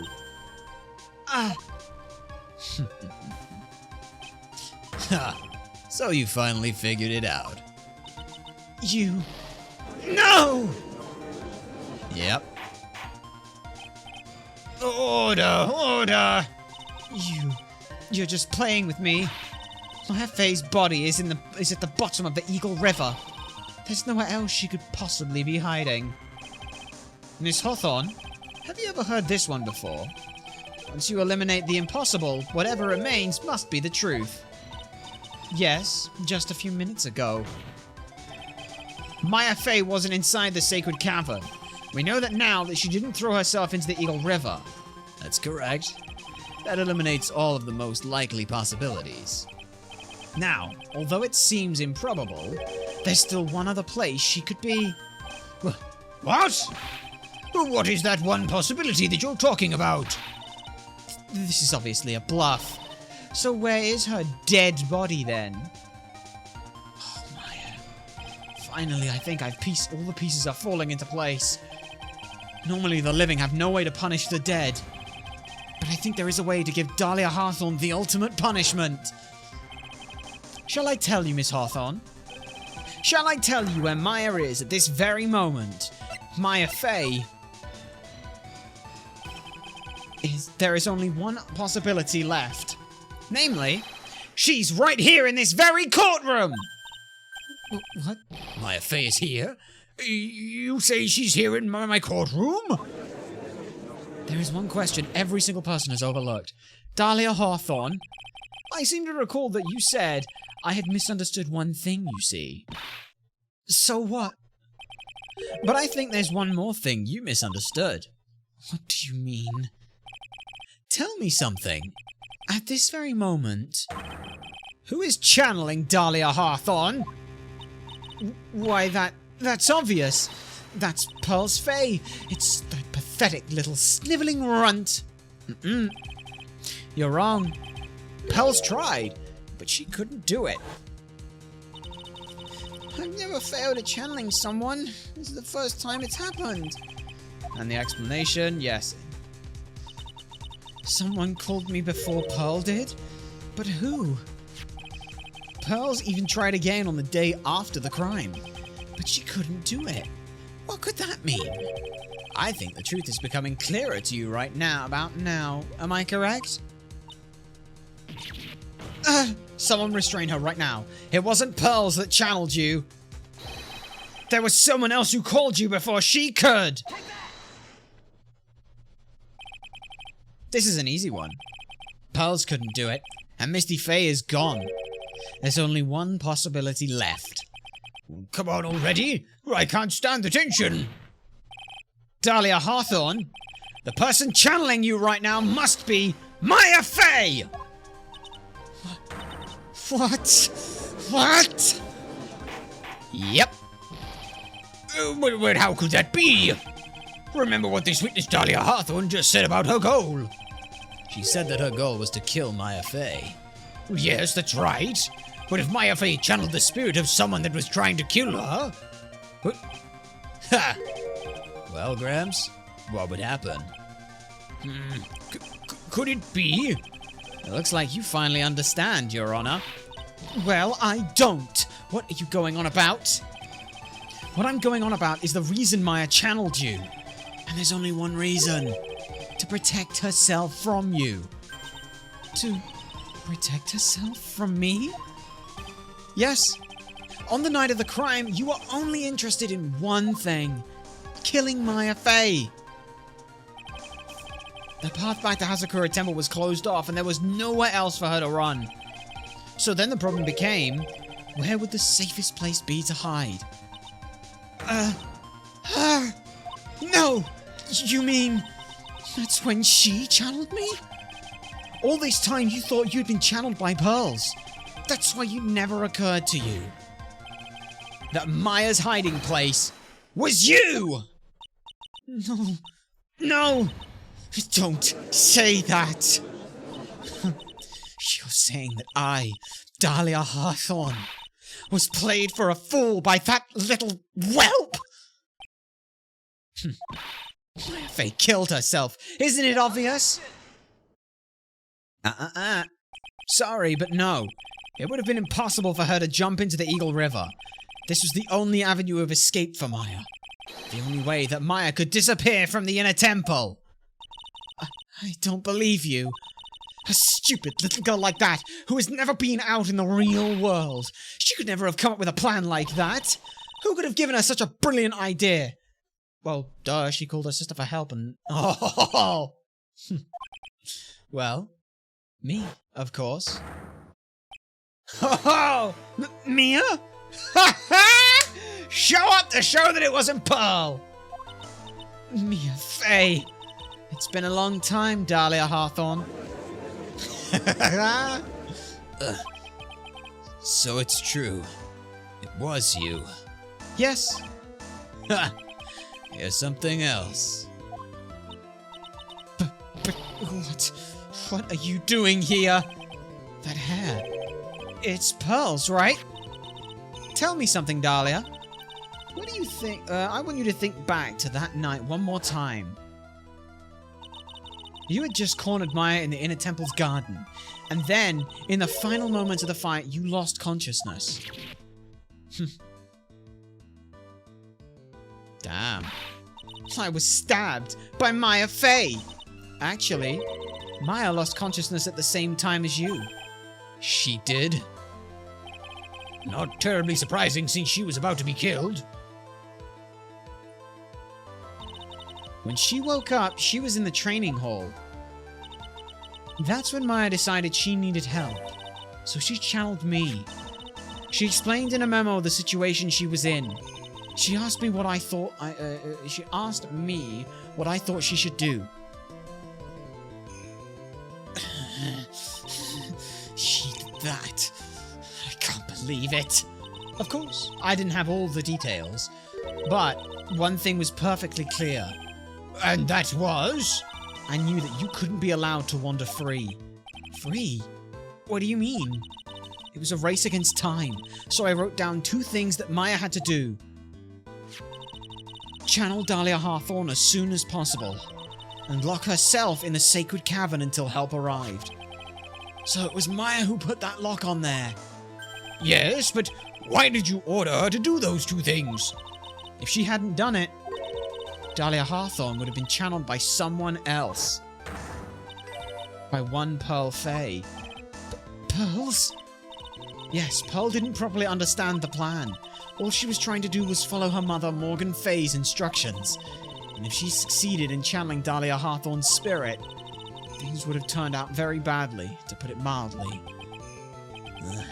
So, that's how it was. Dahlia Hawthorne would have used the body of Pearl Fey to kill Maya at all costs. Yes, it certainly sounds like it was the intent all along. How dare you? I won't forget this. So that's the why then. Why she channeled her. Very nice. Why not just admit it, Dahlia Hawthorne? Your little plan was nothing but a big failure. Yes. Another failure to add to the pile of shame, wouldn't you say? What do you mean by another? Think about it, Dahlia. Remember all your past crimes? Not a single one of them was a success. They all ended in failure. What? How dare you? 11 years ago. The fake kidnapping. Your very first crime.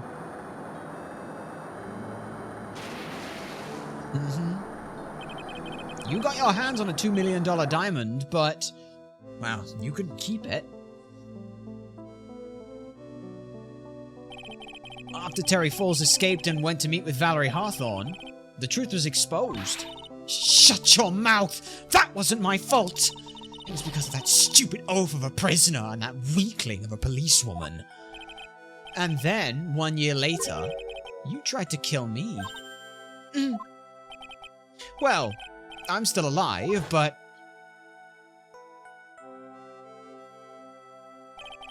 you wound up killing someone else. And then, You were found guilty, weren't you? And as a result, you were sentenced to death.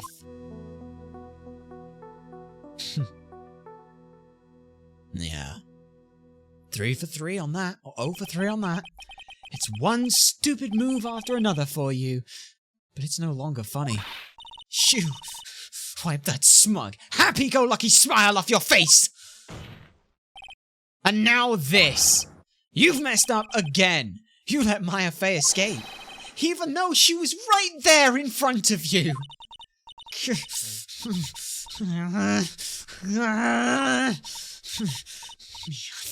Fey! Mia Fey! Mia Fey! Mia Fey! You spinster! I was supposed to kill Maya like I swore I would. And if only you had gotten this spiky-head jerk the guilty verdict, I wouldn't have been hanged to death. True. But I think you finally understand, Dahlia Hawthorne. You will never defeat me. What? What did you say? Whether you're alive, dead, or somewhere in between, you will never defeat me. As long as I'm around, you're destined to lose for an eternity. I remember what you said earlier in the trial. You said there was no way we could punish you, because you were already dead. What about it? Then you said, even when the body dies, the spirit, the ego, it lives on forever. That's very true, Dahlia. And that's exactly the punishment you'll never be able to escape from. Gotta admit, it's really fucking good. This is by far and away one of the best case in all of Ace Attorney, but that's because it literally pulls from every other case for the first time. Every case is relevant. For all of eternity, you'll have to remain as Dahlia Hawthorne, a miserable, pathetic, weak creature who can never win at anything. And for you, there is no escape from that. No hope of freedom. Since the day you were executed, the narrow bridge that once stretched out in front of you has burnt to a crisp.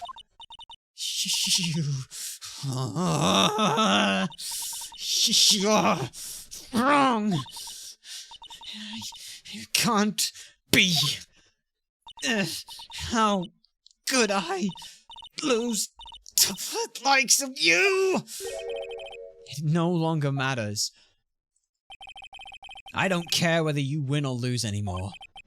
The only thing I want is for you to come out of Maya's body right now! Big long scream. We are not doing this big long scream, but you can imagine it. And now this is going to be interesting. What the fuck? Okay. Okay. Damn. Does anyone see this? I'm not ready.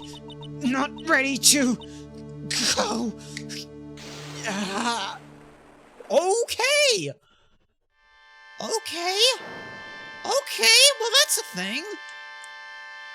Was it the Magatama that did that? Did Phoenix just spirit a fucking... Okay. Yeah, okay. Okay, this is... Also, this is fucking awesome, but look at that, there's Maya.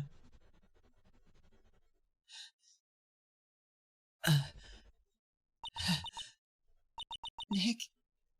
Sis... Yeah, alright then. There's a problem, right? There's still a problem. Who actually killed Misty Fey then? Now then! Who killed Misty Fey? I assume you are the real Iris? Yes, I was just rescued from the Sacred Cavern.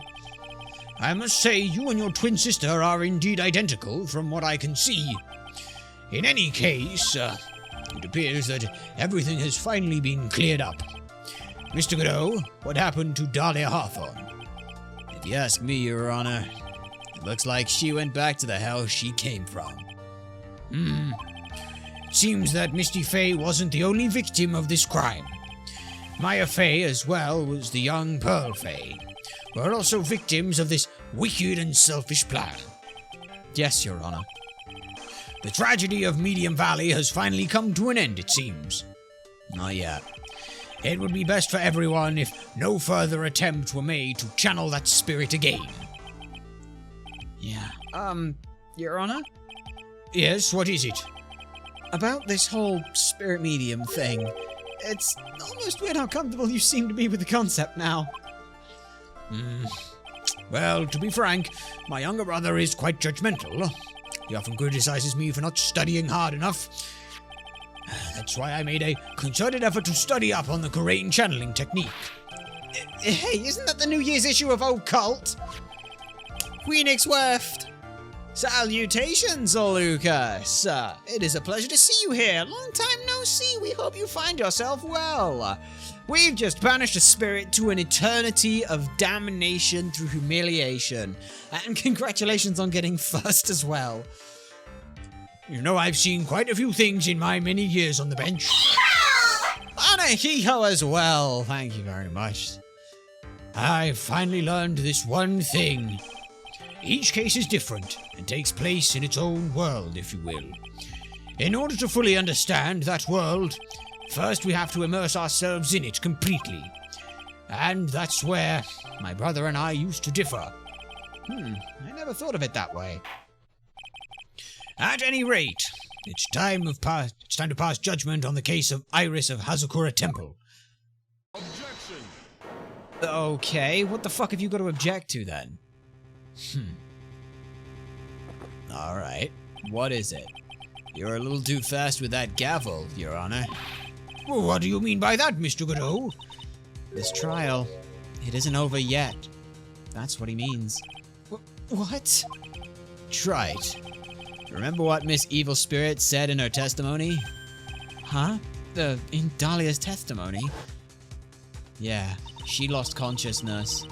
Yeah, I caught up with her in front of the stone line, and then I took out the dagger that I got from the storeroom, and you planned to kill her, but you lost consciousness. So, what happened?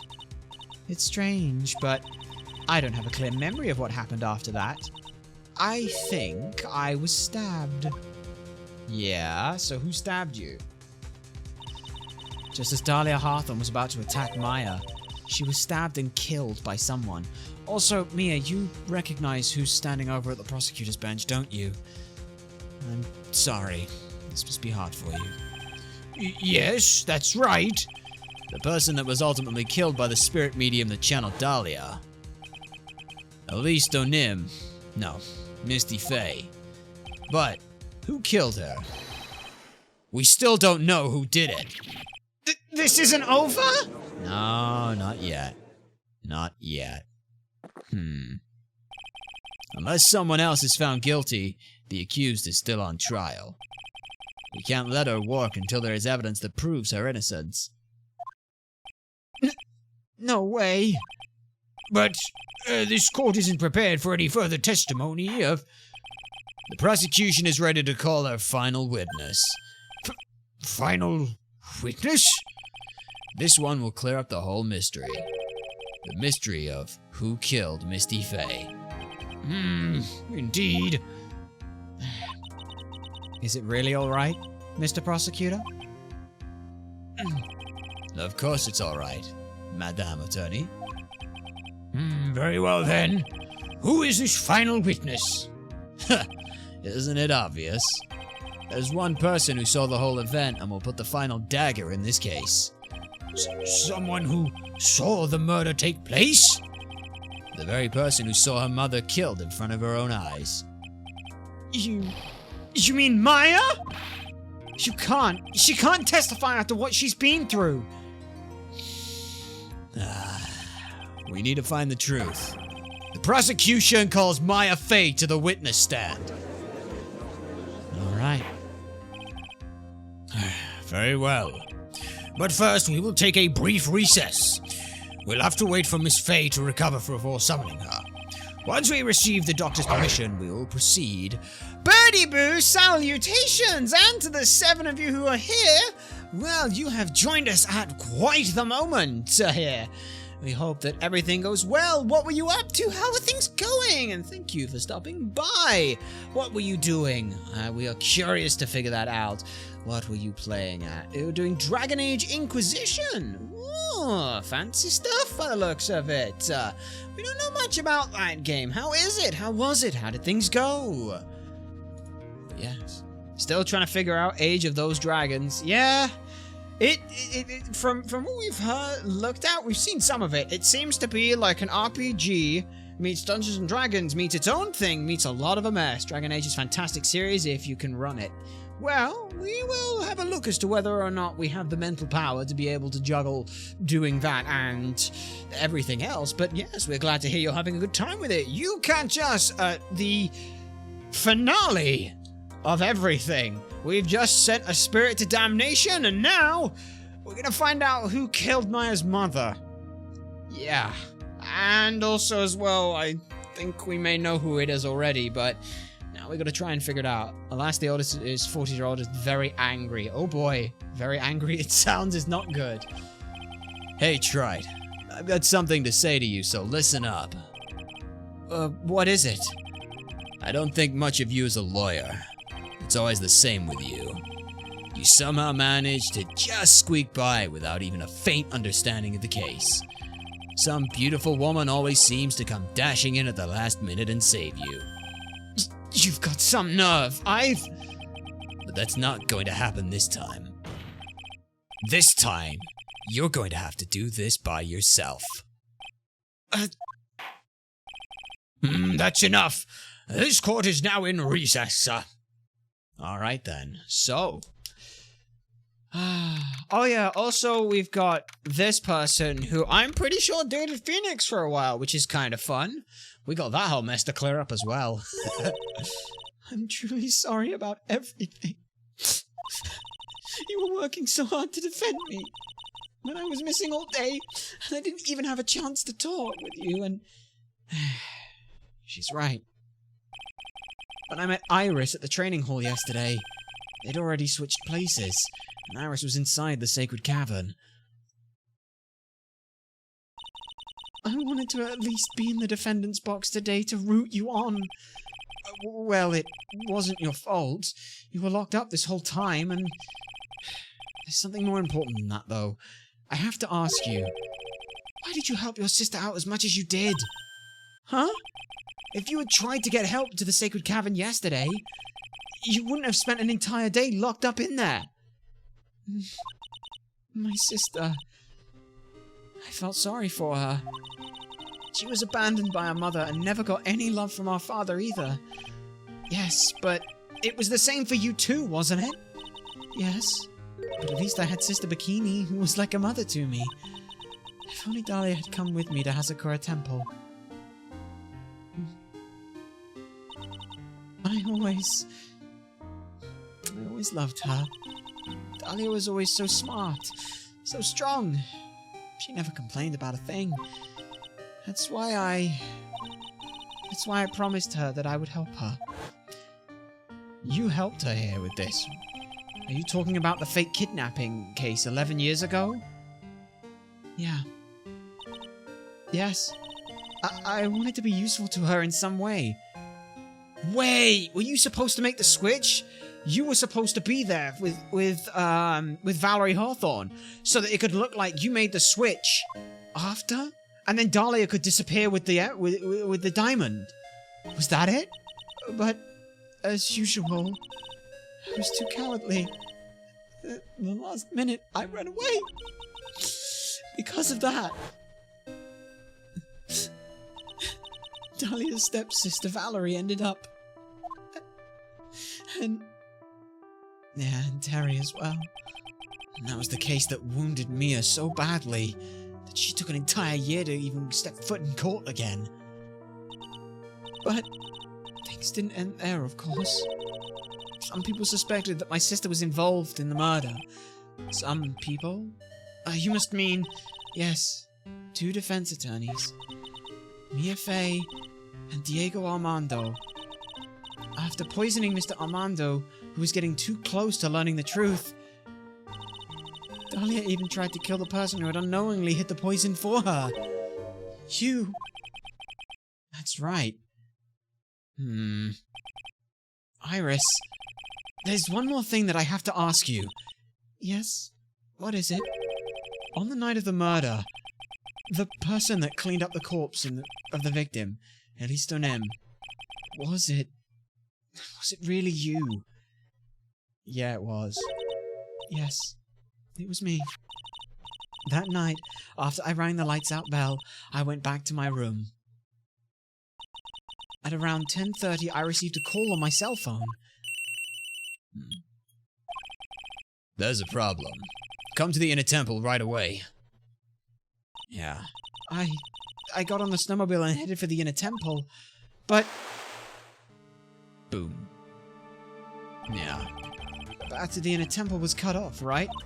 Exactly. We can't just leave the body here. So, you've got to do this exactly as I say. Got it? Whee! You know, you could have just told her, drop the body into the river. It was me. I was the one that received her body. The murder weapon had been left in her body so she wouldn't bleed too much. The staff that Mr. Galeese always held. Uh-huh. I knew it. So the actual murder weapon was the staff. Yes, that's right. I brought the body back to Hazakura Temple on the snowmobile. Yeah. But why? Why did you alter the body? If I didn't want anyone to know the staff was the murder weapon. I didn't want to leave anything that would lead back to Misty Faye. So I dressed her in a robe and stabbed her with the shishito. I wiped the blood off the staff's blade and left it next to her on the ground. So she was wearing different clothes. Iris, just tell me one last thing. Tell me the name of the person that called you on your phone. The real killer. I'm sorry, Mr. Wright. I can't do it. I can't say who did it. I see. The victim's staff has been updated. Defendant! Yes? The judge is calling you. He wants to see you in his chambers. He has some questions about Dahlia Hawthorne. All right. Well then, I'll see you later, Phoenix. There's something I want to tell you, Feeny. Oh, okay. Something she wants to tell me? She was. Dahlia Hawthorne hated her. I reckon that Dahlia Hawthorne wasn't the person who actually, like, spent those 8 months with Phoenix, because she just despised him so much. There's no way she could have done that. No way. I was corroborated with the real killer. Maybe even from the very beginning. Phoenix? Hi. Mia. How is Maya doing? Physically, I'm not worried. She'll recover completely. But emotionally, she's been hurt very badly by this case. I see. You don't mean she's learned who Lilisto Nim really was? Yeah. I went to the medical office and talked with her. I told her everything I knew. But why? Maya is stronger than you think, Phoenix. I knew she could take it. All of it. What do you mean by that? I want you to figure that answer out by yourself. The trial is about to restart. The real killer. Do you know who it is yet? Iris wouldn't tell me who was calling her, but still, I think that just maybe, I think I know who it was. That night, the victim was killed in the garden of the inner temple, and the criminal wasn't just there by accident, which means that the killer knew of Dahlia's plan from the very beginning. And one more thing. The victim was moved to the Hazakura temple side by pendulum. In other words, the criminal couldn't cross the bridge. That means that they were stuck on the inner temple side for almost an entire day. Exactly. So the culprit was someone that wasn't in Hazakura temple the following day. That's as much help as I can give you. The rest of the battle is yours to win. Or lose. Okay. I've got it. Thank you, Mia. Finally. It's almost time to bring this case to an end. What exactly did Maya see, anyway? And who was it that actually killed Misty Faye? Whoever it was, I have to prove it. Me. And no one else. Alrighty then. Oh, things are going to get interesting. Is this the first time we've actually had a case go 4 days? Oh, sorry, not 4 days. 3 parts in trial? I think maybe the first game did, but either way, oh boy! Like we said, this is getting very interesting now. Alright, what have you got here then?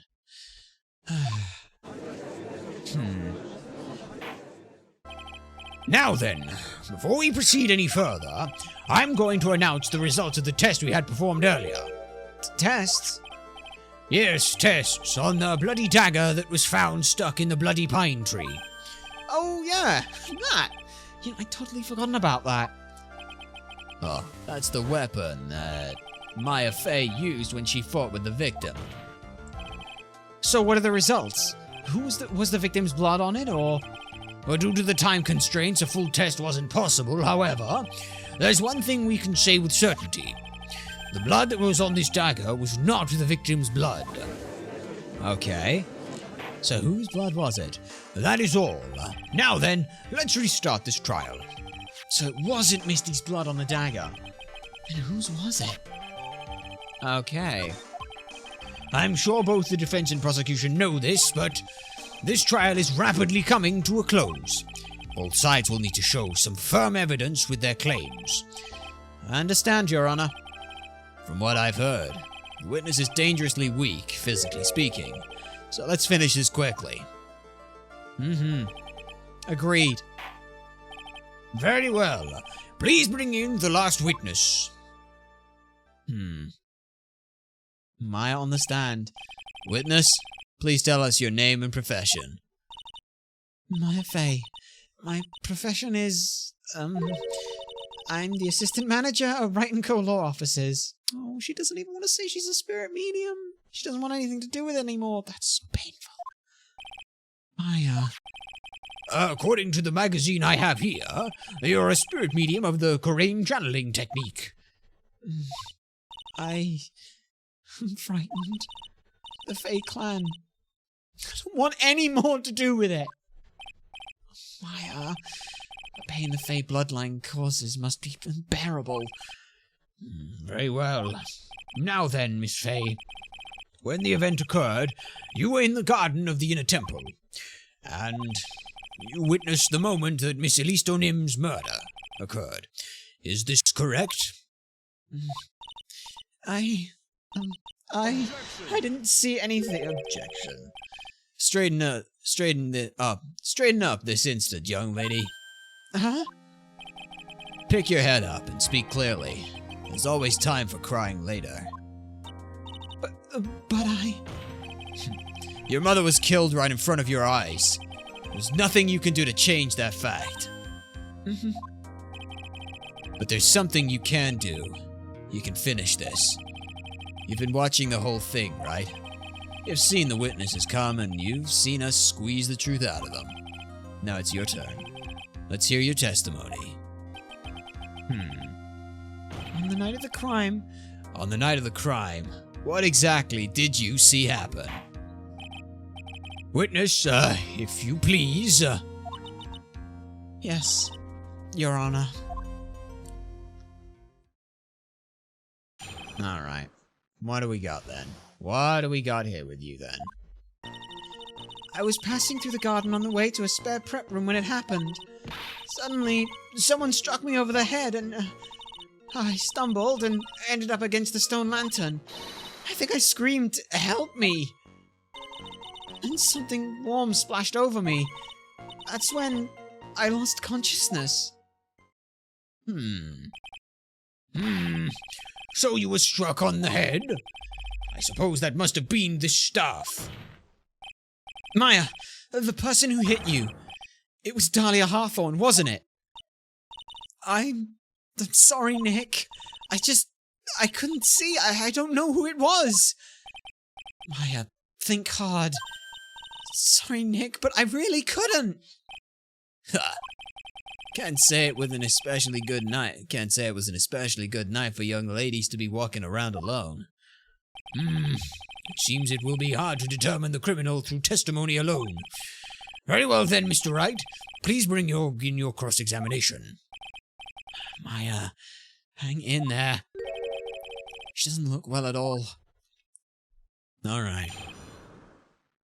Yeah. Okay. I was passing through the garden on the way to a spare prep room when it happened. Yep, that's fine. You went through the prep room stuff. Suddenly someone struck me over the head. That's fine. I stumbled and ended up against a stone lantern. I think I screamed, "Help me." Okay. Like, it's like, all of these are, like, solid, but the second she gets here, she's like, "I think?" So I want to see if I can dig here a little more. You think you screamed, but you're not sure?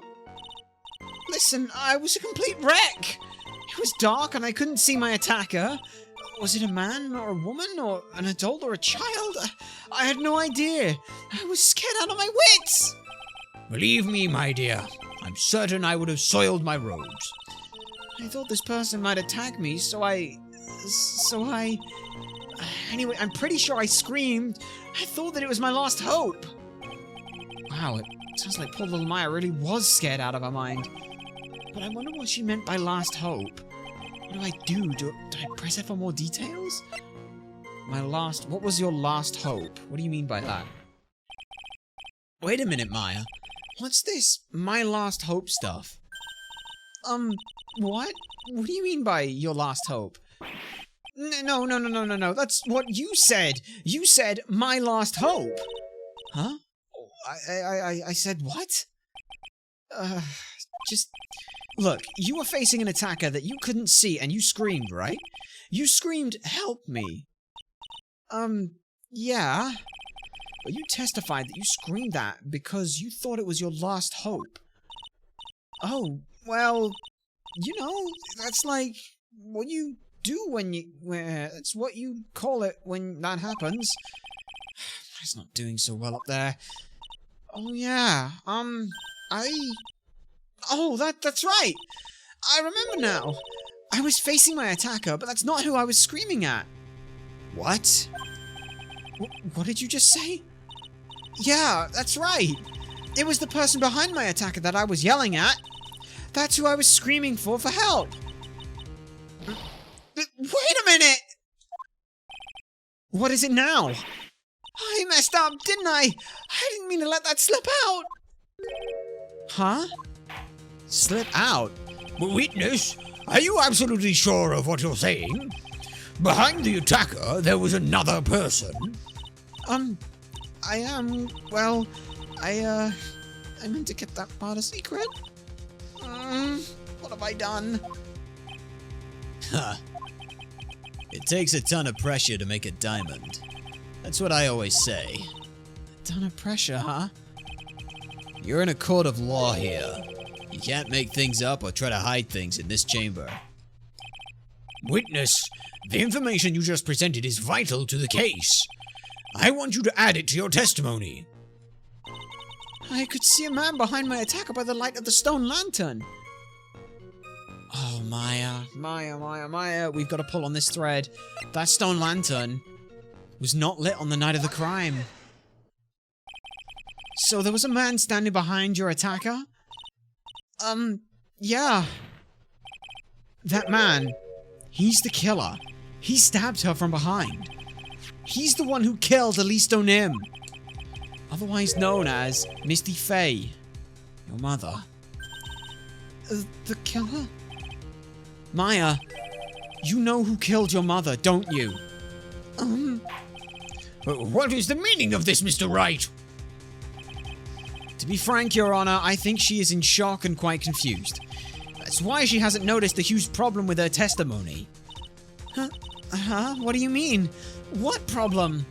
Maya, on the night of the crime, that stone lantern was out of commission. Huh? What? It's true. There was no light anywhere in the garden that night. No! Ah, shit. They're gonna present the other ones, though. Order in the court. Mr. Godot, explain this. Add the pureness of milk to the perfect, clear darkness of coffee. Stir. That is the state of the witness's mind right now. A cup of cafe au lait. Cafe au lait? Is that even legal? Mr. Tright's words are the milk, and you are the spoon. Your Honor? I'm a spoon? I'm no spoony bard, I'll have you know. You must have noticed it too, Trite. This witness's mental state is highly unstable right now. It's not hard to understand why she would make a little mistake like that. No. Sorry, but that's not gonna cut it here. What did you say? If there truly was no light in the garden, then there's a fatal contradiction in the witness's last bit of testimony. Nick, may I? Recall the witness's statement about her attacker. She said that she didn't know if it was a man or a woman or an adult or a child. And yet, the witness could describe a person that was standing behind her attacker. And she quite clearly described him as a man. In other words, that would have mean that Maya actually saw our mystery person, despite it being so dark that she couldn't see the face of her own attacker. No! Maya, please. Order! What in the world does this all mean, Mr. Wright? Are you saying Miss Fay saw the real killer under pitch-black conditions? Trite, do you have any idea what you're proposing? How could she have seen in the dark? There was no other light source at the scene. There are some things that you can only see in the dark, Mr. Godot. Maya, did you see who the killer was in the dark? And now, you're trying to cover... You did see who the killer was in the dark, and now you're trying to cover for him. Cover? For the man that killed her mother? There's only one conclusion I can draw from this. You know who this man is. Please, Nick. I don't know anything. Please. I'm begging you. You talk a good game, Trite, but let's see if you can walk the walk. It was pitch black, so what could the witness see? I'm calling your bluff. No, Nick, don't! Please, stop this! Maya is dead set on protecting this guy. The man who murdered Maya's long-lost mother. But I can't let him get away with it. I'm a lawyer, an officer of the court, and I'm here to find the truth. All right, Mr. Wright. Time to show us what you've got. Who was this person that you say Miss Fay saw in the dark? It's gotta be Godot. Because it was pitch black, Miss Fay was able to recognize the killer easily. I'm sure the court would like to see for itself how this is possible, yes? What? But how do you propose to show us something like that? It's easy. We'll just need to recreate the conditions of that night. Conditions? Your Honor, the defense officially requests that all the lights in this courtroom be turned off.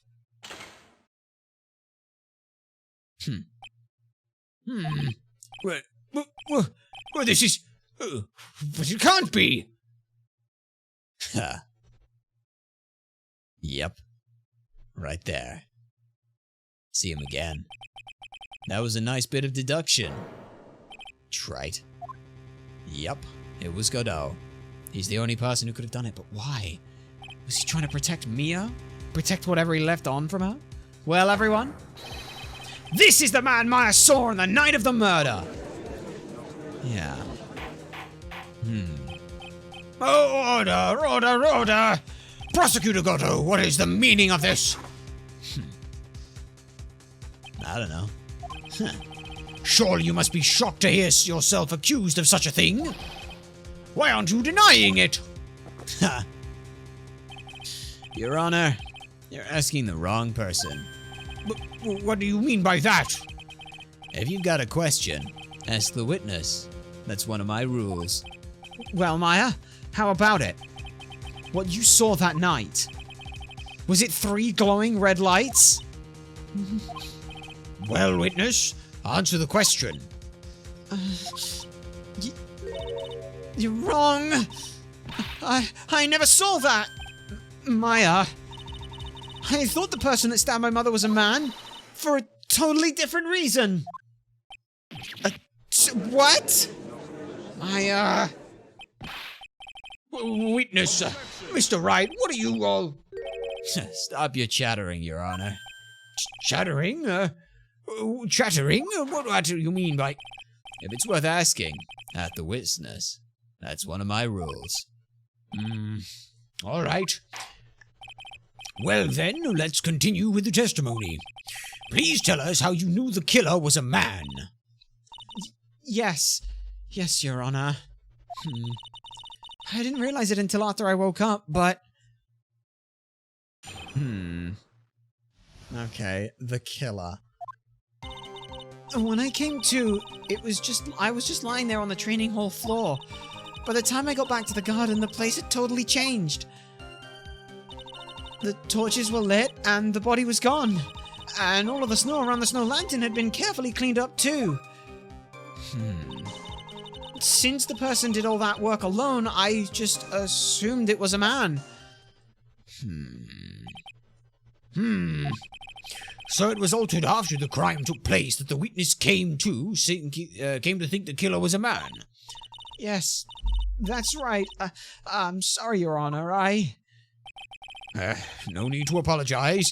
It's as Mr. Gordo says. You're utterly exhausted. It's only natural that you would be a little confused. Also, if you consider the situation you described, it doesn't seem too much of a stretch to assume the culprit was a man. Why? Mr. Wright, proceed with your cross-examination. This one's gonna be rough. It's gonna be real rough on you, isn't it? It's gonna hurt. When I came to, I was just lying there on the training hall floor. Okay. So you lost consciousness when you were in the garden, is that right? Yes, I think it happened when the victim was stabbed. So then the person that carried you into the inner temple... It could only have been the killer! That's what I think too. So the killer carried Maya into the inner temple. By the time I got back to the garden, the place had totally changed. Okay. Alright. Naturally, the killer must have done it, right? Yes, I think so. But why would the killer tamper with the crime scene like that? There must have been something that the killer desperately wanted to hide. I don't know. Looks like she doesn't have enough confidence. I think I need to gather some more information before I ask her again. The torches were lit and the body was gone. The torches were lit. Yes, that's how I noticed the whole scene had changed. I'm going to say it was the killer who lit the torches. I mean, who else could it have been? The killer probably lit them since it'd be impossible to do any cover-up work in the dark. However, if that's true, then there's one thing that's still bothering me. Why did the killer go to the effort of moving the body? That's true. It's hard to see how that would be of any advantage to the killer. The only one who could gain anything from that would be the only person that was at the inner temple, Maya. Very well. Let me hear some more about the conditions of the crime scene. Yeah. All of the snow around the snow lantern had been carefully cleaned up too. So you're saying the killer cleaned up the snow? It did look really odd. Yeah. The snow was removed in an unnatural-looking rectangular shape around the lantern. There was a lot of shovels around the inner temple, but they're all really heavy. Way too heavy for me to use. An odd fellow indeed, this killer. Why on earth would anyone want to take snow away? Well, there's one thing I can think of. Didn't you say that a lot of the victim's blood sprayed onto the snow? Yeah. The area I collapsed in ended up being splattered. In other words, the killer's purpose was to hide the bloody snow. I think that's the most reasonable explanation. Perhaps. However, there's something that's bothering me. If the killer just wanted to hide the snow with blood on it, then there was no need to remove that amount. That's true. He could have just scooped up the snow that was stained with blood. But it looks like there are some mysteries behind this issue. But I think they will. I think this will help explain them. Since the person did all that, I assumed it was a man. Hang on a sec. By the time the garden totally changed. Yeah. Naturally, the killer must have done it, right? Yes, I think so. But why would the killer tamper with a crime scene like that? There must have been something that the killer desperately wanted to hide. The truth is, when I saw the crime scene, I felt something. You did? Yeah. I felt like the killer was hiding the evidence for me. For my sake. What? Hiding it for you? Everyone knew that I was the only one at the inner temple that night. If Sister Bikini had come back and looked at the garden, then she may have thought that you had done it. No, she definitely would have thought you had done it. Are you saying that's why the killer cleaned up the crime scene to make it look like nothing had happened? Yeah, I'm sure of it. Well, that's certainly an important piece of information. I want you to add that to your testimony. Yes, Your Honor. I think it was for my sake that the killer cleaned up the evidence of what had happened. But if that's the case, Maya, why would they leave your bloodied words? Remember the first time you were tried for murder? The whole thing was pinned on the fact of a bloody piece of handwriting. There's something wrong there. The body of Alisto Nim was carried all the way to Hazakura Temple's courtyard. Then at the garden, the real scene of the crime, the snow that we suspect was covered in blood was scooped up and removed. It's reasonable to believe that this was all done in an attempt to hide the true crime scene. However, there's still one matter that seems somewhat odd. Oh? And what would that be? God, you realized it a long time ago, and the unfortunate implications of what it's done. Are you trying to right your wrongs here? Let's find out. You must have figured it out by now, Mr. Goddo. It's the message written in blood on the lantern. It was written very clearly on the white stone lantern. Maya. If the killer was so motivated to protect Maya from suspicion, then why didn't they wipe the writing off the lantern? Aha! Well, you're right. It's simple. They made the assumption the snow had blood on it, but there's no way they could know that Dahlia Hawthorne had also managed to survive long enough to write a bloody message to Maya. Order. But Mr. Wright, isn't it a fact that the killer was trying to cover up the scene of the crime? Indeed, but it doesn't make much sense to move the body and remove the bloody snow, then not wipe off the most incriminating thing of all, the bloodied writing. But if that's the case, do you have an explanation for the killer's mysterious behavior? Why would this killer move the body and remove all that snow, but then leave the bloody writing on the lantern? For the same reason you left it's the same reason you left the sword in Alisto Nim or in Misty Faye's body. It wasn't to stop bleeding, it was to make sure that there wasn't a blood trail that you had no clue of where it was. That's also why you told her to you told Iris to use the Shishito to change the wound. Because fucking hell, that would have looked like a very strange dagger shape. It was obvious, that's the whole point, right?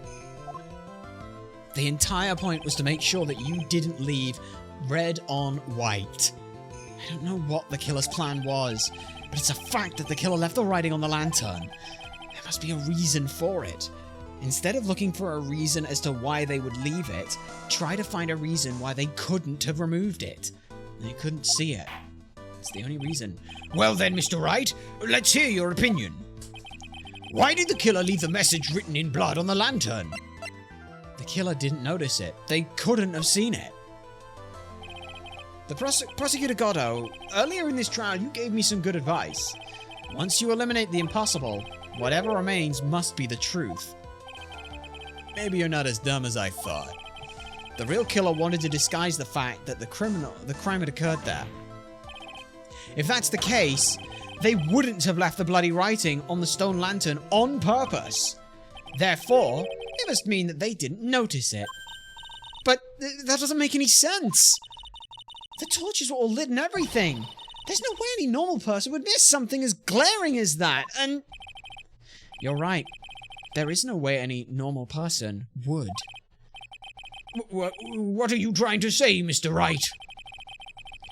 There's only one person involved in this incident who could have missed seeing the bloody writing altogether. And who would that be? Who is the person that could have failed to notice? Well, it's obvious. Mr. Godot, this is what you said yesterday. My eyesight is pretty messed up. Even with these huge goggles on my head, I still can't see everything. That you can't. You can't see everything? Is that correct, Mr. Godot? This lantern was submitted as evidence today. I would like the court to think back to the moment it was first presented. This lantern?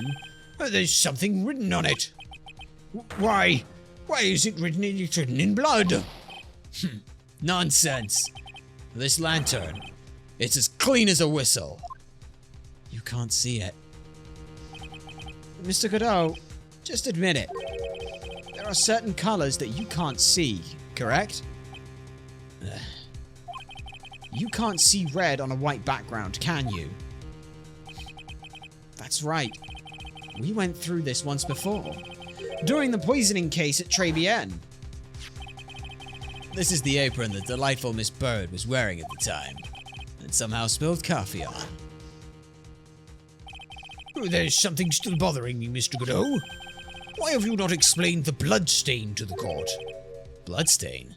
What bloodstain would that be? Oh, don't play games, prosecutor. The blood-colored stain that's smeared all over the apron. That's ridiculous. No one told me anything about a bloodstain. And no one told you about the message on it? You could see the coffee on the white apron, but you couldn't see the ketchup because it was red. Interesting idea. Ha! It's strange. In a black and white photo, those letters would have appeared black to me.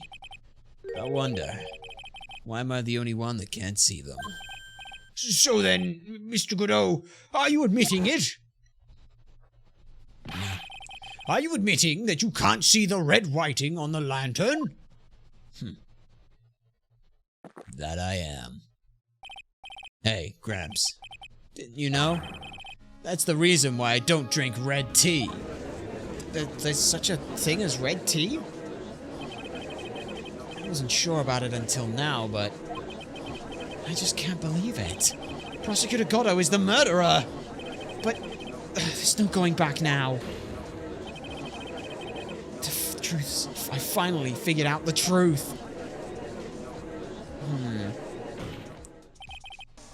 Mr. Godot, red tea is a thing. Interesting. The defense at this time formally accuses you. You are the murderer of Miss Elise Nim, also known as Misty Faye. It's hard to believe this may be true, however. Once again, Mr. Wright has brought up a disquieting fact about you.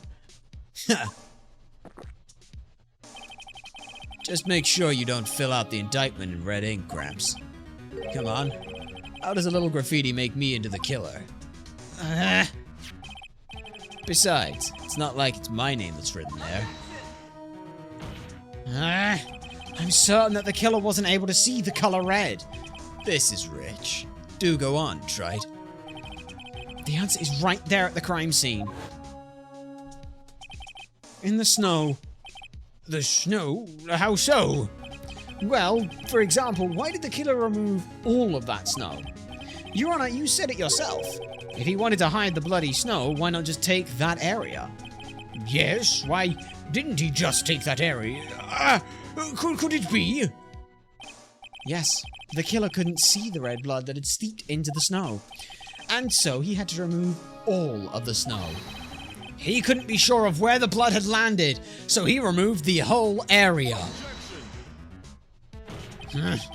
Isn't it more likely that the killer couldn't see the blood because it was dark? No, because the lanterns were lit.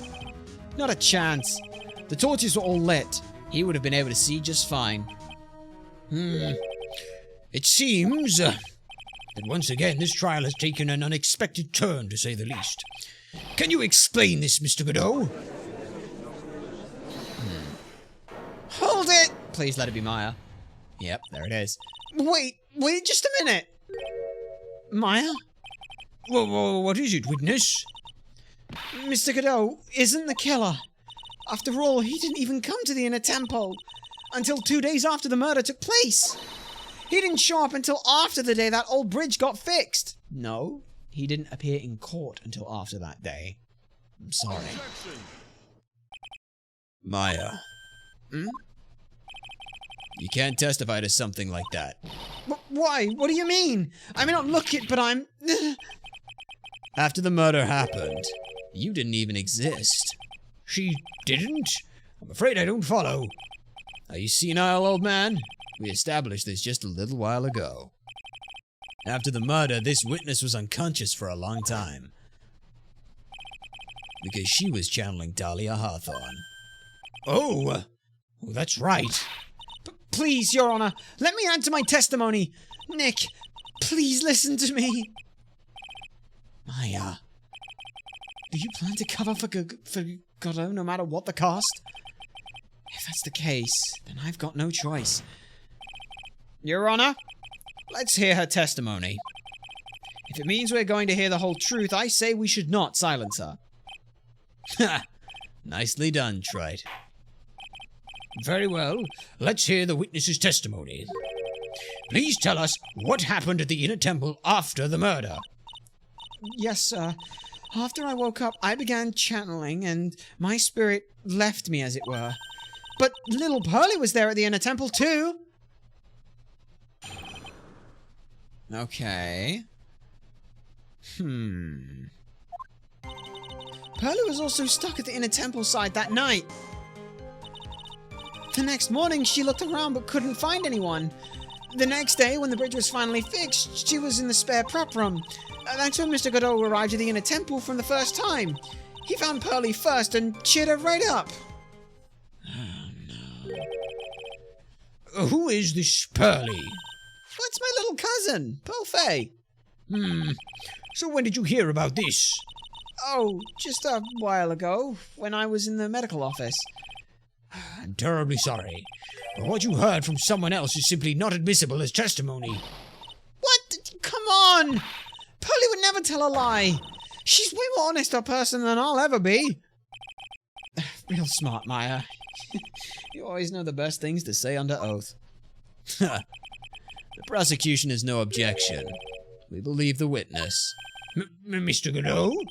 Let's just move on to the cross-examination, if the defense has no objections. This is highly unusual, but, well, Mr. Wright, do you care that the entire testimony you've just heard is considered hearsay and therefore inadmissible as evidence and testimony? Let's get this cross-examination started. All right, then. Okay. What have we got, then? Pearlie was also stuck on the inner temple side that night. I've got to needle her for everything. So when did Pearl think? So where do you think Pearl slept that night? In the spare prep room next to the training hall, I guess. There was a rule that you can't enter the training hall during an acolyte's training. But even so, why did she go to the inner temple in the first place? It seems that Pearl became very worried about Maya. She knew that the spiritual training I was about to undergo was very intense. Pearl was supposed to channel Dahlia Hawthorne, but she couldn't do it. That's why she headed to the inner temple. However, Dahlia Hawthorne was already there, possessing the body of Elise Donem. The next morning, she looked around but couldn't find anyone. Okay. She searched the entire inner temple side, end to end. Well, you see, Pearlie gets pretty scared when she's alone, and there weren't that many places to look. She says that she even went back and forth several times. The inner temple side has two structures, the training hall and a spare prep room. And there's also a storage shack, I think. That's about it. There was a storage shack too? Pearls was looking for other people too, right? Would she have really examined a storage shack at all that carefully? Well, if it was me, that would have been the first place I would investigate. So that means it's possible that someone may have been hiding in the storage shack. Yeah. The next day, when we fixed the bridge, she was in the spare prep room. Pearls didn't hear the sound of them working on the bridge? What do you mean? I was just wondering why she would stay in the prep room. Because it was warm? If it was me, I'd at least go out and wait at the foot of the bridge. Oh, well, Pearlie said she was sleeping at the time. She said she was so scared during the night that she couldn't sleep well and woke up a bunch of times. Poor little girl. All alone like that. Well, we know that she had at least one friend in the sacred cavern. Dahlia Hawthorne, who was busily battling with the Tricklelock. She couldn't let anyone see her, so she wouldn't have shown herself to Pearls. What happened after the bridge was finally fixed? Yeah. That's when Mr. Godot arrived at the Inner Temple for the first time. So it was your first time on the Inner Temple side, Mr. Godot? That's funny. Am I imagining things, or did the defense just ask me a question? Mr. Wright, please save your questions for the witness. What you heard from someone else is simply not admissible as testimony. Those are your words, Your Honor. Touché, Mr. Wright. Oh well, what do you have to say, Mr. Godot? Hot nights and even hotter coffee. That's what I always say. If it hadn't been for the case, I never would have visited there. A freezing cold temple in the mountains? I think I'll pass. So he had never visited Hazakura Temple or the Inner Temple, huh? Ha! You want to say something, Trite? In any case, I have to find a crack in his armor. Well, I may cross-examine Maya. This is... Very well. Please go on with your testimony. After fixing the bridge, the police came over from the Inner Temple side, right? Yes. That's when Mr. Godot... He found Pearlie first and cheered her right up. He cheered her up? That's what Pearlie said. She said he was a very nice older gentleman. Thank you for looking after my cousin, Mr. Godot. And here I was thinking you were nothing more than a coffee addict. I can be both. Ha!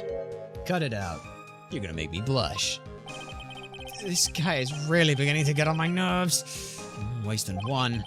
The truth is, there aren't that many places to look on the Inner Temple side. The police were all busy going over with a garden with a fine-tooth comb. So I decided to carry out an investigation in my own way. Godot style. Yeah, I'm the same way. I like to hound down my verdicts in my own judge style. Maybe I should ask some questions Phoenix style. Let's have a look at Godot's investigation then. You said that you conducted an investigation of your own. Did you find anything? Looks like my investigation went about as well as yours, Trite. After all, I did miss the bloody writing on the lantern. Well, I didn't miss it, so speak for yourself, Goggles. The only odd thing I discovered was the beauty in the training hall. Beauty? Misty Faye, naturally. Clad in her stunning Japanese garb, surrounded by the hue and aromas of the Western tastes. Western tastes? Could he find a stranger way to describe gravy? So, from there you headed for the prep room? Wait a second. What did Godot just say now? I think I just found his proverbial weak spot. Yep. Exactly. There's only one thing of any importance here. Where was Godot when the murder was taking place? He must have already been at the Inner Temple when it happened that night. Otherwise, he couldn't have killed at least on him. I have to do it from Maya. It's gotta be here, right? That was the first time he'd been there. How did he know that it was Misty Faye under there, huh? I have to present this, right? Misty Faye's image is obscured by gravy. And unless he knew what that symbol at the top meant, but even then, how the fuck would he know the rest of it, huh? Yep. Mr. Godot, the first time you crossed Dusky Bridge and went to the Inner Temple was long before the murder took place. What did you say? Why did you say that? Because he just made one fatal slip-up. The hanging scroll in the training hall. The hanging scroll? But Mr. Godot is right. The scroll there shows a picture of my mother. Maya, I know you know who it is, but here's something you didn't know. By the time the bridge had been repaired 2 days after the murder, the hanging scroll in the training hall looked like this. Oh, what is that wonderfully delicious smell? The morning after the crime, someone covered it with gravy. Gravy? Why gravy, Nick? Because gravy was much more than a condiment to the culprit. Well, Mr. Godot, if you really hadn't seen the hanging scroll until after the murder, you wouldn't have had any way of knowing that it was Misty Fey. Yeah, I hold it. Wait a minute, Nick. Yes? Take another look at the hanging scroll. Look at the top. There's a crest here. Ah, that's the mark of the master, correct? Exactly. So if you knew the meaning of the mark, then you could guess that there was a picture of Misty Fey on there? True, but Mr. Godot described what was underneath like this. Clad in her stunning Japanese garb, surrounded by the hue and aroma of Western tastes. Oh. Yes, it's possible that he knew what the crest meant. However, he couldn't have known that she was wearing Japanese clothing. Mr. Godot, on the day of the murder, you were hiding at the inner temple long before the crime took place. Alright then. Can I ask you just one little thing, Wright? What is it? That whole theory of yours? It all rests on a certain assumption. That I knew beforehand that a crime was going to be committed. That's right. Otherwise, there's no reason for him to sneak onto the crime scene. He did know then. Of course, Mr. Godot knew about the plan. Huh? What did you say? Yeah, he knew. Is it really possible that another person knew of the plan? Yeah, because it was opened once before. This crime was actually planned over a year ago. Morgan Fey authored the plan for her daughter's future, and these instructions were hidden somewhere in Fey Manor for a year. However, by the time Little Pearls found these instructions, they'd already been unsealed. Unsealed? Yes. The killer had read these instructions long before Pearls ever found them. That's how he knew the crime was to take place at the Inner Temple. And you still insist this crafty killer is me? You bet I do. But you just said that the instructions were hidden.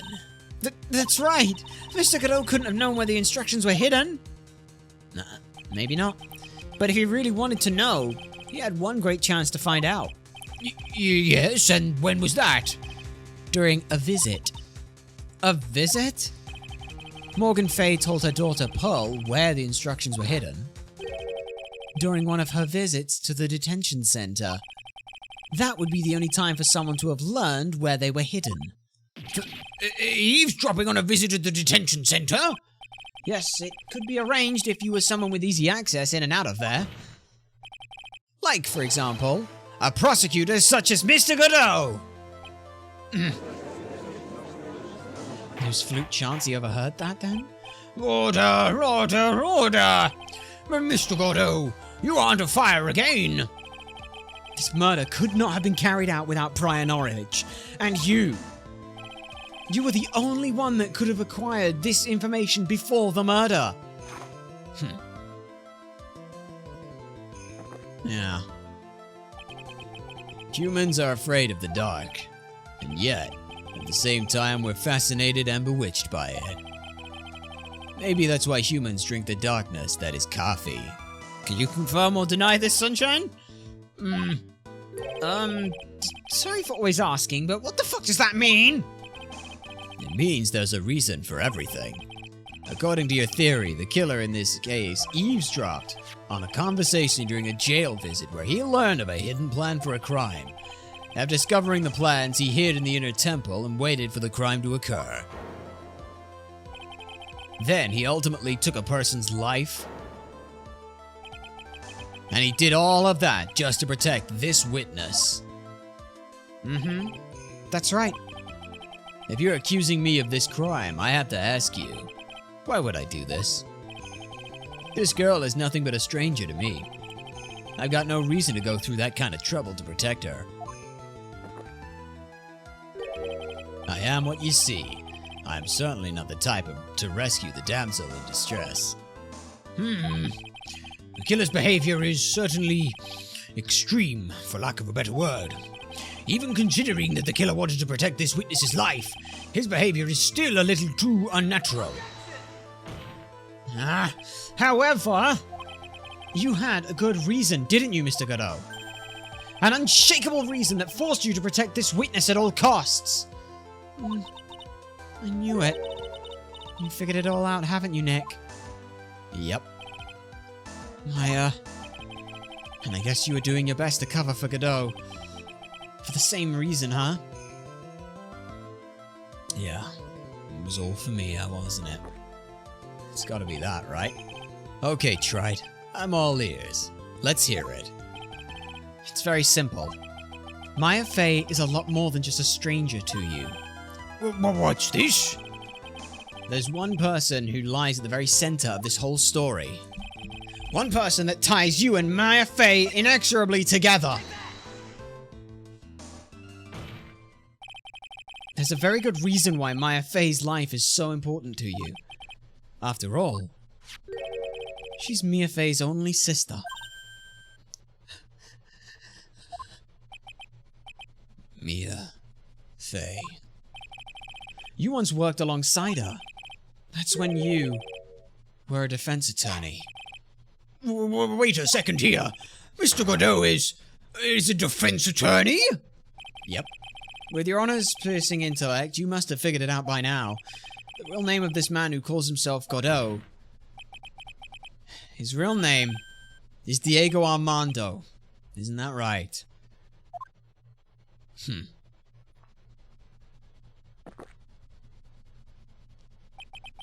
The last time someone called me by that name was over 6 years ago. Diego Armando. That name rings a bell. It should, Your Honor. All of this is related to a single case. A case in which a convict named Terry Falls killed himself in court. Mia Fey's first time in court, the tragic outcome left a deep wound in her heart. She knew that behind it all was a heartless demon in disguise. But in the end, Mia couldn't tear off that disguise. However, there was one man who reached out to help her. Diego Armando, a senior defense attorney at the office where Mia worked. It's my fault. It's all my fault that Mr. Falls killed himself. Mia, you can't cry yet.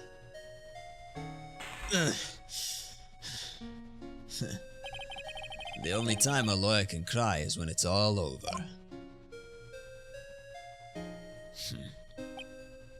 Yeah, I was moved by her. The way she put all her faith in her clients. That pure, sweet heart of hers. That's why I could never forgive Dahlia Hawthorne. Mia and I thoroughly investigated that fake kidnapping incident. Then one fateful day, Dahlia wanted to meet with me. It had been 6 months since that trial. We met in the courthouse cafeteria. I just remembered. 6 years ago, right here in this courthouse, you were poisoned. Even I didn't see it coming. Diego Armando. Dahlia Hawthorne slipped me some poison into my coffee.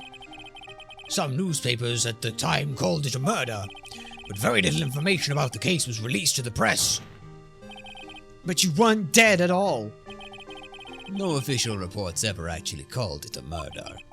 I was just in a deep, deep coma. I see. My body shut down. My life became nothing more than a long, deep sleep. That woman's poison did a real number on my central nervous system. I lost my sight. I lost all of my hair, and all of my hair turned white due to the damage it caused. That's terrible. Apparently, it was a miracle that I ever regained consciousness. 5 years had passed since I drank that poisoned brew. Then one morning, my eyes flew open from the smell of a doctor's cup of coffee. For 5 years? You were in a coma for 5 years? the worst possible news was waiting for me. Yeah. Nia Fey was dead. From the very moment I opened my eyes, I'd already lost everything I thought I had. The woman I loved had been murdered, and the woman I loathed had been sentenced to death.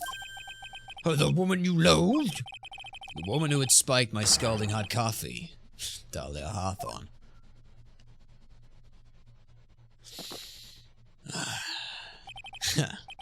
Good old Mia. She didn't let me down. She got her revenge before she checked out. In the end, there wasn't anyone waiting for me when I woke up. That's so sad. For someone like me, for someone who had slept away their best days, there were only 2 reasons left to live. And it was for those 2 reasons I decided to become a prosecutor. If I may ask, what were your 2 reasons to live? The first was you, Wright. Huh? Me? If I hadn't drank that stupid poison, Nia Fey never would have died, much less the way she did. You were the only one who could have been there to protect her, but you let her die. It was all your fault. It wasn't like that. I wanted to see for myself what kind of a man you really were. So that's why you became a prosecutor? My other reason for living, she goes by the name of Maya Fey. Huh? You mean me? You're the only way I could make up for the sin of not saving Maya. 1 year ago, when the Karain village incident was resolved, it was obvious that Morgan Fey was planning something. Whatever her evil plan was, I was determined to stop it. My role as a prosecutor put me in the perfect position to do something about her. So that's how you overheard Pearl's visit with Morgan at the detention center. I knew the time was drawing near. Once I knew the plan, I thought I could foil it. My goal was to outwit the plan. I thought if I could do that, I could keep that girl from being caught up in it. That makes sense, but if Pearls had known about the actual purpose of the plan was to kill Maya, she never would have helped out.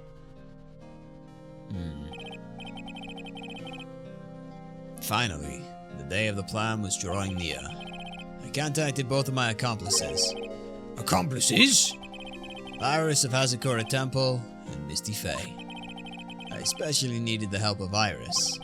She was to take the fall if my backup plan in case we couldn't control Pearl Fey. But how did you contact my mother? She'd been missing for almost 20 years. Officially, yes. What? What do you mean, officially? You've heard about it, haven't you? About the strong ties between the main family and the government? Now that you mention it, Bikini did say something to that effect. She said that the master of the Karain had great authority. Even without her official position, Misty Fey still wielded great influence. The police have been keeping an eye on her movements all this time. That's how I was able to contact her. Again, because of my position as a prosecutor. So my mother was cooperating with you? Don't ever forget, no matter how far away from you she was, she never stopped thinking about you. She was always... That's why I knew she would do anything to protect you. If you want to know how strong her resolve to protect you was, take a look at her staff. Her staff? The one with the sword in it? The day the plan was to be carried out arrived soon enough. We met for the first time at Hazakura Temple. That's when your mother showed me her special staff. I realized it then, just how far she was willing to go. She was ready to use that sword to protect you from Morgan Fey, if necessary. Yes, even if it meant paying the ultimate price. Mother... Jesus, fuck, this is a fucking tearjerker. That night, the night of the crime, there was just one way to stop Morgan's evil plan. You mean Pearls, don't you? We had to make sure she didn't channel Dahlia Hawthorne. Yeah. Well, Pearl, what are you going to do tonight? Well, If you'd like, you can come to my room. Perhaps we can read some books together. yeah. We thought we could prevent her from playing her part in Morgan's plan. But, well, she never showed up. She was worried and followed me to the inner temple. That was the thing we were most afraid of. And that's why Misty Faye had to do the channeling herself. She channeled Dahlia Hawthorne into her own body. What? What do you mean? If she channeled the spirit first, then Pearls wouldn't be able to do it herself. As Master of the Karain, Misty Faye's power was supreme. So that's how it went down. She channeled Dahlia Hawthorne so Pearl Faye wouldn't be able to. No! Yeah, but it gets worse than that, doesn't it? What? Is this true? My role in the plan was to make sure no one was going to hurt Maya Faye. That's why I hid myself at the inner temple. Just in case you needed to be saved from Dahlia Hawthorne. Godot. Anyway, that's all I'm going to admit to, Trite. Huh? There's no doubt about it. You're a great defense attorney. But you're going to have to do the rest yourself. Yeah, I thought so. The background leading up to this incident has been laid bare. There's just one question remaining, Mr. Wright. Who killed the victim? There are only two possible suspects right now. Maya Faye, and I'm sad to say you, Mr. Godot, or Mr. Armando. Well, Trite, if you're the real deal, then finish this thing once and for all. Show us beyond a shadow of a doubt that you can finish this on your own. No, Nick! Please don't, please! Maya, I heard the whole thing from my sister in the medical office. That's why I have to protect Mr. Godot. I can't do it. I can't testify against him. After all, he's the man who put his life on the line to protect Mia. And me too. Maya, I know that, but... Nick... But even so, it doesn't absolve him of his crime. Please, Maya, testify. Miss Faye, your testimony, please. This is the final testimony. Don't bother trying to hide anything, because I'll know. I want to hear the truth from your own lips. I understand. I'm sure you're right. I'm ready now, Nick. All right, young lady. Tell us about the moments before you lost consciousness. What exactly happened at the time of the murder? The time of the murder. Just before it happened, I think I saw some red lights, the three of them. I thought I'd asked for help, but just then I was splattered with blood. She wasn't dead though, and she struck back at the enemy behind her. Suddenly the red lights went out and the whole area went dark. Just that moment, there was a horrible scream. Right after that, Dahlia collapsed and I lost consciousness. The dagger! The dagger's blood is Godot, isn't it? These red lights. I thought you said you don't remember seeing them. I'm sorry. I thought I saw them, but then they disappeared all of a sudden. Things break, Trite. Even the best of theories. Who was it that stabbed Misty Faye? It looks like you still can't prove it. I was telling the truth this time. I know it. The rest is up to me. Alright. Well then, Mr. Wright, proceed with your final cross-examination of the witness. I need to hear about this horrible scream. This horrible scream has to be the one. It has to be that.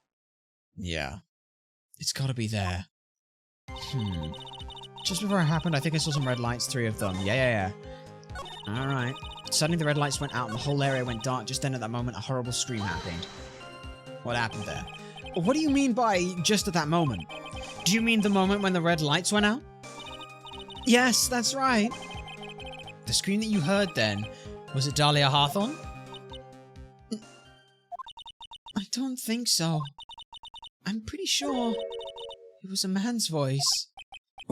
What? Okay. Alright. So then, that scream came from the killer? Mm-hmm. That's gotta be it. I think Dahlia Hawthorne must have taken the blade and attacked the killer with it. And then the killer let out a scream of pain, huh? No, there's a contradiction there. And then the killer stole the blade back and delivered the final blow, I guess. No. You were being threatened with a dagger. This blade... Dahlia Hawthorne didn't know that this blade was there. So yeah. Well, Mr. Wright, it seems to make sense to me. Sounds like a reasonable deduction, but I still kind of wonder. There's a contradiction. I'm sorry to say this. That interpretation would create an enormous contradiction. That makes sense, after all. My deductions are almost certainly never correct. Remember the testimony she gave before? Before the killer let out a scream. Maya said she'd already been splattered by the victim's blood. In other words, the blade and the staff had already been plunged into the victim. Wait, but is that right? She couldn't have struck back with a sword that was already stuck in her body. The weapon that caused the killer to let out a scream must have been something other than the staff. If you're so sure about it, then don't keep us waiting any longer, Trite. There's only one thing I can think of that could have been used as the weapon here. If Dahlia Hawthorne had already been stabbed in the back by the staff, what could she have used to strike back at the killer? Your own dagger that you presented. Naturally, the dagger the killer brought to the scene of the crime. Oh, that's right. I almost forgot about that. This dagger was found at the crime scene stuck into a pine tree. Yes, the detective found it this morning and brought it to me. Dahlia Hawthorne struck back at the killer with this. And she managed to wound him as well. Just because he let out a scream doesn't mean that he was wounded. For all we know, the blood on the dagger could have been from the victim. No, we know it's not from the victim. Have you forgotten that the blood has already been tested? Since we learned that it wasn't the victim's blood, it must be the killer's blood. The killer must have had a wound somewhere on his body. We know where. So you're saying the blood in this dagger belongs to the killer? Exactly. A DNA analysis of the blood would prove it beyond a shadow of a doubt. And yes, Mr. Godot, it would prove that it's your blood. Then why would I present it? Nice theory, Trite. Yeah, but... Order in the court! Is this the end? Have I done it? Even he won't be able to change the result of a scientific test.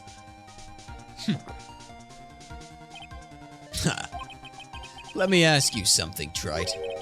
Let's just say that it turned out that I was the killer. Do you really think I would be stupid enough to leave evidence like that? What? Just think for a second. This dagger was found in the morning by a detective and brought to me. There was already blood on it, correct? But even so, I was the one who brought this dagger here to the courtroom. Yes? What does that prove?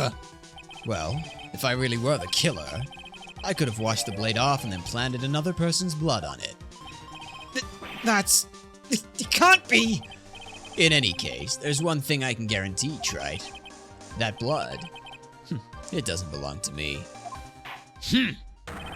Not a chance! So you tampered with the evidence? What? Great. In any event, it seems to be established that the killer was wounded. All right then, witness, continue your test. Hold it! Wait a minute. Well, what is the problem? I know I probably shouldn't say this, but there's a big contradiction in Nick's explanation. Maya? This dagger, you said that it wounded the killer. Mm-hmm. That's right. But, if Mr. Godot had really been cut with the dagger, his clothes should have been bloody or have a rip in them, right? They should. Maya? Maybe he just changed his clothes. That would solve the contradiction pretty easily, and... What are you talking about? It's not that simple at all. Remember back to the day of the murder? Everyone that was on the inner temple side got trapped there. Ah, well, that's right. And once the bridge was fixed, the police headed for the inner temple. Mr. Godot was already there waiting for them. He never had a chance to change his clothes. Maya, you saw the lights disappear and then a scream come out? Do you not think that perhaps, in the motion, they had spun around and swiped upwards with the dagger? Like, that would be the easiest option. Turn around and swipe up with the dagger. That would hit someone in the face.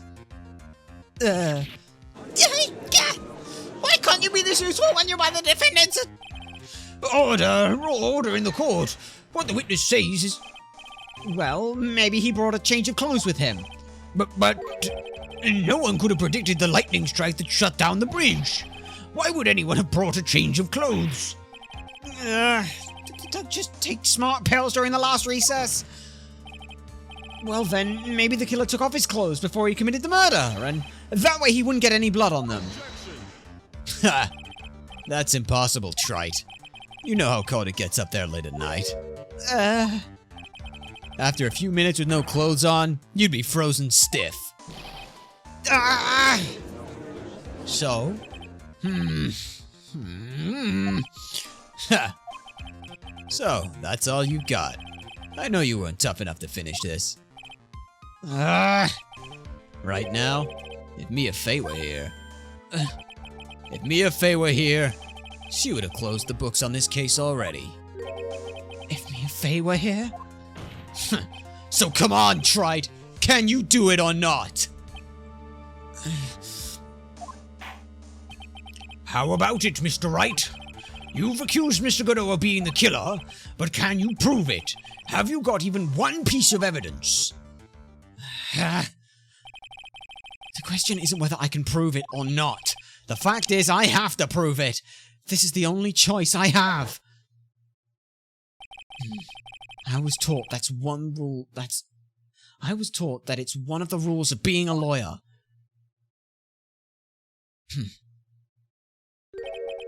I can prove it. I'm going to bring your magnificent vengeance to fruition just as you want. That's good. Fight it till the bitter end, Trite. Since there's just one piece of evidence that can prove your point, why don't we go for the ultimate penalty? Are you trying to pressure me, Mr. Godot? Because it doesn't matter to me. I've got the one piece of evidence I need. Give me a break. You've got nothing, Trite. So what do I do at a time like this? It's simple. I've got to think outside the box and approach this from a different angle. All right then, Mr. Wright. Let's hear what you've got. There's one thing I've demonstrated in the previous cross-examination. The killer was wounded, and that was proven by the blood on the dagger. But we decided it was impossible for him to have hidden such a wound. If he'd been cut by a dagger, there should have been a bloodstain on his clothing, or... Nah, there's one place the killer could have hidden his wound. What did you say? Hidden? Yeah. This is it. My last stand. I need to think about this from a different angle. I don't need to think about why there were no bloodstains on his clothes. I need to show how he hid his wound. It's the end of the line. Final stop, Trite. Let's hear what you've got. Where's this location where you say the killer hid his wound? Just look at your face, mate. Ha! I don't know what you're talking about. And frankly, I don't need to know. What I do know is that you'll never be half the lawyer she was. Isn't that right, Trite? Wait a minute. Oh shit, the music didn't... the music didn't stop? What was that just now? Mia? It can't be. you're living on through him.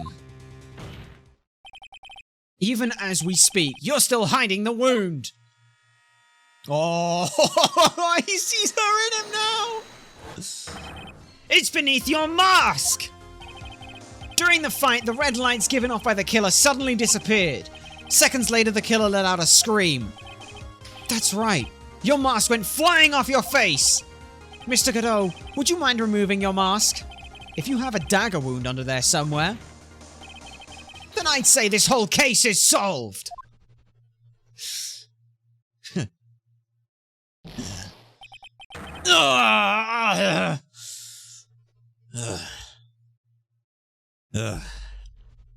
Well, alright then.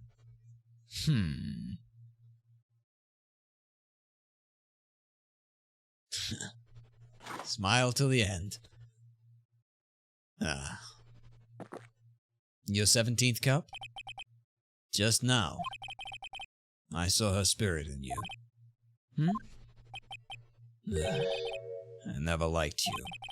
6 years ago, you helped that woman who put me to sleep by hiding her bottle of poison.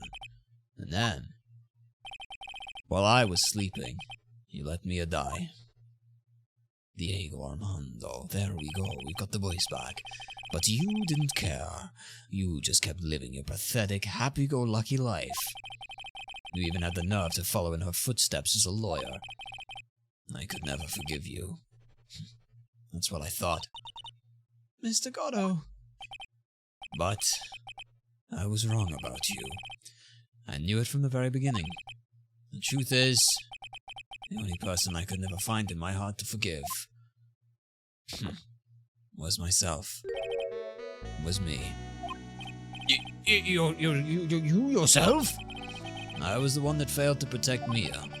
Me and no one else.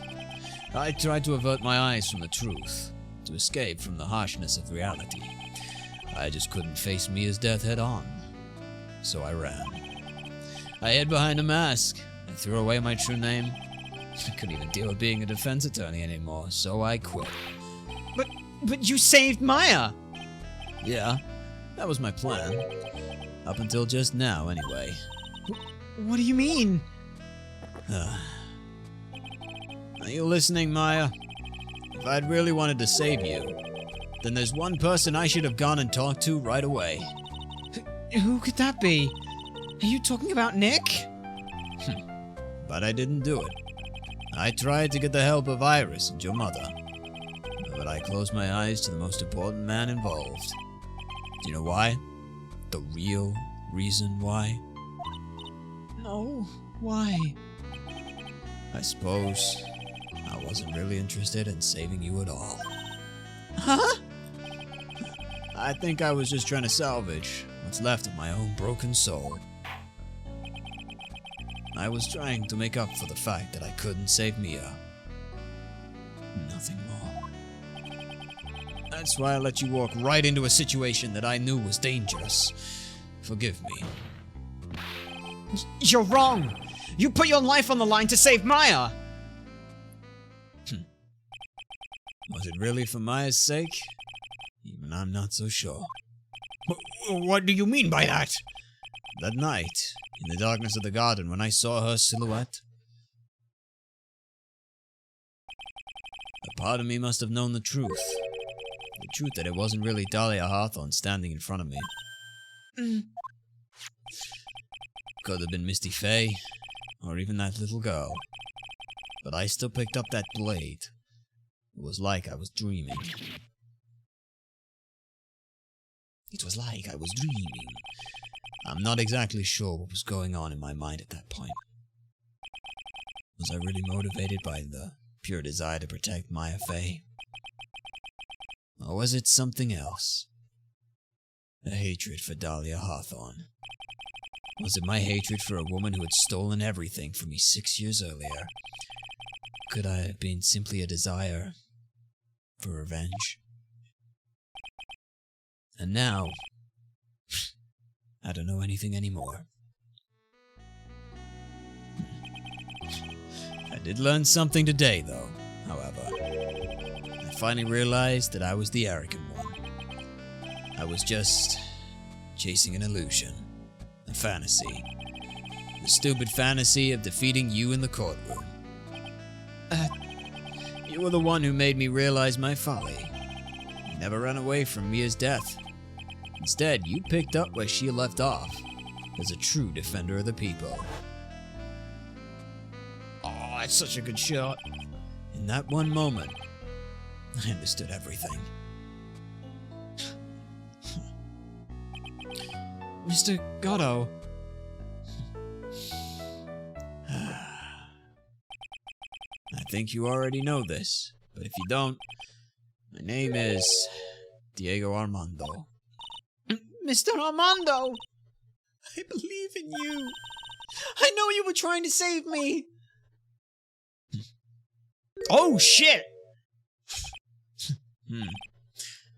Thanks. Your wound, it's bleeding. Did you forget already? In my world, the color red doesn't exist. These must be my tears. Tears? Ever since I woke up from my coma, I think I've been waiting for this very moment. Mr. Armando? You do well to remember this, Maya. The only time a lawyer can cry is when it's all over. Holy fuck. Alright then. Holy fuck. Jesus fucking Christ. What a case. What a case. This time, it really is over, isn't it? Defendant? Yes, Your Honor. Although you weren't directly involved in the murder, tampering with the body and the crime scene is a serious offense in and of itself. I understand, Your Honor. Mr. Armando explained that to me very carefully. I knew the risk and I willingly cooperated anyway. Very well. Before I hand down my verdict, is there anything you'd like to say? Well, there is one thing. I'd like to say something to Mr. Wright. I want to apologize to you. Apologize to me? For what? For the case 5 years ago. Of course. Yeah, there was just too much of a disparity between Dahlia and Iris. I just remembered.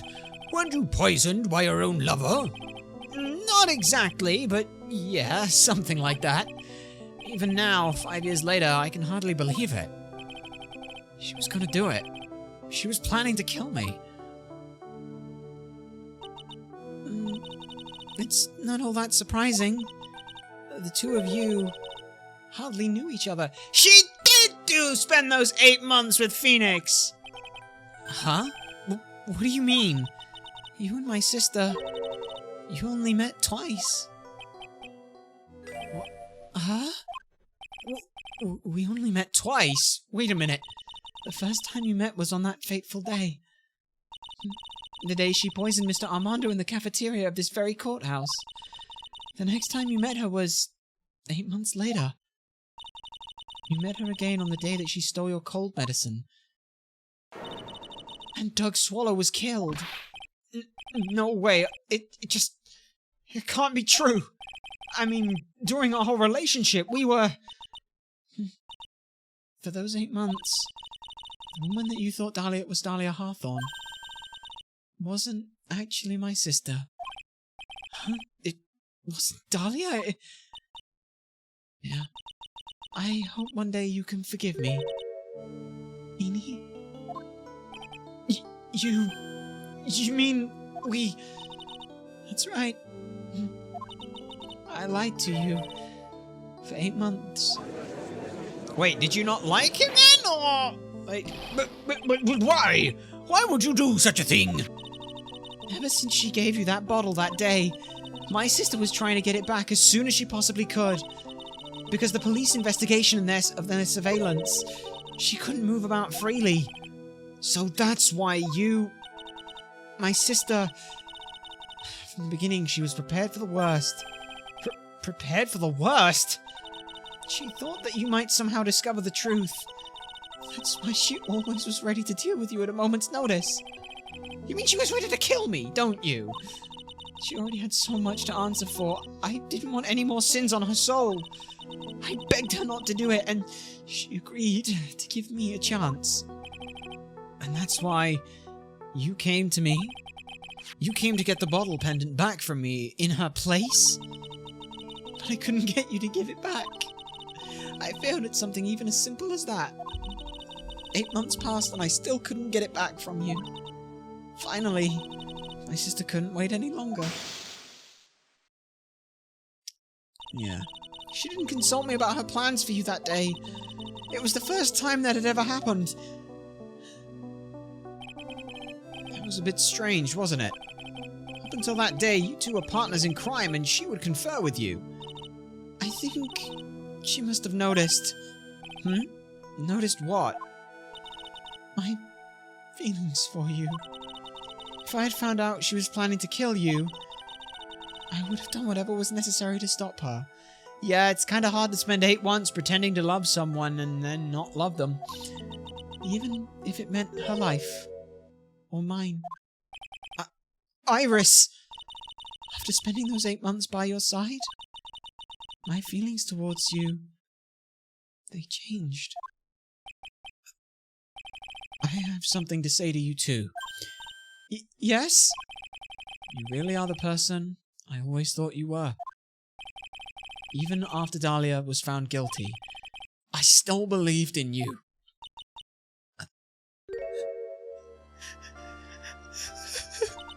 Thank you. Oh, that's adorable. And I got a front row seat.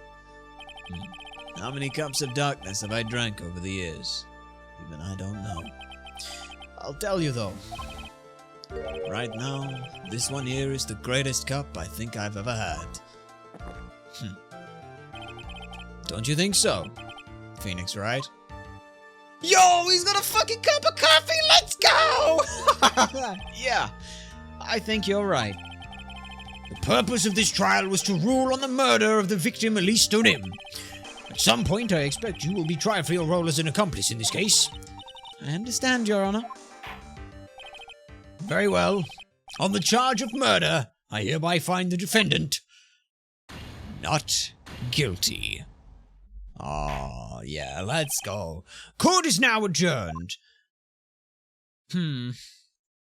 Alright then, not bad. Not bad at all. February 10th. Wow, you spent, what, 7 hours in court? That's not bad. Which is ironic, because we've spent nearly 7 hours broadcasting. Isn't that great? It's perfect. So I guess it's all over. Everything ended. Was justice really served? The man who risked his life to save Maya is being sent to prison by my own hand. Of course justice was served.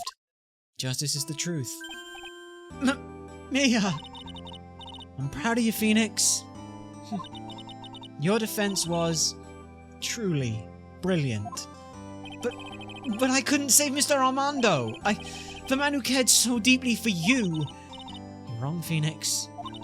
You did save Diego. You saved him in the only way possible. You mean with that verdict? I think one day you'll understand too. Phoenix, I want you to remember one thing. You were as good out there today as any defense attorney could ever hope to be. There's nothing more that you could learn from me.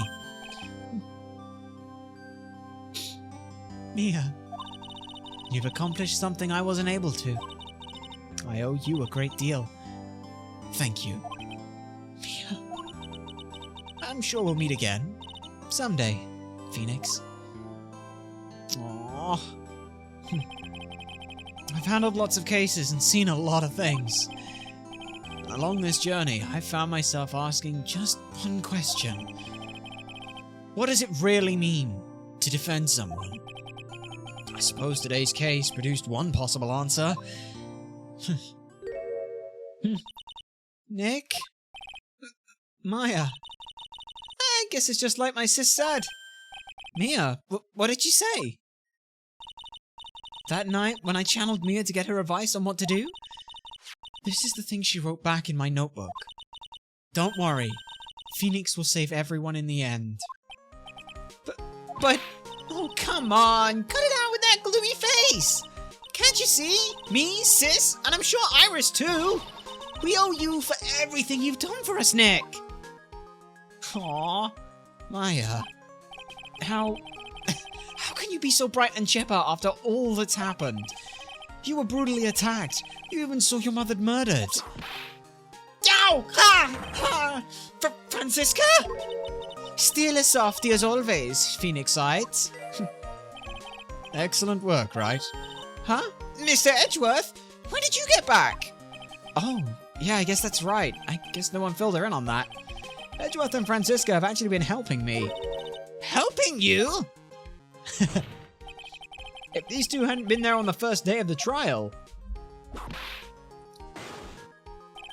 the defense wouldn't have gotten anywhere. Wow. But where were you, Nick? I heard he fell into a river and caught a nasty cold, which forced him to sleep all day. Yes, he laid in bed shivering from his fever, with Iris's hood pulled over his head. Oh, ouch. Talk about embarrassing, Nick. You definitely need more training. Anyway, thank you, Mr. Edgeworth. And you too, Francisca? I don't suppose. I don't suppose there's room for me in this group hug, is there? Oh, Larry, what the fucking dark music? What's with the, longer than usual face? I realized something when I was reborn. I realized that Larry was never of any use to anyone. Not ever and once. That's not true, right, Nick? What? You're asking me? Well, Nick, is it true? I've got a place in this world, right? Huh? Oh, yeah, of course. I knew it. Everyone would be better off if I were gone for good. No. Yeah. Those portraits you painted, they were really good. Isn't that right, Edgeworth? What? Me? Why are you making that face, huh, Edgy? Oh, well, yes, indeed, I certainly can't say that they lack resemblance. Do you really mean it? What about you, Francie? Did I draw you well, too? No! My beauty can't possibly be captured by a mere crayon. Nevertheless, I recognize the effort you put into it, and it's worth something. So then you'll do it? Like you just promised? You're gonna model for my next picture book, Francie's Whippity Whip Chip. Don't get carried away. Well, how about that? I guess painting portraits is the only thing I'm good at. The painting of Pearl was pretty darn good too, if you ask me. Huh? Now that you mention it, I haven't seen her around. Pearls? Where could she have gone? Normally she would have made a beeline for Maya, but... Oh! I'll go look for her. Be right back. Yeah. Hey, Pally! Right. You seem to be uncharacteristically puzzled. I suspect you're wondering how Maya can be so cheerful despite all that has happened. Yeah. To be honest, I can't understand it either. Francisca? That's right. She lost her father fairly recently as well. I think I understand how she feels. Maya is a much wiser person than she appears, and I think she's realized something. Now is exactly the time when she needs to be as strong as she can. What do you mean by, now is exactly the time? Maya wasn't the only one who was badly wounded by this incident. In fact, there was someone that was hurt far more deeply than she. I believe it's for that person that Maya is trying her best not to cry. It's Pearls, who was used, abused by her own mother, completely left abandoned. Left alone for 2 days, yeah. Edgeworth, I think I'm starting to understand too. Ow! Then tell me, Phoenixite, Who is Maya Fey being strong for? Pearl Fey? The poor kid. After all, the reason she worked so hard to follow the instructions was because she loved and believed in her mother, Morgan. It's for the good of the Fey clan. I'm sure she believed every last word. She thought she was doing it for Maya. That's why she was so happy. Oh, shows how truly devoted she is to Maya. I think for the first time, the Fey clan branch will be finally breaking the curse of plotting against the main branch. But it's a cruel irony that it was her exuberance that led to this tragedy. Maya Fey's mother was killed, and Maya herself was put in the deepest peril imaginable. And that's exactly why Maya is putting on a brave face. She's doing it for Pearl's sake, until she can see her smile again.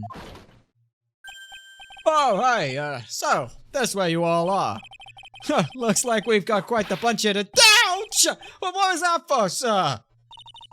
Sorry about that, Scruffy. My Viv just seems to have a mind of its own. What's up, Detective Gumshoe? Oh, you know, this and that. Anyway, congrats on your win. Let's go out tonight, pal. Dinner's on me. My salary's just sort of kind of gone down by a teeny-weeny bit, but it's alright. I made reservations at the first-class French restaurant for tonight. Oh! Pretty good work, Scruffy. That was your reward. Detective Gumshoe? You said a first-class French restaurant. You don't mean... Très bien. Where else? I knew it. We're doomed. Come on, let's go, everyone. Can't keep Maggie waiting, pal. Hey! Hey, you, crybaby. You're invited too. Oh, forget about me. Paul and I will be at the loser's shack eating potatoes. You know, Maya is taking an awfully long time to get back. She's still out looking for pearls? Oh, Maya, what's wrong? Nick, what do I do? Pearlie, I can't find her anywhere. Huh? Oh, I bet she just went back home. That's all. I thought so too, so I called the village, but no one has heard from her. This has never happened before. As I figured, she's been badly hurt by this incident. She feels responsible for the tragedy that has befallen you, Maya. But none of this was her fault! What should I do? Detective Gumshoe? Yeah, what is it, pal? Could you guys go on ahead? But what about you? Maya and I will join you guys when we find pearls. Nick! Don't worry about us, Detective Gumshoe. We may be a little late, but we'll definitely be there. We have a lot of celebrating to do tonight. And I wouldn't miss it for the world. Yeah, but you're the...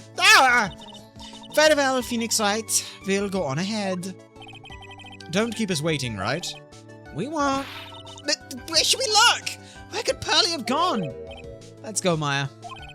There's only one place I can think that Pearls might have gone to. She went back to the office, didn't she? Oh no, she's back to Hazakura Temple. Back to Hazakura Temple because then she can feel like she can atone to things. Hazakura Temple? For Pearls, I bet this is a very important place. After all, it's where the whole incident started. What's this? You're all back again so soon? Sister Bikini? I thought we'd be eating mashed potatoes alone tonight. So she's here? Pearlie is here? She's in the training hall. Why don't you hurry along and go see her? Oh, okay. Hey, Sister Bikini, really important thing. Could you maybe look after Pearls for a while? She doesn't really have a mother and things, and the village is great, but she really needs a mother figure. Okay. I really think that Pearl should spend some time with Sister Bikini. Pearlie's not here. Ah! Maya, the hanging scroll. It's... She cleaned it. She came to fix it. Someone's cleaned it off. That's gotta be Pearl's. Ah! Missing Maya! Pearlie? Why did you just leave like that? Missing Maya? Misty Maya!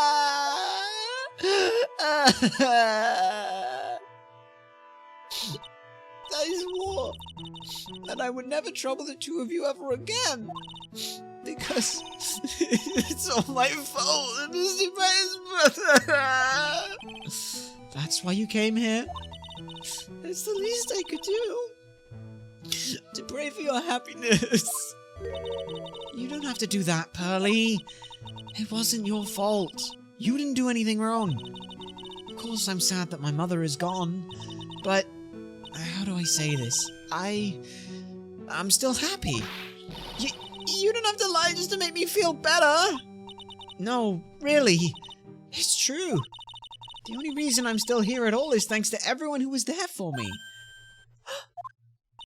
My sis, my mother, Mr. Armando, Nick, and you. If even one of you weren't there, I'm sure I would still be alive right now. That's why I have to be strong. For all the people that were there for me when I needed them. That's all I can really do. Mystic Maya? I'm impressed. You truly are the daughter of Mystic Misty. Sister Bikini, your mother, Mystic Misty, was a strong woman indeed. I want to tell you what she said to me that night. After dishonoring the good name of Kurain, I don't have the right to face my daughter. But still, Maya is always in my thoughts. It's true. She'll always be with me until the day I die. Your spirit was with her. That's why your mother was so strong. Even at the end, I'm sure she had no regrets. She'll always be with me until the day I die, huh? There's a rule or something all masters are to follow, isn't there? To never take the charm off until the day you die? That's the master's talisman! The thing that Misty kept by her heart and would never take off. It's also got a latch to it. It wasn't the container that was important. Rather, it was the contents. Oh, what's in there? That's... What's in there? A photo? Ah, that's... Mother. Alright, let's have a look then. It's only natural for living creatures to fight to protect their own lives. But what makes us human is that we fight for others. But who do you fight for, and how hard must you fight? That's the true measure of what human life is worth. We defense attorneys are warriors who are constantly challenged by that question. Aww! That also means that it wasn't just Pearls who broke it before! Even when the battle is over, the bonds that connect us are severed, we will always return, time and time again. Mia, Maya, Pearls, Mr. Armando, and Maya's mother too. I learned that from all of them. They both broke the broom. Aww. So, well, shall we get going? Everyone is waiting. This is a day to remember. A day when a lot of things were finally put to rest. I think we should celebrate that what we've overcome today. But I still can't... Oh, go on, sweetie. You can come back for training anytime. Okay. Alright, I'm gonna make a brand new start too. Sister Bikini, I'll be back for more training. I promise. Well, I know, and I won't go easy on you just because you're the future master. Well, I guess technically now you are the master. I'll make sure to prepare reservations for 3 for when you come back. Whoa! Alright, we're going to have a great feast today, Pearly. You know why? Because training is a battle of endurance. Okay, Mystic Maya, I'll eat lots and lots of food tonight. You know, there's one thing I don't get, and probably don't want to, but... What is it, Nick? Reservation is for training and all is fine, but why for 3? Oh, come on, what do you think? You're one of us, Nick. Next time, you can train right alongside us. Huh? I'll be waiting for you. Sister Bikini will take special care of you. It'll be great, Nick. We're going to do the special course naturally. What? That's a great idea. After all, Mr. Nick, you'll do anything for Mystic Maya, wouldn't you? Even walk on hot coals, right? We'll have a nice big meal right before we come next time. Right, Nick? You know, I was wondering if I can just say one little thing. Sure, of course you can. Oh, I love this part. I can't wait to hear it. I'm getting goosebumps too, you know. Well then, here goes nothing. Objection! And with that, the third game, Trials and Tribulation, comes to an end. Holy fuck. I'm really have to work extra hard now. Master of the Karain and Manager Office of the Lord Father. I have to be good to Big Sister Pearly too as well. And Nick. Well, as long as I'm not locked up or captured or something like that. Yeah. What a fucking final case that actually makes the second case almost good. So it's true, Mr. Nick really is Mystic Maya's knight in shining armor. He went through the special course, all the way to the end. Actually, I heard there's a legendary extra special ultra course here too. I think I'll surprise the two of them by making them a secret reservation. Oh, that's beautiful. Oh, but yeah, what a case. Even the third case wasn't so bad. Maggie bought me a brand new coat as a present, pal. I feel 10 years younger. I'm never taking off. Yes, but somehow you just don't seem the same. I guess a dirty, shabby old overcoat is just more detective-like, sir. Hey, don't worry about it. In the name of love, a man will soil himself silly. Aw, does that mean they got together in the end, or just kind of kept on as good friends? But yeah, that was it. Oh, such a nice final case. Bit long in the tooth at the end of it, but beautiful. Mr. Wright, I am always in your debt. Thanks to you, the Treasures of Karain was a great success. I even got to see Miss Von Karma, who I hadn't seen for almost a year. She taught me how to use a whip and said that I must show you what I've learned. Oh Christ, Francesca's created another dominatrix. Oh, Turnabout Sisters! The music. Mwah, absolutely beautiful. Desi and I started a company called Master Mass Counseling. We've dedicated to stopping the evil plans of all the criminals in the city. Our motto is, cut it out, please! Pretty cute, huh?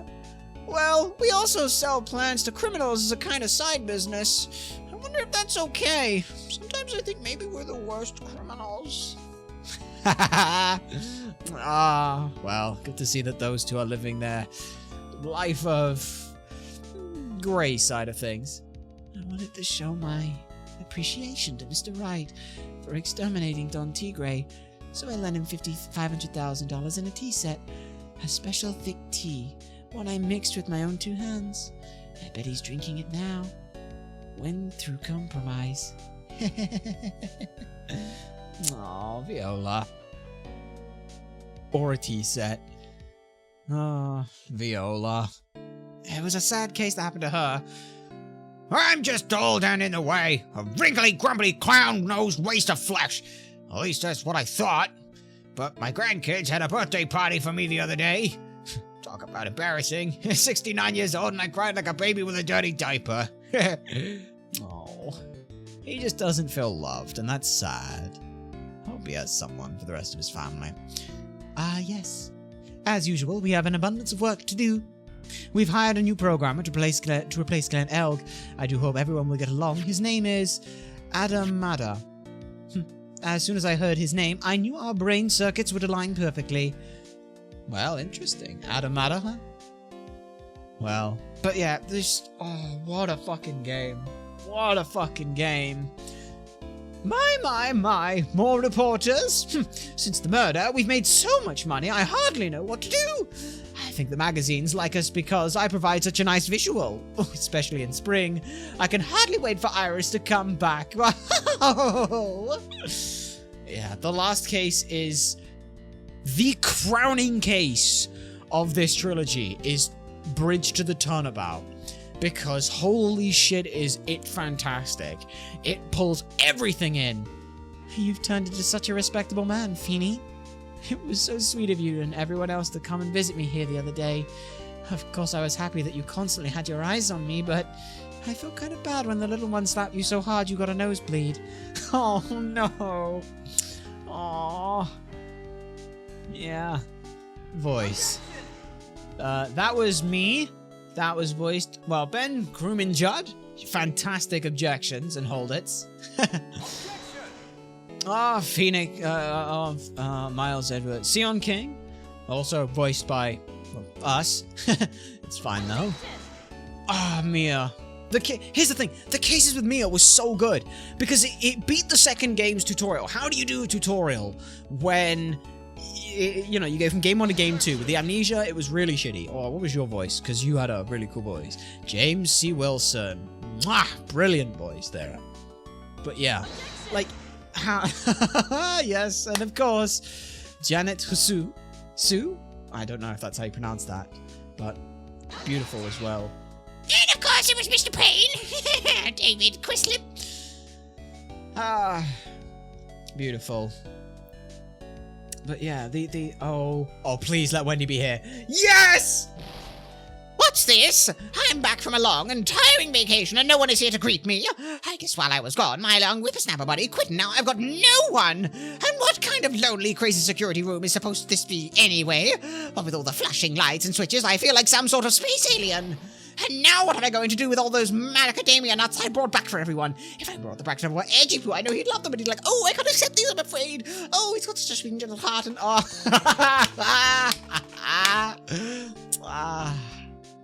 Good to see you're still alive and kicking, old bag. Very glad to see it. But no, how's Larry doing? I finally found something I'd love to do. Francie's whip and whip trip is going to turn the art world on its head. I should have realized sooner. Self-centered, lazy, antisocial. I'm an artist. A really good portrait artist. I'm not a loser after all. Alright. Well, yeah, like, crowning of this Bridge to the Turnabout is the best case in existence. Oh, look at that. Wait, was that done by Laurice? That's actually really good. Oh, and you've got the other side as well. Oh, yep. Larry's actually turned into a pretty damn good artist. If nothing else, he'll carry on at least on him. Oh, brilliant. Brilliant end to that game right there. Absolutely phenomenal in near enough every single way. But with that is the Phoenix Wright Ace Attorney trilogy finished. There is no more. That is it. But yeah, finishing off like our thoughts on that stuff. Holy shit. What a fantastic series. Overall, it has its highs. It has some very deep lows. But, you know, like, we can totally see why this series got remade. And the best part is that at some point in time, there is a second series of this coming, which we will hold bated breath to look into. But until next time, that is where we're going to end things off here. We've got new things to move on to, and, well, we hope you'll look forward to them. But for now, thank you to everyone who has found, followed, and stuck around on the stream. Thank you very much for the raid, Birdie Boo. We hope that everyone will stick around for the raid of our own. But until next time, we've been Ultrasonic Blur. You've been a fantastic audience, and we'll see you all next time.